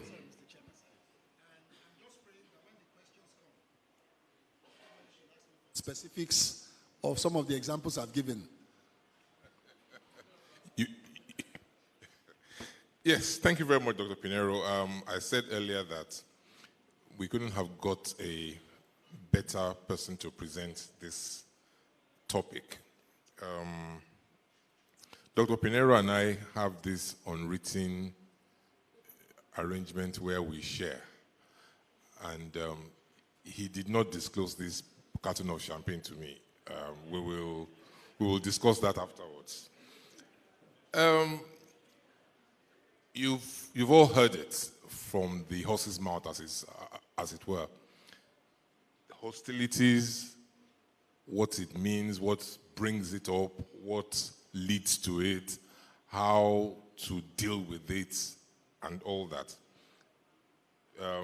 And of course, talking about how the courts can help, giving us a business-friendly environment and all. I'm sure people have loads of questions for Dr. Pinheiro. We'll wait until the end of the other presentations. We've heard from the adjudicatory side. We've heard from the practitioner side. Now let's go to the regulators. We have here distinguished guests and speakers from the CBN and from the NDIC. They regulate the banking system and the financial system, basically. And we will be hearing from both of them one after the other. Mr. Salam Alada is going to deal with the failure of microfinance banks in Nigeria, causes and the panacea. We know what happened in 2020. We know what has happened in the banking and the financial sector over the several years. Banks have failed, the CBN has come in, NDIC has come in, and as recently as 2023, so many of these microfinance institutions were also taken out. Their licenses were revoked by the CBN. There's so much happening in that space, so I will simply just hand over the floor to Mr. Kofo Salam Alada to give us his insights on the failure of microfinance banks in Nigeria, the causes, and the panacea. Yes. Thank you, Mr. Chair. Let me just say why these two set-mates of mine were driving in their cars. I was trekking across Falomo Bridge to my own house in Ikoyi. So they've always been bourgeoisie, you know. And the gentleman here too, It was the one who drove all the way to Port Harcourt Airport to go collect our result, Sunday Times. In those days, it would take 24 hours before newspapers would get to the nooks and crannies of certain areas. And he's always been prosperous because he had some other degrees before he joined us. He tried to clear all the prizes in class, leaving some of those to scramble. But I had the honor of being the number one on the list because of my name. He is AK, he is P, I was AB. Well, in the lighter mood, I know I wouldn't have had any relevance on this panel, but for the recent happening in the banking sector, which is the revocation of the licenses of about 179 microfinance banks. Also, we need to consider the fact that microfinance banks are like the friends of the downtrodden. What is microfinancing? As the name depicts, micro. The DMBs, that are deposit money banks, are for people like the gentlemen on this panel, members of BRIPAN with their big pan of money, with their big pan of money, permit the pun, they can work with the banks. But for the Iyalojas, in Ido or Tomarkets, these are the targets of microfinance banks. And data has shown that small and micro enterprises form the bedrock of any economy, especially the emerging markets, Sub-Sahara, Asia, and all the most emerging markets. So the focus of any regulation, policies, even fiscal policies, actually should target this particular sector if we must get things right. I know we had a session on the relevance of insolvency as a catalyst, for economic growth, but we just say we should drop that. Well, what we have done here, given the time we allotted to us, is we have taken, I don't know if we're going to project but if not, we can speak to it. We have looked at the legal and regulatory framework for microfinance banking in Nigeria, in order to set the tone, for the causes of failures and some of the panacea that we have tried to use in the recent past.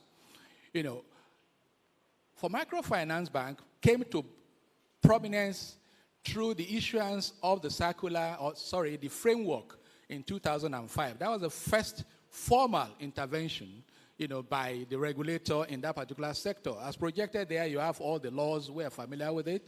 And I know for those of us who are involved with NDIC in liquidating some of the 179 banks, you will have used all these, NDIC, all of them. But we're talking about the policy of 2005. This was eventually now reviewed, in 2012, and that was the first time we have the licensing requirements, set out.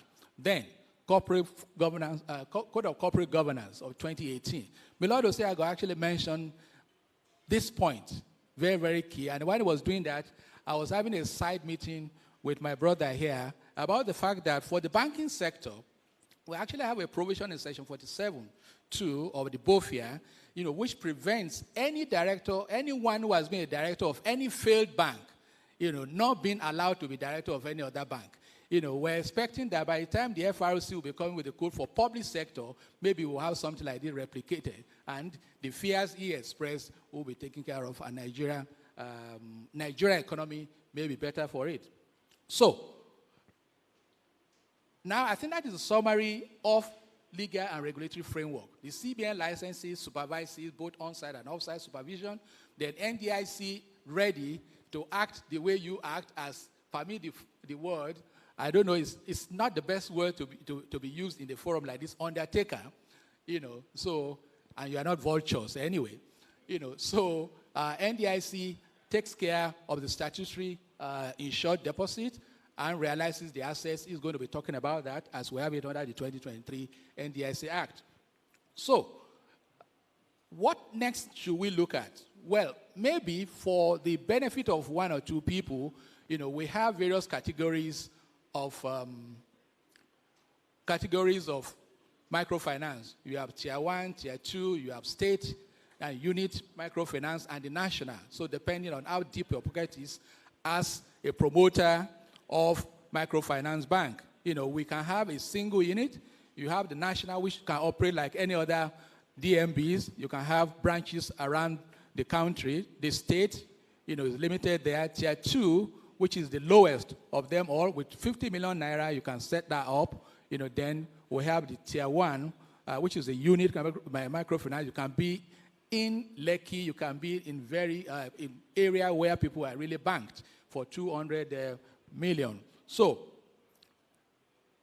something that is very critical that we need to know in discussing causes of failure is that we need to understand that unlike deposit money banks, microfinance banks are actually limited in the area and in the scope of business that they can undertake. Yes, they can do so many things like other banks, but we have set out what will be the prohibited activities. You can highlight the slide because we are running through it for our people to read. So we have permissible activities, then we have prohibited activities.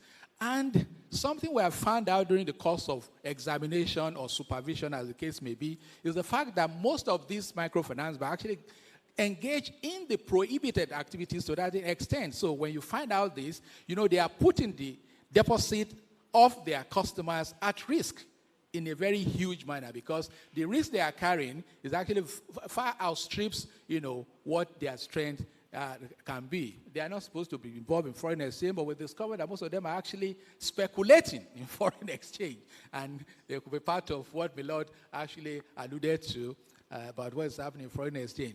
That is a topic for another day. I know it's in the front burner. We're not talking about it here, and I plead that I don't take any question there, because I don't want any hostility. Now, before we go to the causes, what role for regulators? And I think the organizer actually deemed it fit to get us on the podium here. We are aware that Section 2 of the Central Bank of Nigeria Act sets out the mandate, and paragraph D actually gives us the duty to promote sound, stable financial system in Nigeria. And pursuant to this, what does CBN always do? It exercises its power also under Section 57 of the BOFIA and 33 of the CBN Act to issue guidelines, for the regulation of the industry. Now, it's one thing to have regulations out there, well thought out regulations, which before you even send it out, we have what we call fair and comment. Drafts are always sent out for us to comment. And I want to say this. I always want to say it in the company, where lawyers are gathered. We have not done well in one particular area. Lawmaking, rules and regulation making, we sit back, and I think I also said it may be deliberate so that we can actually exploit later. Let me still say this, which is that when a bill comes out, it is being debated. You rarely will see MBA, BRIPAN, or anybody come to National Assembly during public hearing to come and air their views. When we send regulations out in draft form on our website for comment, you rarely can receive comment from you stakeholders who are supposed to actually help shape and refine the system. When things are wrong, it is then we'll start, permit me to use the word from where I come, I'm a Yoruba man, you start crying. You are not crying, but we start shouting. So I want to actually plead, if this is one of the resolution of this, this conference, for BRIPAN to resolve to actually be involved in law and rule making for the betterment of our economy. If insolvency is to be a catalyst for economic growth, that will be one role that you need to play. So, for CBN, in its role as regulator of microfinance banks, we actually try to build their capacity, knowing the fact that they have lean structure. We bring them together and try to actually build their capacity. Then maybe when we're now looking at, some of the partners here, we'll discuss this further. We mentioned the fact that we regulate them and we look at their books in order to put them right and take some intervention measures. Now to the meat of the matter. Causes of failure. We have tried to limit this to about 10, of these myriads of causes that we have seen in the course of our regulating this very, very nascent and very important sector of banking. Poor internal control and corporate governance. We are back in corporate governance. 2018, a voluminous code was issued for these gentlemen and ladies. But how well are they adhering to this? Not strictly, but we try as much as possible to whip them into line, especially with some of the actions we have taken recently. General poor infrastructure are high operating costs. For the DMBs, we try to encourage what we call shared services, for them to pool resources together to do stuff. And it's because of the fact that some of these banks are, clustered together. But for the microfinance bank, they are spread around. They may not be able to pull stuff together.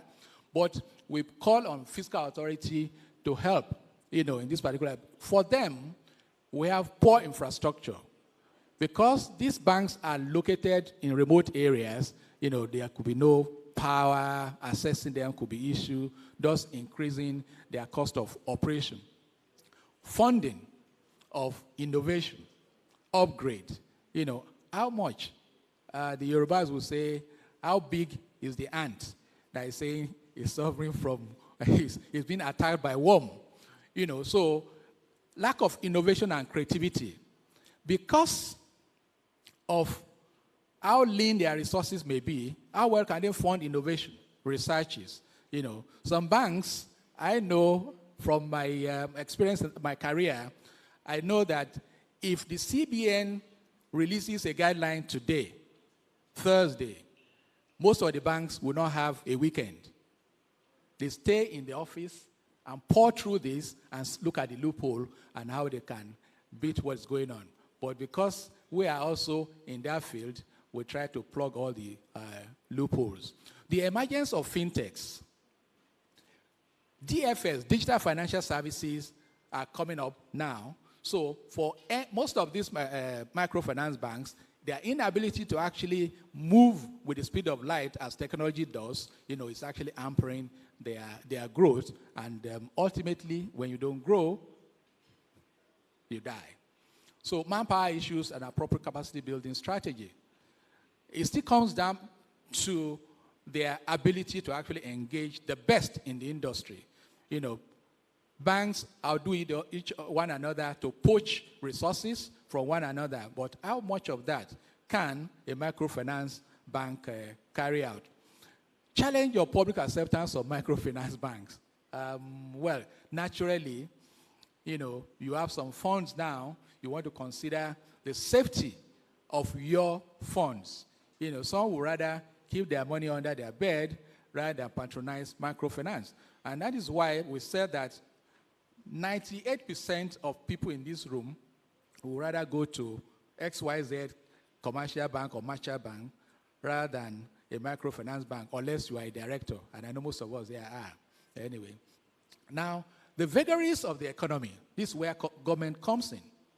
If government, like they tried to do in the past decade, try to empower the downtrodden and give them the financial muscle to trade, then you have enough customers for the microfinance banks. So they are subject to the vagaries of the economy, the up and down, and that's why most of them may be struggling now. But we can still tell you that for discerning investors, it may just be that this is the way to go. I'm not consulting for you, but I think you may give it a thought and see how you can actually prop up a microfinance bank and make it a top-notch one by leveraging technology. A lot of those who have been chasing you around for credit online, they actually have the licenses of a microfinance bank. I don't want to mention one that sounds like the K in MKO's money, but they are doing quite well. So, diversion of microfinance funds. I pause here, and this is where you try to whip for Nigeria. What people do with OPM, other people's money, people don't care. You set out there to run after and accept deposits for certain purposes. But upon getting these deposits, what do? You believe that you have arrived. You can imagine there are some MDs of microfinance banks that ride bulletproof Jeep. It is not from the bottom line. It's not from the profit, but from deposit liabilities. So it's actually very, very sad. So you get this diverted. Most of these banks are run as a family business, and they are susceptible to breach of, they fund just to fund their lifestyle. Thank you, my brother. So now, high rate of non-performing facility. Lionel Silk actually alluded to that, and he projected where we are as NPL. For the banks in the industry in Nigeria, we actually set a threshold of 5%, and which will lead to our intervention in the system. So having run us through some of these courses, what is it that we can do? Remedial steps, which like the panaceas that we can profile. It is still part of, is what we've been doing, which we'll continue to do in a different manner, so that, because if we don't change, things will continue to go awry.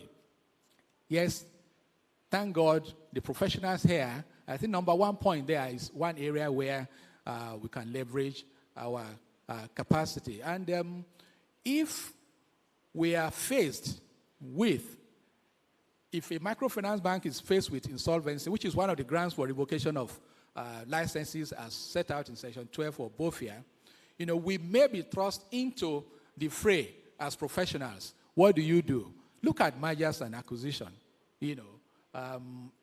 as a way out to give value to the company or the bank that you want to resolve. So there's a need for, constant board restructuring, to improve the efficiency of these banks. Investment, there's something we call mismatch, in banking industry. People lend long with short-term deposits. That's a mismatch. You put your money there now, and you can always knock the door of your bank, I want my money. But your bankers have lent long. It may lead to a run of the bank, but we are trying to limiting that. And that's why we have introduced some holding action. So when we see something is amiss with a microfinance bank, what do? We can bring in some holding action. For example, prevent advertisement for credit, or prevent further granting of credit by a bank, so that further exposure will not happen and the asset of the bank will not keep deteriorating. And another one that people hate so much is the fact that we can come down hard on the management and board members of the banks. I want to comment to you readings of Section 19, of the BOFIA, which sets out what banks can or cannot do. And by virtue of Section 66 of the BOFIA itself, it actually applies everything relevant to a deposit money bank to microfinance bank. And something unique is that in our definition of other financial institution, actually, we did not list microfinance bank. So microfinance bank is actually, for regulatory terms, on the same pedestal as a DMB. So everything will apply mutatis mutandis, when you are dealing with microfinance bank. So, where you have tried all the measures and nothing happens, and the bank remains insolvent, what do? So we have to wield the biggest of the stakes. And in doing that, we have in the regulatory framework that I mentioned, a long list, of grounds, or what a microfinance bank will fall foul of before we can come in. These are some of them. And among the 179 banks, it will surprise you that, some of them have actually closed shops for quite some time, and the period permitted by BOFA is actually 6 months, or an aggregate of 6 months in the financial year. So failure to render returns to central bank. By returns, I don't mean money to central bank. On the street of Lagos, you know what rendering of returns means. But the rank and file of those who will show your particulars to. So I didn't say anything else. So when you fail to render return to central bank in terms of filing of certain statutory and regulatory report to central bank is a ground for revocation.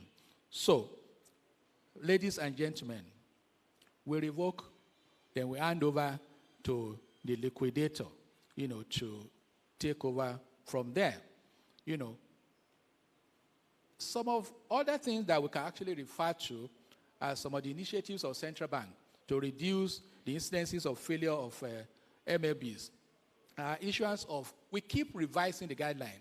And I can tell you that I made a call back to the office just to confirm something. 2018, 5 years ago, was when the last regulatory framework was issued. I can tell you that for the past 1.5 years, we've been reviewing this, and is at the almost at the final stage. And please, I will be on the lookout for the comment of BRIPAN whenever this is exposed in a draft form. This is very, very key. We are provided infrastructure for the umbrella body of MLBs. Because of their low threshold in terms of financial capacity, we are actually carrying on the ICT platform that will ease their rendering of return, building their capacity with Chartered Institute of Bankers. Then they have an association that we're using. More routine examination now takes place with on these on microfinance banks. Ladies and gentlemen, you cannot exhaust everything you can do to help, but we can also help in a small way. Can I chip in this?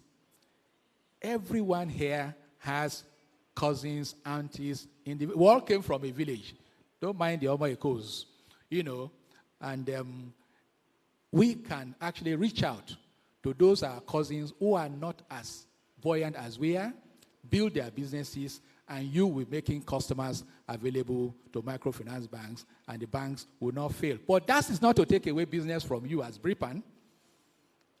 Somebody once called, let me say it for those who can speak Yoruba, they call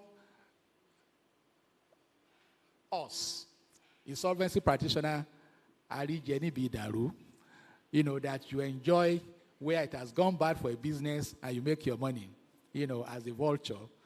I don't envy insolvency practitioners. I would rather want to see a solvency law to keep business afloat, but you can flip this around as practitioners. Let your focus be that of rebuilding business. What about restructuring? What about reconstruction? What about business arrangements? It is in your lingo. Where have we kept them? So let us do that. I will be happy to see you come up and say, I want to rescue this particular MLB. And that way, life goes on, the economy improves, SMEs are helped. In conclusion, the central bank will never stop in doing this. We'll continue to partner with MLBs to get their life better. We continue also to partner with you practitioners to get things better. But we want to also, for those of us who are on board of microfinance bank, we just want to plead with you to ensure that they continue to abide with code of corporate governance, abide with the rules, file their returns, and we also call on those who have the ears of government for government intervention and put in place critical infrastructure that can actually help, to grow the businesses of microfinance bank. We also will continue the training of the staff of MLB to get them better.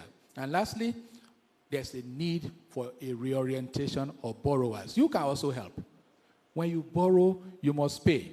The opening quote of Lane Silk was about a cycle, struggling to borrow, struggling to pay. So if we borrow responsibly, pay responsibly, do our business responsibly, regulate responsibly, then BRIPAN will also carry out insolvency responsibly. Good afternoon. Thank you so much, Mr. Salam Alada. We've heard from the angle of someone who is involved in regulation, and he's told us several things. And some of the interesting parts for me was the fact that the spectrum of remedies particularly like the CBN has, goes from treating you with kids' gloves to now dealing with you with the sledgehammer. And there's so much in between that can be examined and utilized to ensure that the business continues to run. But it's so important that these institutions, the microfinance banks, are there for the masses, and it's so important that other people's money must be protected. This leads us to the last presentation for the afternoon. And somehow it appears that Mr. Salam Alada mentioned the fact that there's a word he doesn't like to use.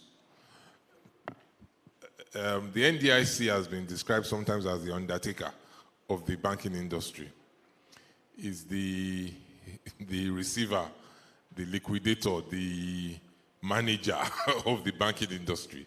So while we're looking at the whole spectrum of business recovery and receiverships and administrations and insolvencies generally, we're going to listen to a presentation that is targeted towards the insolvency and resolution in the banking sector and the other financial institutions. It's, again, you can't have a better person to present it than the head of legal of the NDIC. As I said, the NDIC is sometimes described as the undertaker of the banking industry. I'm sure Mr. Former doesn't like that description, but we will hear from him. He will tell us, discussing the NDIC Act 2023, implications for insolvency and resolution of banks and other financial institutions. Mr. Former. Thank you, Chair, and my co-presenters. Yeah, good afternoon, ladies and gentlemen. On a lighter note, I think NDIC, there's this misconception that it is an undertaker of failed insured institutions. That may not necessarily be true. By the time I take us through my presentation, you will know that it's not only failed insured institutions that NDIC deals with. It equally deals with failing insured institutions in conjunction with the Central Bank of Nigeria. They are both resolution authorities. But perhaps to set the tone of my presentation, I know we are just back from lunch. I just want to put it to a yes, vote. Is NDIC a conventional insurance company that is regulated by NICOM or a deposit insurer? I ask this question because even members of the National Assembly who make laws for us, and even lawyers, they don't even understand what the mandate of NDIC is all about. So the first question, is NDIC a conventional insurance company or a deposit insurance? So those who are in favor say yes, in favor of deposit insurance as NDIC's rule. And those who are in favor of, what's the name, as an insurance company, can I hear a no to that? Can I hear a no to that? The ayes have it. Okay, the ayes have it. Because, you see, just recently we received a letter from a law firm that wrote to NDIC stating that their client, complained that the insurance company that they had a policy with had closed shop, and that NDIC should intervene. So what is NDIC's business with the insurance company? So that's really funny. So that's the reason why I thought it necessary that I need to define what deposit insurance is. It is a system established by the government to protect depositors against the loss of their insured deposits. Basically, the NDIC, under its mandate, carries out 4 functions. That's under Section 3 of the NDIC Act. The first is to ensure deposit guarantee of insured licensed institutions. Then, in concurrence with the CBN, they carry out banking supervision of these insured institutions. Then, they equally, in concurrence with CBN, they carry out bank resolution. That is resolution of these insured institutions. And then finally, they equally ensure prompt, speedy, and effective bank liquidation. So, having said that, the ultimate goal is the protection of small depositors and ensuring stability and confidence in the financial system as a whole. Not necessarily the depositors of big men like most of us that are present here. Is for small savers that are dotted around the country. So, as an integral part of the financial safety net system, the NDIC is the sole agency of government mandated to provide deposit insurance coverage to depositors in Nigeria. So, it is safe, therefore, that to conclude, to submit that both NDIC Act and the Banks and Other Financial Institutions Act empower the corporation as a resolution authority in the banking sector. Now, we need to understand that the NDIC's resolution responsibilities are vital to its overall mandate, as effective and efficient resolution enables it to protect depositors, pay insured deposits, payment of liquidation dividends to uninsured depositors, settlement of creditors and shareholders, as well as recovery of liquidation expenses in the event that the license of the bank is revoked by the CBN. You see, the work of NDIC starts from when CBN revokes the license of these failed insured institutions. So, having said that, let's look at the causes of bank failure. Look at the definition, the causes, and the effects. My colleague from CBN had already discussed it, but I still need to reiterate some areas. Bank failure occurs when a bank is unable to meet its obligations to its depositors or other creditors because it has become insolvent or too illiquid to meet its liabilities. So therefore, bank failure resolution can be described as the established aggregate corrective mechanism and processes designed by regulatory authorities to either avert or address bank failures. So now, let's look at some of the causes of bank failure. I've tried to situate it into two categories. I've looked at both exogenous and endogenous factors. Because all these failed institutions, they are not operating in silos. They operate within the economic environment. So we cannot divorce what is going on externally as contributing to part of the failure of insured institutions. So the exogenous factors include macroeconomic environment, stroke economic downturn, external economic shocks. Of course, we've seen what is going on now in the country. Inflation is on the upward trend. exchange rates, interest rate increase and all that.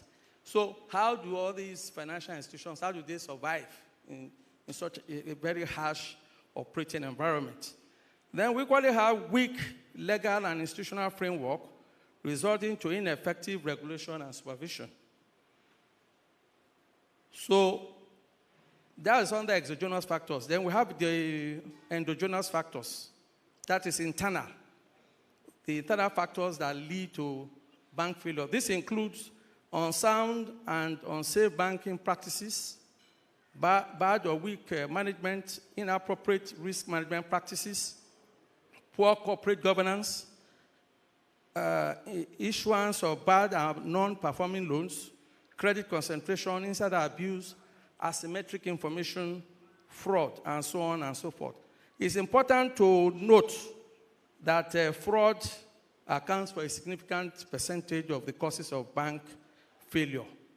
It is a scourge that permeates the entire fabric of the banking sector.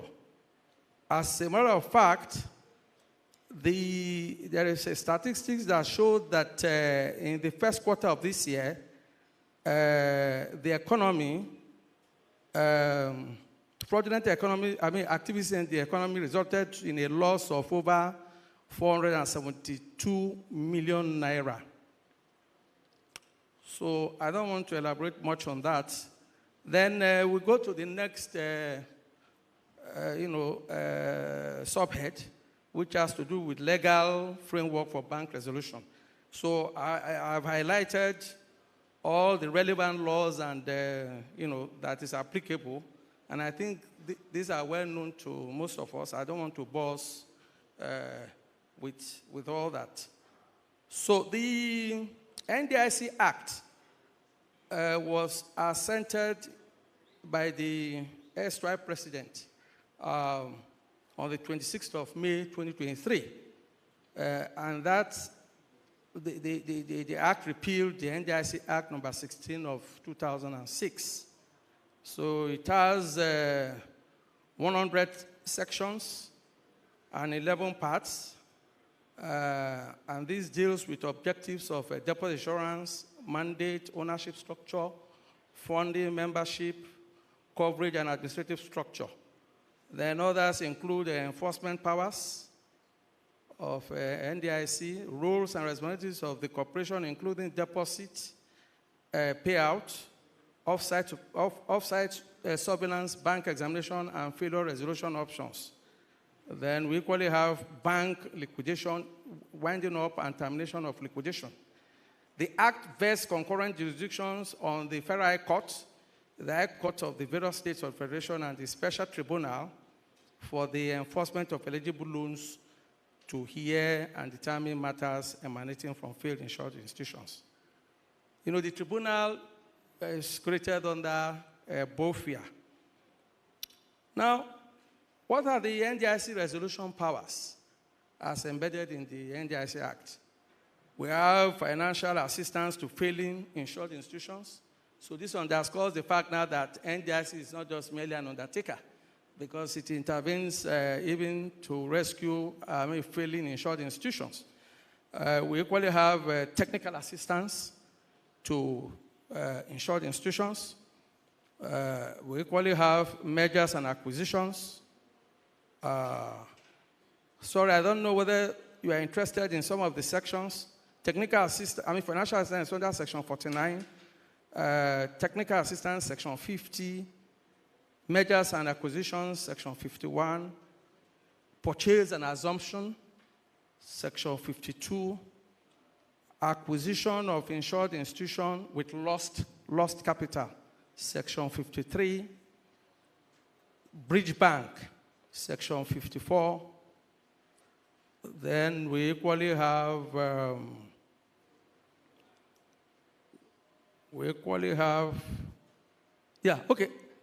So all these resolution powers that I've read out aligns with the resolution powers of CBN as provided for under BOFIA 2020.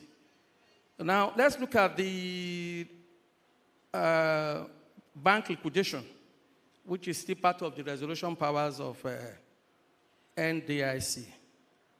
Under Section 12 of both and Section 62 of NDIC Act, once a banking license has been revoked by the governor with approval, that's governor of CBN with the approval of the CBN Board of Directors, it is handed over to NDIC. And NDIC is deemed to have been appointed as a liquidator by the federal, High Court.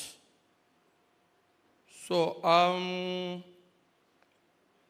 there are other relevant provisions of the NDIC Act that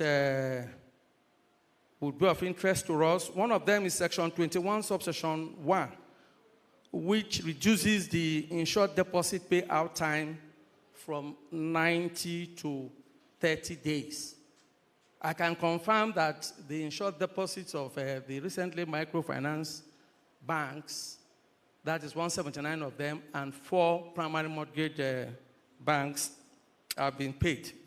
That is the deposit, the amount that is guaranteed by the corporation. Then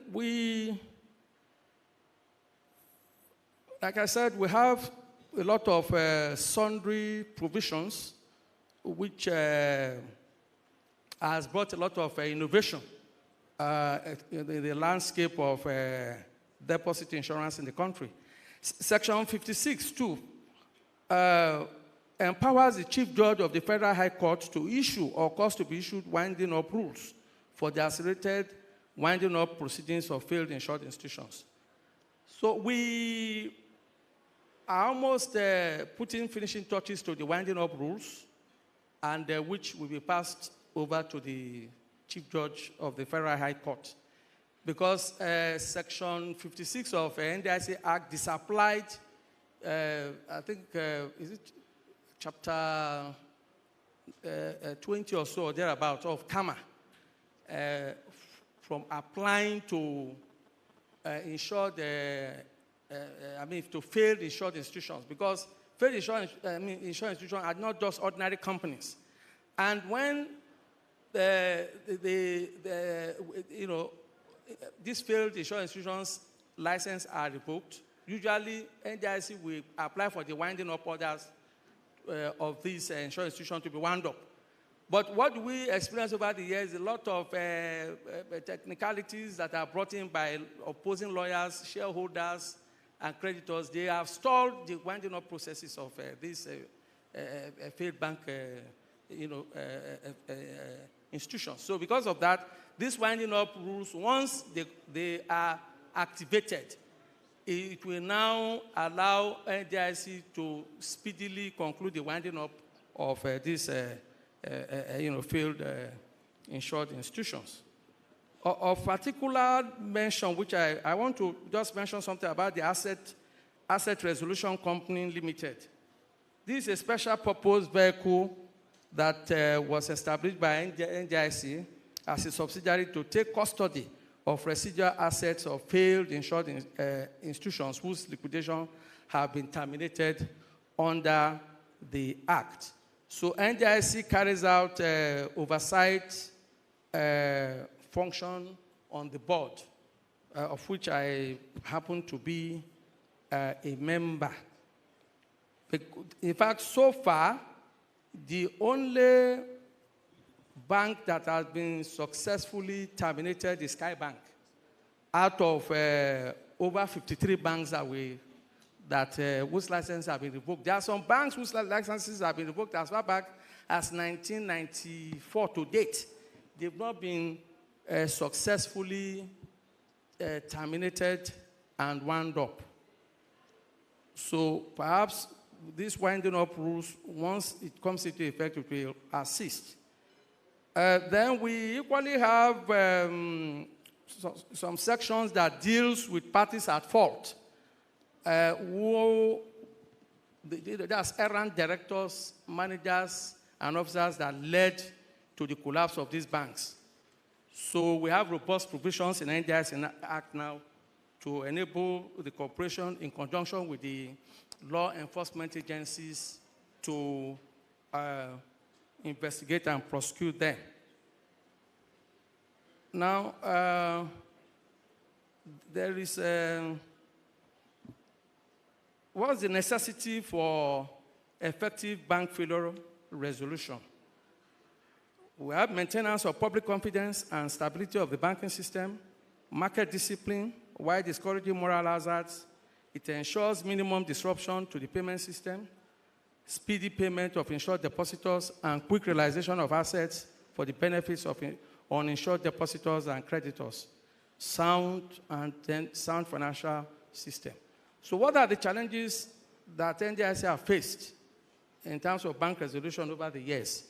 These include poor data management by closed banks while in operation, delays in the revocation of banking license of terminally distressed banks, leading to asset stripping, depositor and creditor apathy, stroke ignorance and delay in filing claims, litigation challenging the revocation of banking licenses by the CBN. The only two successes that were recorded is Savannah Bank and Societe Generale Bank. I want to reiterate that under BOFIA now, you cannot challenge a CBN for the restoration of the banking license of a failed insured institution whose license has been revoked. Then we have the hostile attitude of failed bank staff, execution of judgments on assets of the corporation for liabilities of banks in liquidation. Then, with due respect to my lordship, Mr. sir, Foma, I'm going to yes, please so, ask you to kindly round up where yes, we've run out of time. Oh, okay. Then some judges ignore the distinction between the corporation's position as deposit insurer and as a liquidator. We have weak interagency collaboration amongst law enforcement agencies, inefficient cumbersome judicial system, difficulty in recovery of debts owed, difficulty in disposal of low-quality fiscal assets in the closed banks. So our recommendation is as follows. Practice direction for winding up rules, training, dealing with parties at fault, record management, public awareness, early revocation of banking licenses, continuous interagency collaboration, annual judges conference and sensitization seminar. So in conclusion, the NDIC has garnered considerable experience in bank resolution in Nigeria and surmounted enormous challenges in the process.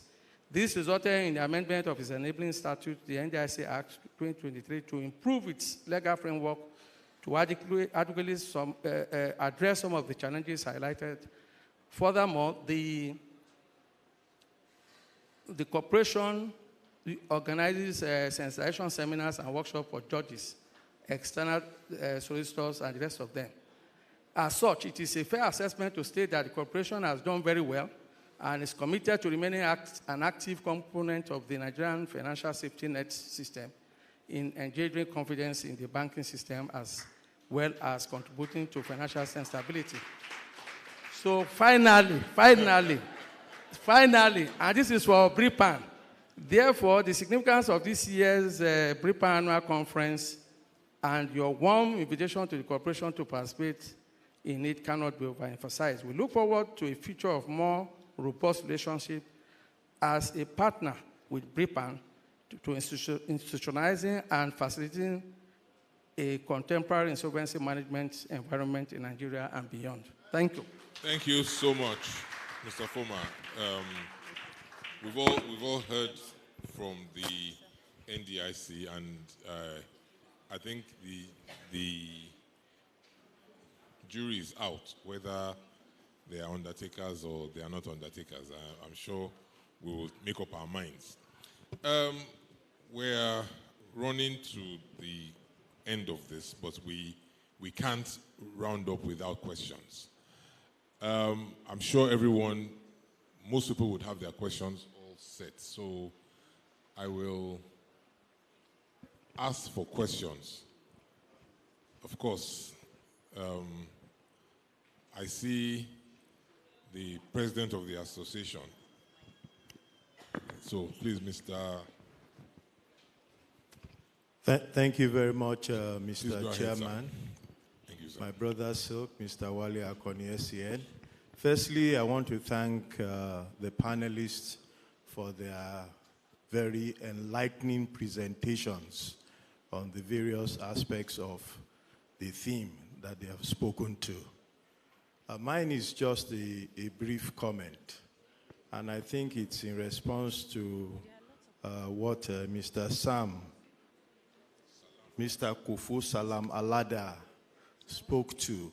I think firstly, why we chose the theme for this conference is essentially for us as insolvency practitioners to reorientate ourselves. As we are all aware, our primary purpose as an association is training and also law reform. We have seen these new rescue provisions in Kama. And as an association, we were in the forefront of introducing these new rescue provisions. You know, this association was initially called Insolvency Practitioners Association of Nigeria. But looking into the future, we saw that in various jurisdictions, they were moving more into business rescue, business recovery, and which is why what informed us to change the name of the association. And fast forwarding that, in law reform, we were in the forefront of the insolvency bill, worked with the CAC to ensure that rescue provisions such as administration, CVA, are in the act. So the whole idea is for all of us to see how we can best use these rescue provisions for the purposes of helping failing and failed businesses. So it's important that we first recognize that. Then secondly, law reform is very key to us, and we continue to partner with all stakeholders in that regard. We thank God for our relationship with the Corporate Affairs Commission. For instance, when they wanted to come up with the insolvency regulations, they wrote to BRIPAN as an association. Please, can you help us look at these insolvency regulations? How can we best improve upon it? And we have a legislative committee which gave its opinion to the CAC. And so other institutions like the Ministry of Trade and Commerce, they come to us from time to time. PERBEC, some of our members worked with PERBEC in developing insolvency-related regulations for the council. So, Mr. Kofo, if CBN has anything it would like us to look into, because, you know, sometimes we cannot be going on the websites and looking, what do you have? Write to us. We are stakeholders. We have the capacity, the expertise to give inputs into how to improve insolvency-related issues in some of the things you do. Write to us, and our legislative committee will be happy to look at some of these things to help in developing the process. Thank you very much. Thank you very much, Mr. Akintunde. Now, past President, Mr. Sheyakim. Thank you very much, and thank you to the panelists. Very enlightening, even though there are a few things that have been highlighted which need to be dealt with. It's heartening to see that at least we're raising those issues. One of the issues I'd like to refer our mind to is something that was raised in passing by Dr. Kerry Pinero. So I'd like to put it to him and to my Lord with due respect. This issue seems to be recurring, where you have a receivership and there's an order of courts which says that the IG should give 6 policemen, or whatever it is, to support the receiver so there's no breakdown of law and order. And even though you said it's in a bit of a jocular mood, it's really a big issue, because you get to the office of the representative of the IG, and indeed it's a court. It's go and call the other side. Now, what you have is an ex parte order, and then the policeman takes it on himself to say, go and call the other side. And then everything is defeated, because then they go and reinforce. So before you get there anyway, you might as well not have gone to court. And what do? Do you go back to court and say there's contempt? Or what do you do? So you see you're a bit hamstrung. So I'd like to get your views on what can be done on that. And the second one is just the CBN. You said the causes of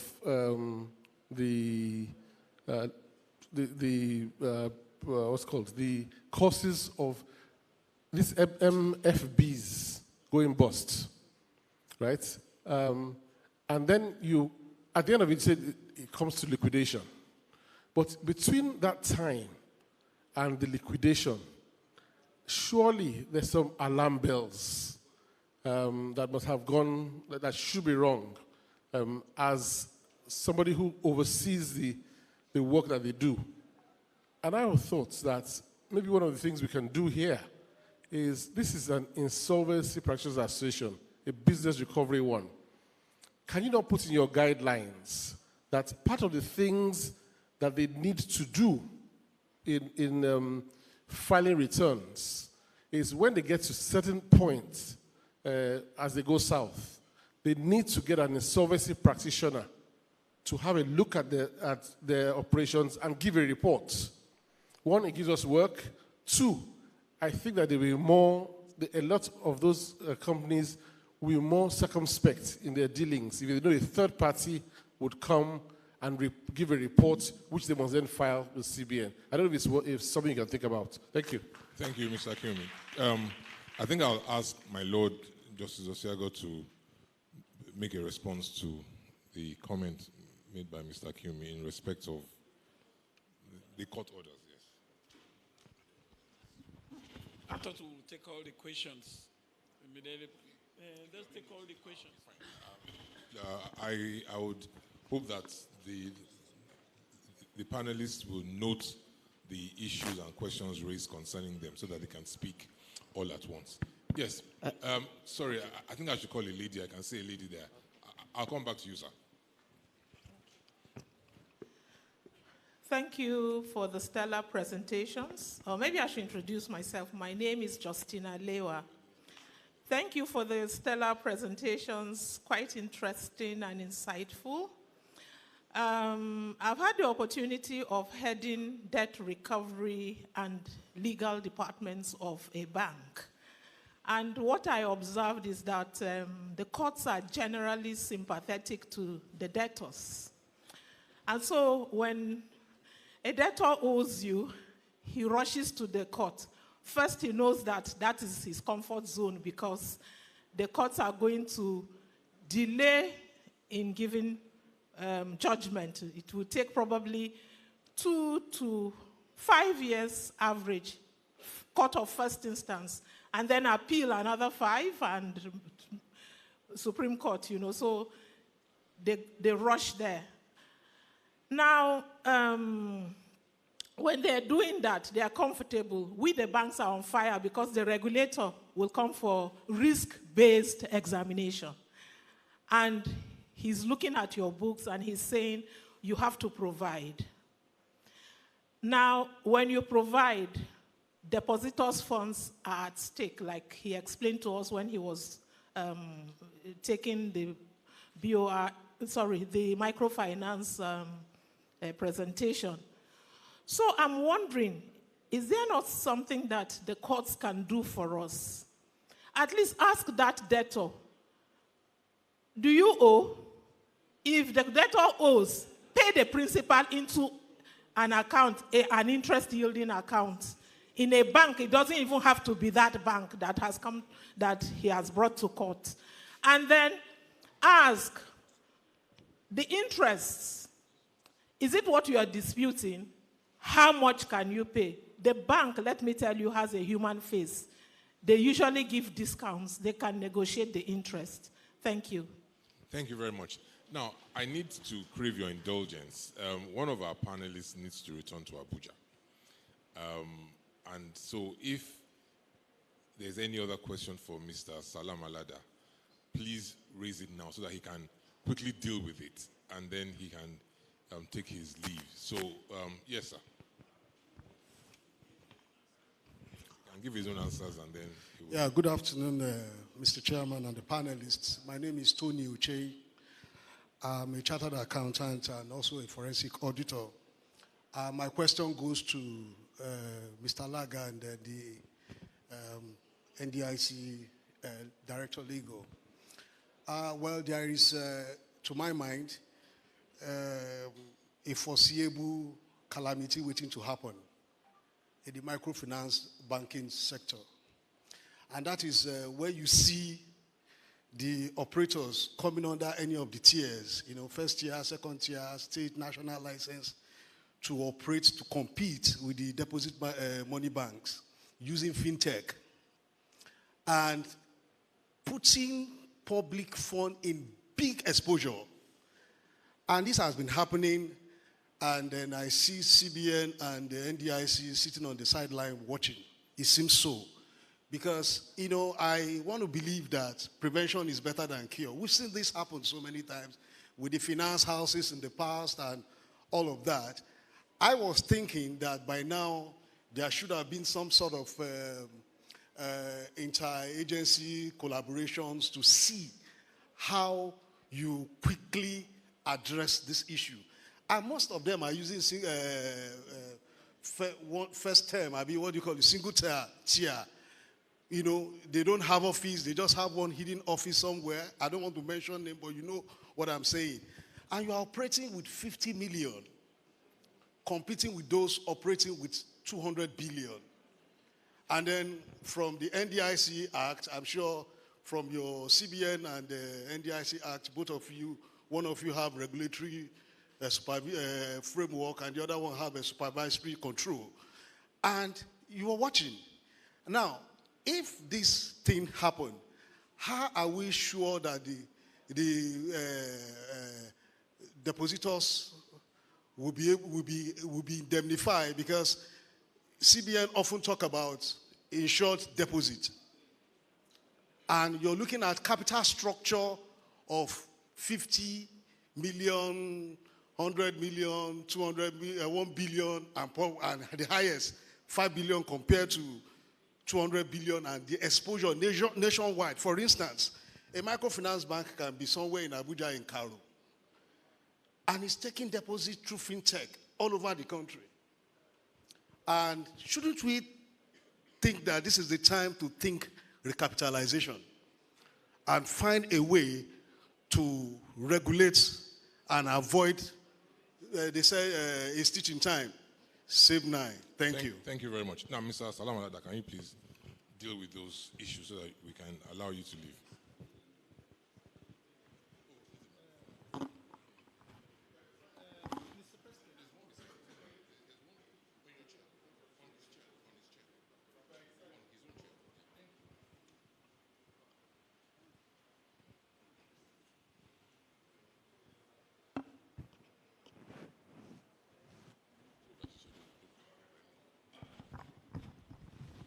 My short answer is that, I alluded to the fact that the extant microfinance regulatory framework is being looked at. All the concerns that you have raised will actually be addressed in that, I can assure you. But let's just say this. What you have said is actually not unknown to us. And I think I can also make allusion to what Madam Justina mentioned, in terms of responsible conduct by banks in terms of recovery of loans. So if you look at the CBN Consumer Protection Framework and Regulation issued 2019 thereabout, it addresses issues like this about how you recover debts. And we also always commend this to the judiciary, and that's why we have courts that actually refer issues of consumer protection to the central bank to adjudicate or to give expert opinion. So, Mr. Oche, I will ask you to look forward to the regulation that is coming, and all these your concerns will be looked at, will actually be taken care of. We're aware of that. Thank you very much, Mr. Salam Alada. Now, I think I'll just hand over to my Lord Yes, quickly, as it relates to the judiciary, there are just basically two things. The turning of the IG's office to another court. I think that's outside my realm. So, I will not speak to that. But I would rather say, if an order has been given in my court or in any court of law, and they are not complying, of course, the stakeholder, the lawyer knows what to do. My order must be obeyed. I can say that for sure. When I was newly transferred to Lagos, I gave an expert order and an AG wrote against me. I responded. I said, no, I made this order. I can defend it with my life. He obeyed. Go on appeal. Even though you are AG, doesn't bug me. I swore to the Bible when I was being sworn in, not even to the Constitution. And he obeyed. Your petition will not shake me. So if you know what to do, come. If it's contempt, whether it's obeyed or not, I'll hold on to the law I've made because I'm sure. So the FIG's office turns into another thing, that's their business. But if I give an order, which I'm sure with all good conscience, I've done what I know, will implement it. Then again, that the courts are sympathetic to the debtor, I beg to sincerely disagree. But let me tell you what works. Typical example with AMCON cases. If the debtor is tied up in the law, there's nothing I can do. Judgment against the debtor. We ask, the typical confirmation of what I'm saying. What the debtors sometimes do is they run to court, fundamental human rights. And what do I ask them? You said you didn't take money, that they are just using the police to harass you. But are you owing? Yes. Why do you want to use my court as escape? Or maybe they're investigating a fraud. They come by the way of fundamental human rights. I say people have turned the court as a shield to protect from police performing their statutory duties. So the courts don't protect debtors. But then, when your management gave the loan because it's your classmate in secondary school, and you didn't do the needful, yes, he's owing. You now come to the court, and through the legal instruments, we are not perfect. My brother, who will not be sympathetic to the debtor? Particularly, he took 100 million from you, and he has paid 200 million, and he's still owing 300 million. And I look through the documents, and I see that you didn't even perfect your documents. I will be sympathetic. Are you hearing me? But if the documents are tied up, there's nothing I can do. But if you didn't tie up your documents, and there's a loophole, maybe the collaterals, he didn't put it up, and I see that he took 100, and after 3 years, he has paid 250. He's still owing another 250. You think I will not be sympathetic because I don't have conscience? I will be. But if the law is strict, you tied up your document. If you come, there's nothing I can do. It's like AMCON cases. When you sell the good loans, when they come, they get judgment. But when you sell the loans, you know it didn't even, particularly AfriBank group of loans. I'm sharing personal experiences. And there's even another one. There's even another one. They also will sell, they will say, come, customer, come and buy shares. You remember what happened? Those bubbles are busted. The man was not interested in buying shares. You convinced him. In practice, I saw it before I even became a judge. He never planned to buy shares. You convince him to buy a share. You write the agreement. You will keep the agreement. You will keep the dividend. You will keep the share certificate. You keep everything. Then when some who are smart were even able to say sell, only the few who were smart said sell. So you sell. You refuse to sell sometimes. You know, sometimes they refuse to sell. And when I see it, You won't recover cover from my court. Particularly for the smart ones who were white, like I met a journalist and a lawyer. They were smart. A very senior former NBA president. Very smart. He said, sell. That's why he escaped. Some banks refuse to sell. So if you come, he says, superintendent to the bank that convinced him to buy, bought for him, did agreement for him, kept the shares, kept the certificate, kept the dividend, even everything with him. You now... Of BRIPAN made that point. In practice, this is what we have to face every time. You have a situation where you're even lucky if it's the IG, if you get up to the IG's level. Zone 2, AIG, will constitute itself into a court and will even invite the other parties. But how do you then navigate this? There are two options open to you. That's my view. And the first option is to go back to court and seek contempt proceedings, initiate contempt proceedings against the IG. But you are going to have a challenge. If the IG is not a party to your original application, you are going to have a problem.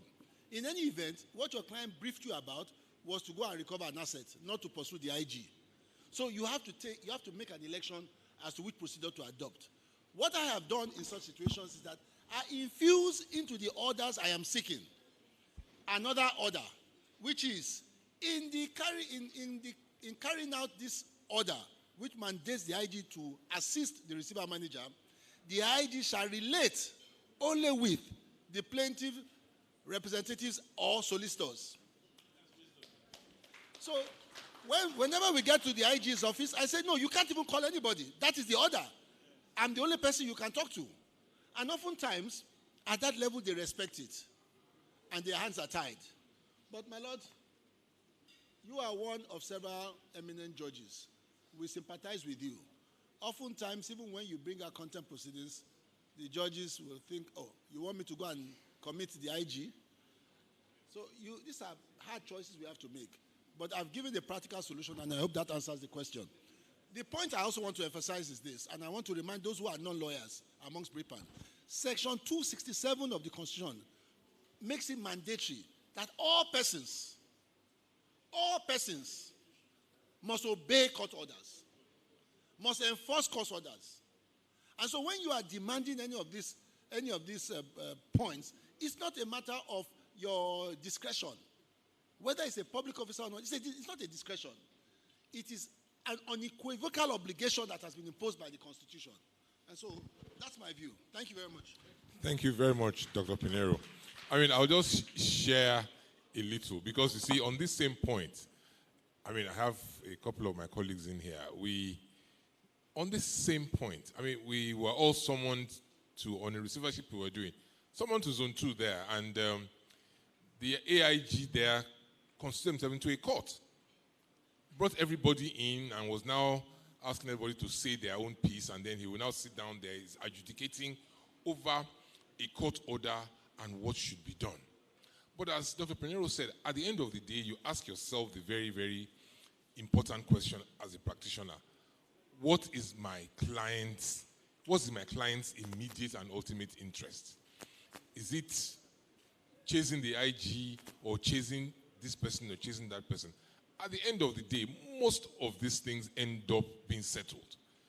I mean, that major matter was recently settled about a week or two ago. And I was telling my colleagues in the office that all the legal issues that were raised in this thing, we didn't get the opportunity of testing them and trying them in court so that the courts can come with a definitive decision on all these points. Simply because the money was mounting, interest was mounting, and the bank had to look at it from the point of view that, look, let's settle this thing, cut our losses, and leave this matter alone. So all these points come into play as we go along. But I'll ask Mr. Foma to make his own comments or answer questions raised to him. Thank you, Mr. Chairman. I just want to, in addition to what Mr. Kofo responded to the question on the rising concerns about fintech, competing for space with DMBs. There is a body that is known as the Financial Sector Regulation Coordinating Committee, which is an assemblage of the chief executives of all the regulatory and supervisory agencies in the financial system. It's under the chairmanship of the governor of CBN. So that's a body that, they meet periodically to analyze, the happenings in the financial system and take certain decisions for implementation. So the concerns raised about fintechs, it's not as if they're oblivious of it. So for NDIC, it is only deposit-taking institutions that we ensure their deposits. So for players, the operators in the fintech space, it's not all of them that are deposit-taking. So it's only those of them that have been licensed by CBN to take deposits that NDIC comes into play to ensure such deposits. So just to assuage your fears that the regulatory and supervisory authorities, they are doing something about these concerns. Thank you. Thank you very much. Distinguished ladies and gentlemen, I think we've spent a bit more time than we were allocated, but I want to hope that we all got something interesting to pick up from these discussions. I thank my distinguished panelists, starting with my Lord Justice Osiago. As I said earlier, you would have thought he wrote the paper himself, and he's giving us insights, very, very deep insights from the judicial angle. For Dr. Kevin Pinheiro, as I said, I'll say it now. When you're talking about hostilities in receiverships, you know who to go and meet. It's Dr. Pinheiro, and he's giving us everything that you can imagine we can talk about. Mr. Salam Alada from the CBN, we thank him. And of course, Mr. Former, thank you very much. I'm indeed very grateful and honored to have been given the opportunity to chair this session. Thank you very much. Ladies and gentlemen, please put your hands together. You can do better. Show them some BRIPAN love. At this point in time, we'll have a brief photo session. Please join me welcome Mr. President, the Vice President, the CPC, the co-chair. Please, may we have you here, the Secretary, and of course our Treasurer. Please join us for this photo session.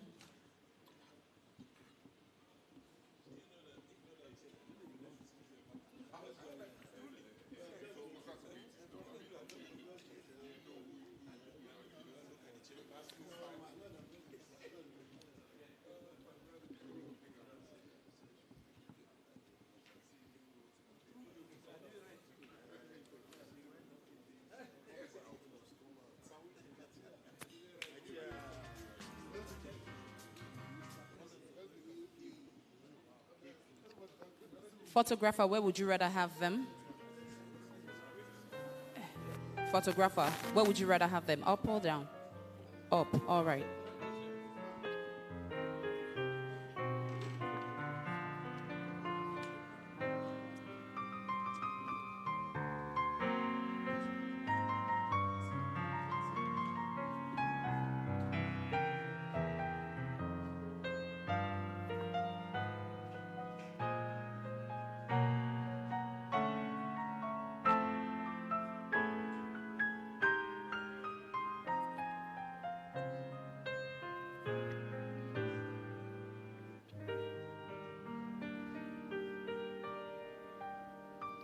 I see a lot of smiles because we're really excited. It was a beautiful session. Thank you. All right, well, Mr. President will, with the help of the co-chair and the CPC, kindly show gratitude and appreciation to our panel members.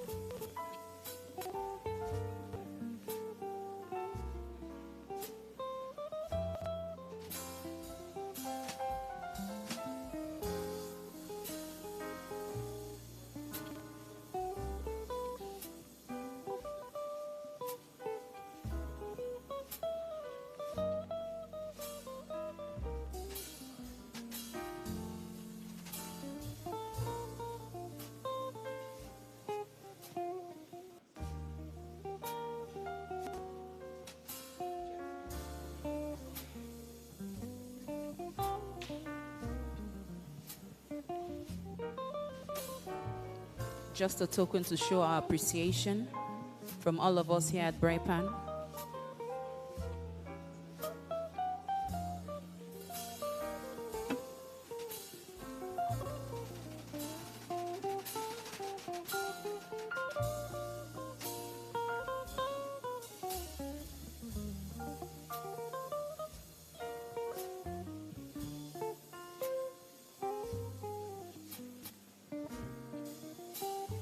Thank you so much, sir. Ladies and gentlemen, it's really been a full day.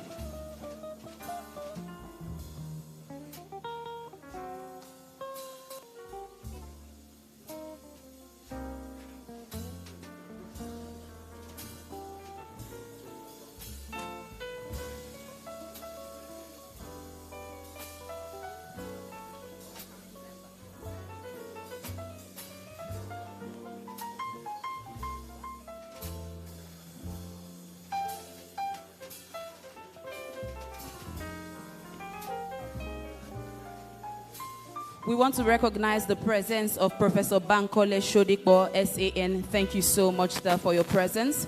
We also want to recognize the presence of Mr. Tony Olorunleke, former council member. Thank you so much, sir. We are honored to have you here today. Ladies and gentlemen, we shall not close without a closing remark from our co-chair, one and only Prince Yusuf Asaman, Kadiri, SAN, FBR, FCIARB. Please, may we be seated as we take the closing remark. Thank you.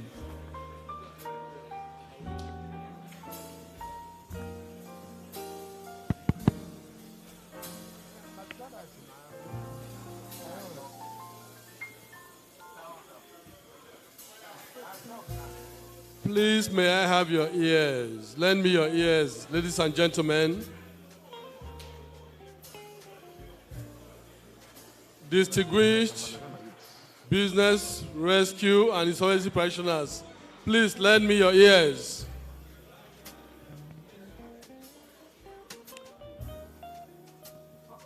Hello. Yes, I want to say a big thank you to everyone for a very ably chaired by our own Chief Dr. Anthony Digbe, Senior Advocate of Nigeria and INSO Fellow, which centered around the topic or the theme, insolvency and restructuring as catalysts for economic growth. Special thanks to members of the panel, Dr. Chiri Almona, FCA, Dr. Olusegun Omisakin, Professor Aurelio Guria Martinez, who joined us online all the way from Singapore, and then, of course, our own Mr. George Tomi, a very senior commercial lawyer. Then, of course, the second panel dealt with the theme Market Insights. And special thanks to the chair of the panel, Mr. Wale Akoni, Senior Advocate of Nigeria, and the distinguished panelists. I verily believe, from the various perspectives as presented, firstly, from the judicial angle by Honorable Justice Daniel Uswagu of the Federal High Court, who presented on behalf of Honorable Justice Biowe Toby, Justice of the Court of Appeal, Sokoto Division. And then, practitioner's perspective by Dr. Kemi Pinero, OFR, Senior Advocate of Nigeria, Fellow of the Institute of Chartered Arbitrators and Institute of Directors. Mr. Kofo Salam Alada, Director of Legal Services at Central Bank of Nigeria. And of course, Mr. Henry Foma, Head of Legal Department of the Nigeria Deposit Insurance Corporation. On behalf of the Council of BRIPAN and the Conference Planning Committee, I thank all the panelists for the very, very excellent presentations, very exciting discussion of all the topics. I looked around the hall, even as of the last moment, everybody was, seriously paying attention to the very interesting discussions. I thank you all. And I also want to thank all the delegates that have attended this conference today, both physically and online. And then special thanks to our executive committee, our indefatigable president. I would say congratulations to the ESCO, to the council, and to the entire conference planning committee, ably chaired by my own brother, Albert Folorunsho, and co-chaired by me. And I also want to especially commend the coordinators of the various sessions. Without you all, this conference would not have been as successful as it has been. It's been a very wonderful day, and I believe all the persons that attended this conference today have really, really enjoyed a very, very wonderful conference for the day. And as we leave, let's also remember that we have an event in about 3 hours from now. Then, of course, we resume here tomorrow for the second day of the conference, which I promise every one of us that is also going to be very, very, very exciting. Thank you all, and I wish every one of us a wonderful evening. Thank you.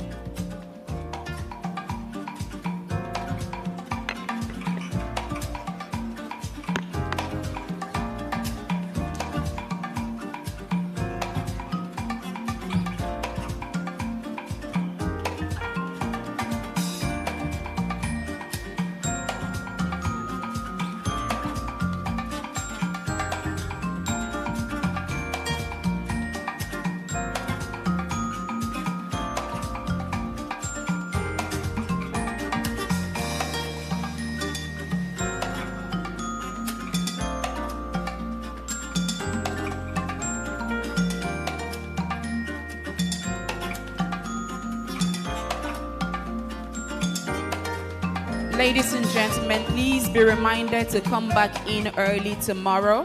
It'll be great if we can have you seated by 8:15, so that we can be done with breakfast early and we can hit the sessions as early as possible and utilize the day fully.